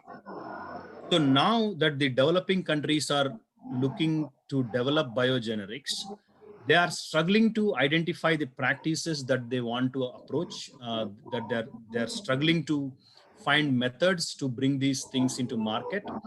And also their big pharma companies like Pfizer, Abbott, or whoever are having these patents, they're going off patent. So unless they produce it, somebody else will create a generic and bring it into market. And as of now, India is one of those countries which is having a strong record in generics and especially in biogenerics. So if the myth have to be believed, the myth proposed by economists and industrial leaders is India will be the front runner in producing biogenerics and exporting them to US or Europe or any other country. As of now, the Indian pharma industry is very popular, and it is very popular for generics. And 90% of the income that Indian pharma industry is generating is because of generics. And even out of that generic income, majority of it is through exports, not from the domestic usage. So the similar effect or similar impact we are going to see in biologic industry too. Even majority of the MNCs are trying to partner with our biotech companies, partner or acquire our biotech companies, observing this advantage. So I am sure the average growth of the biotech industry in the country is constantly about 20% from past 5 years. I'm sure it is going to continue, and it is going to open up many opportunities for these companies and also for individuals and also the country in general. So biogenerics or biosimilars or follow-on biologics, there are different terms for the same product. So this is going to be the major advantage for the Indian biotech industry, in turn the Indian healthcare industry. Every company, Shanta, Biocon, everybody is experts in producing this. In fact, I can confidently say their expertise is much better than any other big pharma company in US or Europe. So if the biosimilar dream becomes a reality, I'm sure India is going to play a pivotal role, and it's going to boost our economy and also the career opportunities in that sector. Yeah, just take one or two questions from the participants regarding opportunities, then we can wrap it up. Sure, sir. Sure. Participants, dear participants, you can feel free to unmute yourself and then ask the resource persons. Hello, sir. Namaste. Namaste, Yes, sir. sir. Please go ahead. Sir, I am from Srikakulam. I am Dr. Y. Paul Naidu. Namaste, sir. There is a saying that actually this corona doesn't affect children and women. Is there any reason for that, sir? Dr. Upendra will answer this question. Yeah. Dr. Upendra is there online with us. Okay, sir. Yeah, Dr. Upendra will answer. Is it a myth or is it any reason behind it? I want to know, sir. Dr. Upendra, are you there?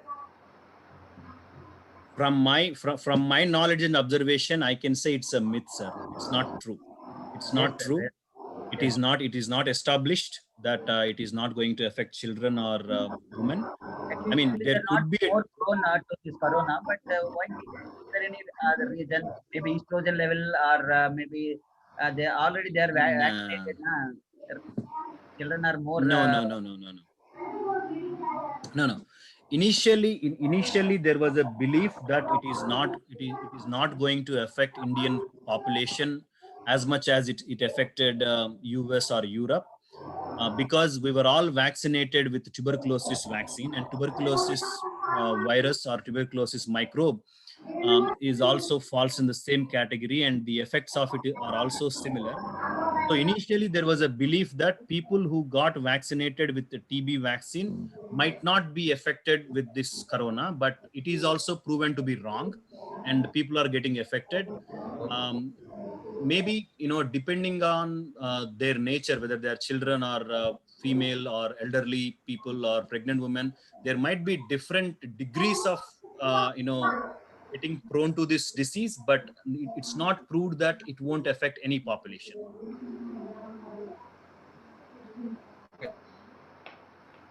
Thank you, sir. No problem. Yeah, any more questions from the participants? Yeah, please feel free. You can simply unmute yourself and then put a question. Yeah, especially students, I want to hear from you. I want to take your questions and answer any questions you may have. Even if you are finding difficult to ask in English, please go ahead and ask in your native language. As long as it is Telugu or Hindi, I can translate and answer your question. Good evening, sir. Yes, sir. Sir, what about the cases of reinfection of COVID-19? This is Kishore Zoology, head of the department, Narayana Educational Institutions. Yes, sir. Yes, there are reoccurrences. I don't know the exact percentage, but the reoccurrences were observed in China, in Europe, and also in US. So how long will it take for the, medical agencies to understand the exact nature of this COVID-19? See, science is a never-ending process, so we cannot confine to a timeline and say, they will be able to understand it by certain time. It's a never-ending process. But I guess in order to develop a therapy, I think they got a significant information already and they are working on it.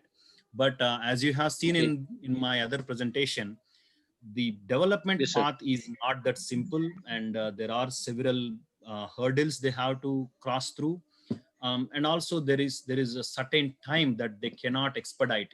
As I mentioned, if you are bringing a vaccine into market, even after testing it in human beings and even after proving that it is effective and it has shown a therapeutic effect, you have to observe it for 6 months. So let's say Bharat Biotech, who has started their trial in June, let's say if they finish their trial by December, even after that they have to wait for 6 months.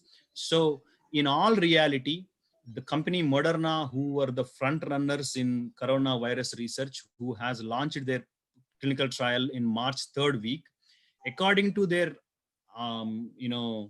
optimal timeline, they said they will be able to bring product into market by next May.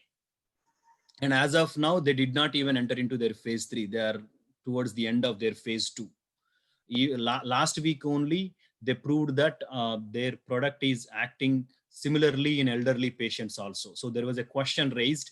Yes, it is acting in young people and young adults, but how about its effect in elderly population, let's say people above 80? Because majority, Moderna is situated in Boston, Massachusetts. In Massachusetts state, there were about 20,000 deaths, and the majority of those deaths, or majority of the people who suffered, were average age was 83. So the question raised from the government was how this vaccine is working in elderly population. And last week itself, they announced, after several tests, they announced that it is acting similarly. It is producing same antibodies in elderly population also. So it's going to be a constant research, and no one can guarantee how long it's going to take and when they can launch products into market. And even if they can say about the launch of the product, no one can say about the safety of the product. So it's all out in the air. Thank you, sir. Thank you very much. No problem. Yeah, someone is sharing the screen, their PPT. I request them to stop sharing. Yeah, this is mine, sir. This is my presentation. So Okay, that's good. That's good. Okay. Yeah. So this is the last product type. I'm just gonna go quickly into it. Sure, sure. This is the last biomedical product type. I'm just gonna spend 10 minutes into it. So medical devices, you all know there are several equipments, instruments that we utilize in diagnostic centers, that we utilize in hospitals, that we utilize in surgical rooms. So all these devices, mechanical equipment that we utilize to treat, diagnose, or cure, or mitigate pain, or contraceptives. So anything that is utilized for the medical purposes is considered as a medical device. Here I have mentioned all the different purposes that the medical devices are used for. So medical devices is the third therapeutic category that is regulated, or that is out there. So the first category is drugs or pharmaceuticals, second category is biologics, third category is medical devices. So these are all the different roles or purposes of medical devices, different uses you can see here. So medical devices, so biologics are drugs, they are classified based on their therapeutic effect, whether it is an antiviral, antibacterial, or oncology product, or a respiratory product. So they are all classified based on their usage, based on the indication of their usage. Whereas medical devices, they are classified based on the risk imposed by them. So based on the risk imposed by them, and also the complexity of their make. So if, let's say, a simple medical device such as thermometer, it's not going to have any major safety impact on the patients or the users. So it is classified as a low risk device. Whereas something like an intravenous catheter with a moderate risk is classified as a next level. The lung ventilators that are highly popular with this corona thing, they are also considered as moderate to high risk. So they are also in the category of moderate risk or medium class. And high risk are the mostly implants or something that is that works with our vital organs. in the body and have a major and could have a major safety effects or high risk. So based on the risk imposed by them, they are classified. In US, there are 3 categories: class 1, class 2, class 3, and the number of the class goes on increasing by the risk imposed by them. So in Europe, they are classified into 4 types. Similarly, in India also, they are classified into 4 types as A, B, C, D. So these medical devices also follow the similar regulatory pathway. Depending on the classification, there could be different practices. Let's say if your product is a class 1, you don't have to do much. You just have to approach the government agency and register your product, and you can market it. If it is a class 2 product, you have to compare it with the existing product in the market, and show them the similarity index of your product. How much similar is your product with the existing product in terms of design and also in terms of biocompatibility. And if it is proven to have a similar effect and also the similarity index found to be even, then you can market it. Whereas the third class of devices, which are high risk, that could be a new device or device with extreme technical structure and also complex design. So for those, you have to conduct a clinical trial. Just like for drugs, you have to conduct a clinical trial. Because medical devices are not something we that gets absorbed into our system and processed by our system, the clinical trial process is not as complex as drugs or biologics, but the process is same. So the stages of development, just like any other product. So you have to understand the user needs, user affordability, and also the problems that the users are facing. And then you have to collect the design input, and you have to design. And majority of when you are designing or developing a drug, as I mentioned earlier, the criteria that you think about are different. The criteria you think about is chemical composition and the biocompatibility. When you design a biologic, the criteria are different. You think about species specificity and immunogenicity. When you design a medical device, you need to think about the process controls or design controls and the biocompatibility. So process controls are nothing but what material you are using, how complex technology you are going to utilize, and how easy is it to operate your medical device. So all these things fall under design controls or process controls. And then biocompatibility, definitely, whether you are using iron, plastic, or wood or anything, it is an exogenous substance.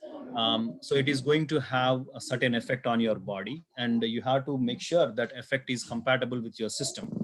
So those are the factors that you have to keep in mind. And based on those factors, you will conduct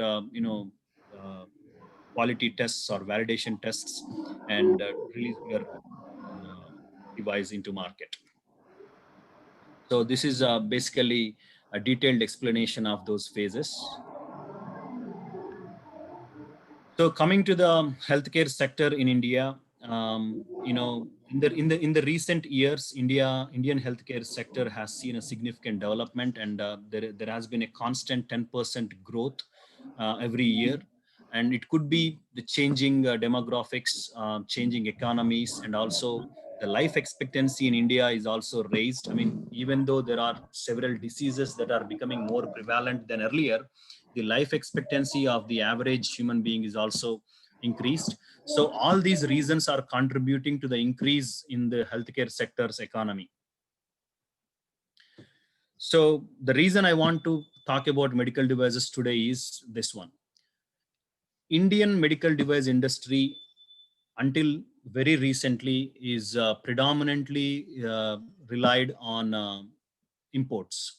So in a such big, highly populous country with a mediocre economy, we are almost importing 75 to 80% of the medical devices from different parts of the world. I'll give you an example. There was a simple device that helped in physiotherapy.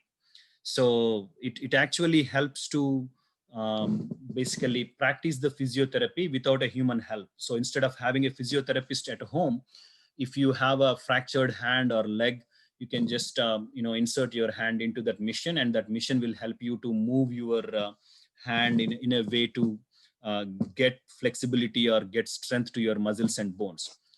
Such type of basic mission, it's a robotic mission again. Such type of basic the function that it is executing is very basic, right? So such type of basic device is getting imported from Switzerland, and the cost for single device, a device that could be used to your arm, would cost 80 lakhs. A device that could use for your legs could cost 80 lakhs. The device that could be used for your back or spinal cord strength could cost about like 1.5 crore. So even though importing these devices is highly expensive, and because we are importing, the availability is also going to decrease. Even though like there are this kind of effects, because of the unavailability of these devices we are importing, and I can say especially the sophisticated equipments, we are importing almost 90%, but on an average we are importing 75 to 80%. Another example I want to quote here is the personal protection equipment that are highly popular nowadays, masks or whatever. Until March 2020, there are hardly 10 companies throughout the country who are producing, these face masks or other protection equipment. And with the surgence of this coronavirus, now in each state, there are hundreds of companies or distributors that are focusing in these PPE kits. And within, I think once the corona cases started increasing in India, I think within 3 or 4 weeks, Indian manufacturers were able to produce 20 lakhs units per day. So we had that capability to produce these PPE kits, but just because we thought they're not so useful, we never focused into it. And all this market was captured by China or Australia in the world. So observing all these trends, Indian government has established, like as part of Make in India campaign, the government has started to encourage the medical device industry. Of course, from almost year 2000, they started encouraging the medical device industry, but now from the past 5-6 years, it is more aggressive. They established 4 medical device parks across the country, one in Vizag, one in Hyderabad, one in Kerala, one in Tamil Nadu, and one in Uttarakhand and one in Gujarat are in progress. So there are going to be 6 medical device parks, and everywhere they are giving a lot of incentives for the manufacturers. And their hope is by 2025, within the next 5 years, the medical device industry share will be anywhere between $25 to $50 billion, which is almost equal to pharma industry. You might know people or companies which are into pharma, but there are only very few people that are aware of this industry and this sector, either for career opportunities or as a business. But I have 100% confidence that with the emergence of these medical device parks and also the incentives provided by our government, there will be at least 500% increase in the exports. As of now, we are exporting only to a very minimal level, but within the next 5 years, there will be 500% increase in the exports too. So this is a new field, especially for students, who are in science background. If you are trying to get into a new field, 10 years ago, biotechnology was a boom. 20 years ago, pharmacy was a boom. So now I can confidently say medical device industry is going to be a boom. So if you are in microbiology, or if you are in any other science field, or if you are in a medical technology or biomedical sciences, this is the time to focus into this industry. So this is the map, like, what are the different opportunities, or in which state, there it is more prevalent, the industry is more prevalent, and in which state it is medium. So you can observe here. So these are different initiatives taken by our Indian government in the recent times. I mean, there are plenty, but these are the ones that were taken in the recent times to encourage this industry. So as I mentioned, Make in India campaign. So they saw this as a sunrise sector, and they are encouraging it. And the factors that influence demand is definitely our population, the rising chronic diseases in India, and the aging population, increasing awareness in the public to use these medical equipment, and also increasing income. I mean, overall, the public might be suffering, but there is an inflation in the economy. There is a availability of money, and people are willing to spend for healthcare. And also insurance coverage, and certain governments are helping, health coverage. So all these factors are contributing towards the high demand in medical device sector. But there are challenges too. Especially the challenges are mostly around the government policies. The regulations are not as clear as in other countries. I mean, for example, in US or Europe, they have in the EMA or in the US FDA that controls other products, they have a separate office for medical devices. Their classification is more clear. Their regulatory pathway is more clear. Whereas our medical devices in India, they are still regulated under the pharmaceutical policy. They are still regulated under Drug and Cosmetic Act. They are still considered as drugs. Even though there is a vast difference between drugs and devices, still due to the unavailability of regulatory resources and also the unavailability of science around this area, they are still regulating them as medical devices, except for a few devices which they classified as medical devices. But if they can come up with a policy, not exactly same, but similar or better than the one in US or EU, I'm sure India is going to be a great destination for medical device industry. And also, inadequate quality standards and testing. There are different standards like ISI or BSI that are applicable and that are more popular throughout the world, but the standards that are followed by some manufacturers in India are inferior. And it is a largely import dependent industry. And the sad part is majority of the companies that are registered as medical device manufacturers or medical device sponsors are just distributors. They just get the bulk of medical devices from a different country and they distribute them here, but they registered themselves as medical device manufacturers. And the government did not have a clear guidelines to classify who is the distributor or who is the manufacturer. So the distributor and the manufacturer who works from scratch both are getting the same advantages from the government, whereas the investment of time, money, or resources is largely different between both of them. So, and also there is an inadequate health infrastructure that we all know. And so these are the challenges that Indian industry is facing. But if we can overcome these challenges, as I mentioned, Indian medical device industry is going to be a boom. So opportunities for improvement, as I mentioned, they have to define their regulatory pathway properly, improve the, growth drivers. One of the major growth drive India have in every sector is the low cost of manufacturing. So all those things have to be taken care and for the better future of this industry. And also, one of the major factors is to increase the trained professionals in this sector.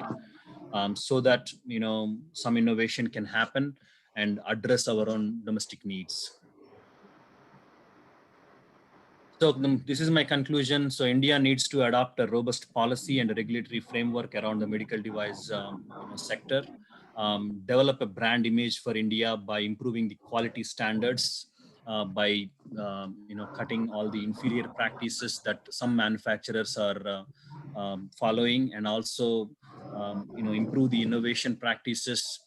Also implement certain policies within the government to get fast track approvals or increased review from the government. To basically the coordination between the government and the industry has to be improved. And also there are certain unnecessary restrictions around the medical devices, such as class 1 devices, even though they are very simple.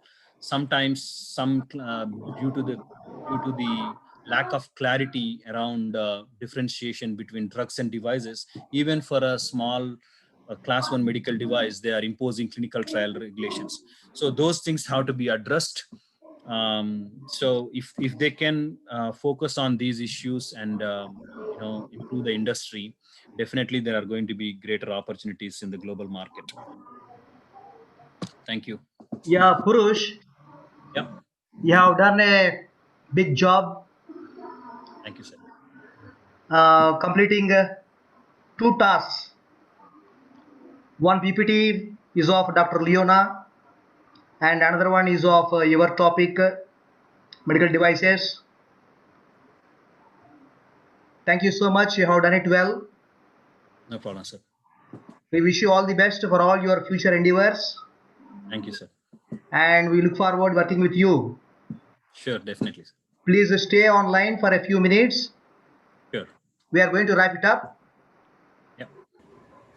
And I request our Vice Principal Madam Y. Padmaja to propose a vote of thanks. Before that, there is one question, just one question. Purush, sure, sir. The generic medicines made in India, are these made in collaboration with some foreign companies, or is India self-dependent in the production of generic medicines? 80% we are self-made. Some of the companies are having partnerships with MNCs, but 80% of the generic drugs that are made in India are by Indian innovators, by Indian manufacturers. Even some of the Indian manufacturers, even they established their offices here in US and Europe, and they're manufacturing here too. Cipla, Ranbaxy, Invagen, Smilax. So many of them have branches here. But Indian's generic industry is pretty strong. 80 to 90% of our needs and our economy is contributed by the generic industry. And even for the world, for developing countries and also for the underdeveloping countries, we are one of the biggest producers of these generic drugs, and they are by our own companies. Yeah. Yeah, I think you have answered their question. They have put their gratitude also in the chat box. Sure, thank you. Yeah, why don't you stop sharing, Purush? Yeah, I'm doing that. Yeah. Yeah. Now over to you, madam. Madam Padmaja, Vice Principal, Govt Degree College, Pithapuram, will propose vote of thanks. Thank you, sir. My humble salutations to my beloved Bhagwan, Sri Satsai Baba Varu.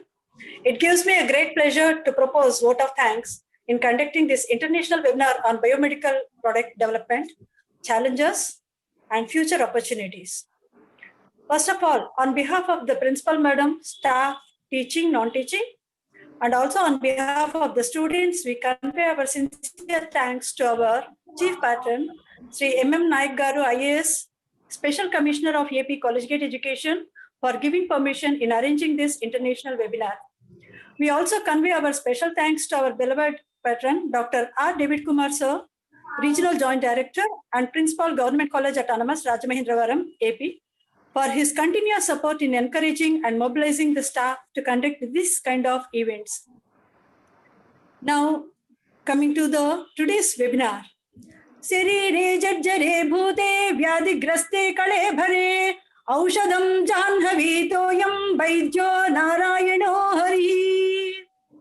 It is a wonderful opportunity that in the present scenario, how best we the citizens of all over the world are going to handle this kind of situation. Really, it is the need of the hour. We have arranged a wonderful topic by our Principal Madam, Dr. B. Anantalakshmi Garu, Principal, for her full support in organizing this webinar. We convey our special thanks to Dr. Eric, who is the Vice President, also Director, Indian Partnership Program, Cambridge Graduate University. And then he has talked on the topic, clinical trial opportunities, challenges, global position of India. It is very interesting to see him having so much of patience. So when seeing him, I remembered 3 P's that a scientist should have. Those 3 P's are nothing but purity, patience, and perseverance. So in his talk, we can clearly hear the purity of heart, purity of thought, purity of word is going to give a wonderful result. And then he has got a wonderful patience in explaining each and every aspect in a very lovely manner, starting his topic with like an actors. So he started with the basic concepts and how it is, this topic is going to be sociologically approachable. And then he has started his topic with the clinical trials definition and how the phase 1, phase 2, phase 3, and also he has mentioned about gulab jamun. And then maybe we could not give, but once he visits once again, because already he has come to India for 6 times. And then I'm happy to hear that he liked gulab jamun. And then, so in a very lovely manner, he has given his presentation. And in his talk, he has given how the clinical trial agreements are taking place, pre-trial IRB submissions, clinical research coordinatorship, and then site initiation visits, IRB approval, recruiting patients, and then advertising for study subjects, and new strategies for subject recruitment, pre-screening, and then gaining informal consent, and the process of obtaining informal consents. And then he also talked about, stressed upon the process of obtaining informal. And then he has mentioned about the examples of informal consent, and also he has given a wonderful topic on this. Next to him is Dr. Upendra Rao Garu Golla, who has done his postdoctoral fellow, Department of Pediatrics, Division of Hematology and Oncology, Penn State College of Medicine. He has given a wonderful topic, drug development, and then repurposing and current advancements in COVID-19 treatment. It is so wonderful, sir, that you have mentioned all our organizers' names also, including my name, in concluding your topic. And then this shows when you are discussing about your topic, then I recollect the 3 imbalances that takes place, because being you are a Telugu person, you can understand it better. Vata, Pitta, Kapha, Dosham, blah, blah, blah. The man is having the imbalance in their health. So what I suggest is in this, along with the research and the human beings, each and every one of us have to develop a kind of balance in these 3, Vata, Pitta, Kapha, Doshalu, to remove our imbalances.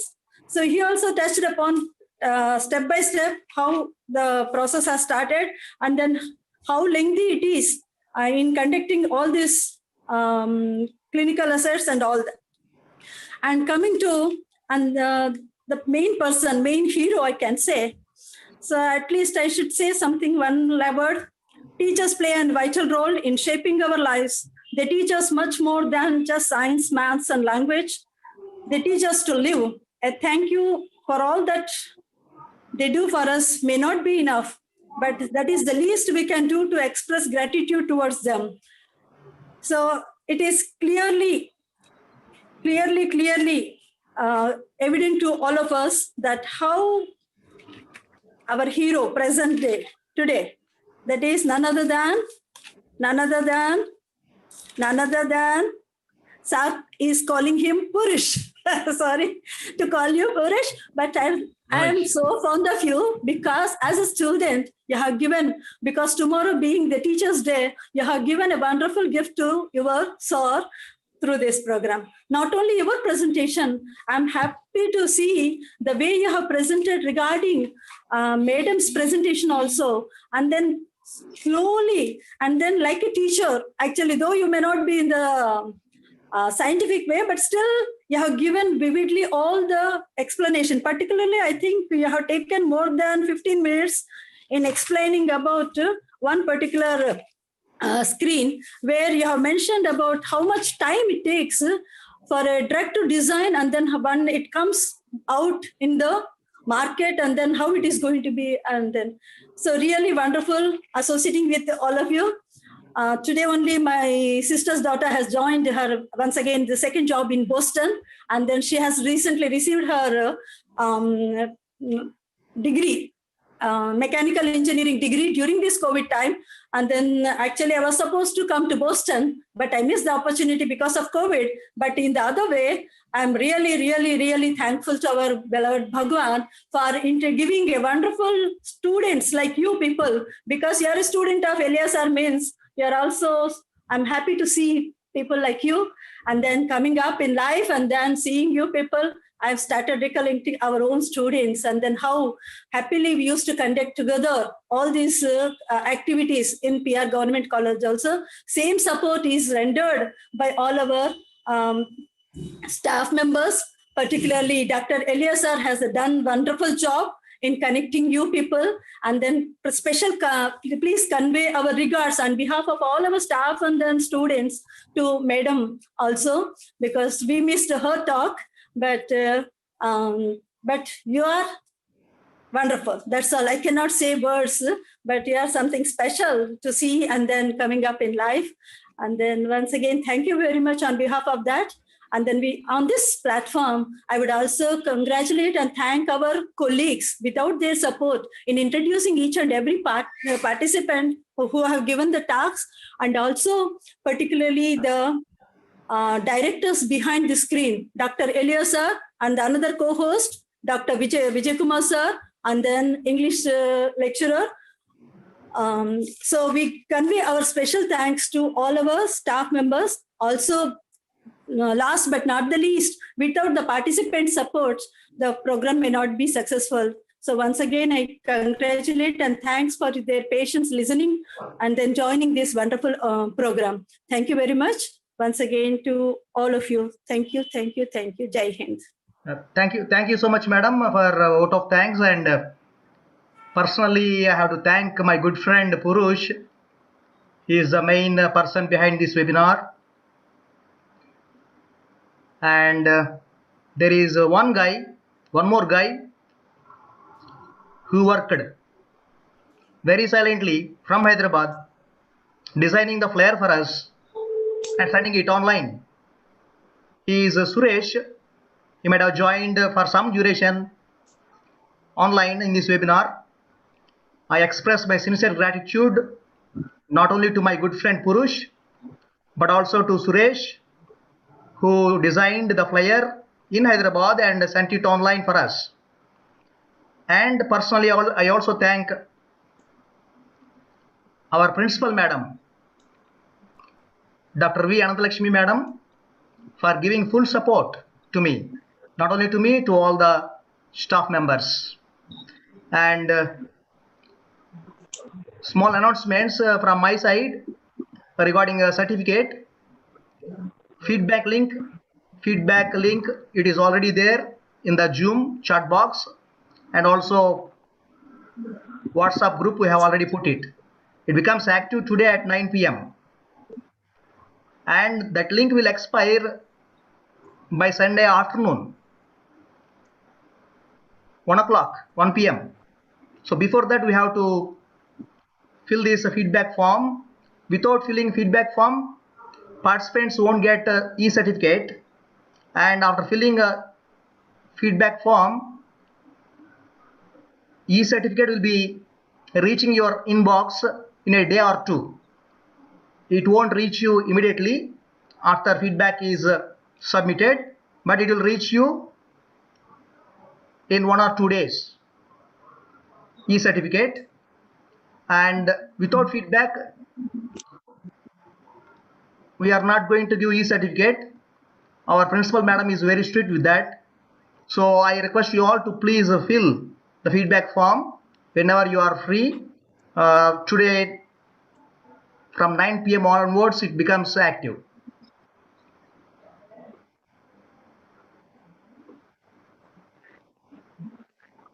So once again, thank you, Purush, once again for coordinating with all the resource persons and bringing all of them together. And all the best for you, all the best for all your future endeavors, and convey my regards and best wishes to Dr. Upender, Dr. Leona, and Dr. Eric. Sure, sir. Thank you very much. Thanks for giving us this opportunity, and everyone really loved in participating in this and presenting, especially for Dr. Upender, This is a great experience for him. The presentation that he made is one of his research topic. So this is a great opportunity for all of us interacting with you. Thank you, Principal Anantalakshmi ma'am and Padmaja ma'am and other organizers. And special thanks to you, sir, for coming to me with this opportunity. And I thank all the participants for your participation and showing a lot of interest and interacting with us. Thank you. And one more announcement from my side. I'm going to open the edit settings also for the WhatsApp group. If any discrepancies come up in your certificate, you can contact us. That's also not a problem. So we will open the edit settings of the WhatsApp group as soon as I end this webinar.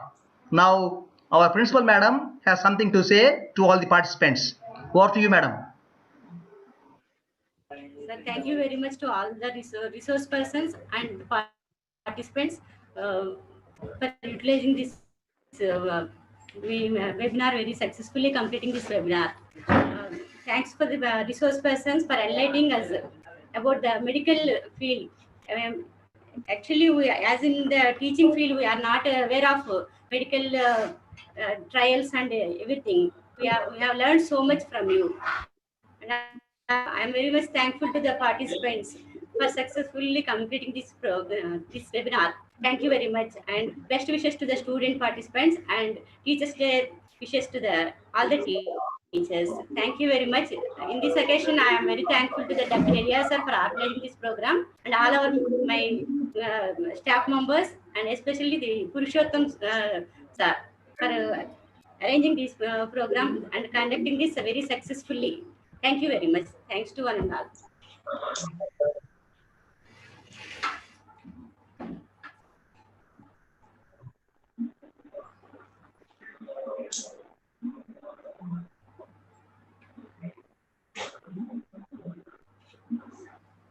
Thank you, organizers. It was a very wonderful session. This is Kishore from Narayana Educational Institutions. I wish you a very happy Teachers' Day in advance to you. Thank you once again. Thank you, one and all. Thank you, sir.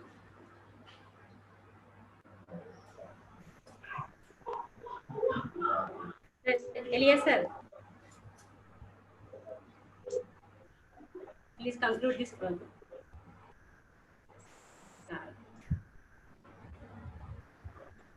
It is a lift. Yes, sir. Thank you so much, sir. Elias sir, come on. Hello. I think Dr. Elia dropped off. So as a co-host, I take the pride in concluding this session. Have a good night, everyone, and thanks for participating. I look forward to see more of these events. Thank you. Thank you, sir. Thank you. Thank you. Thank you, sir. Thank you very much. Thank you, sir. Thank you for conducting in a nice manner. Thank We're you, all sir. enlightened. Thank you. Thank you, sir. Good night. Good night, sir. Thank you. Good night to all of you.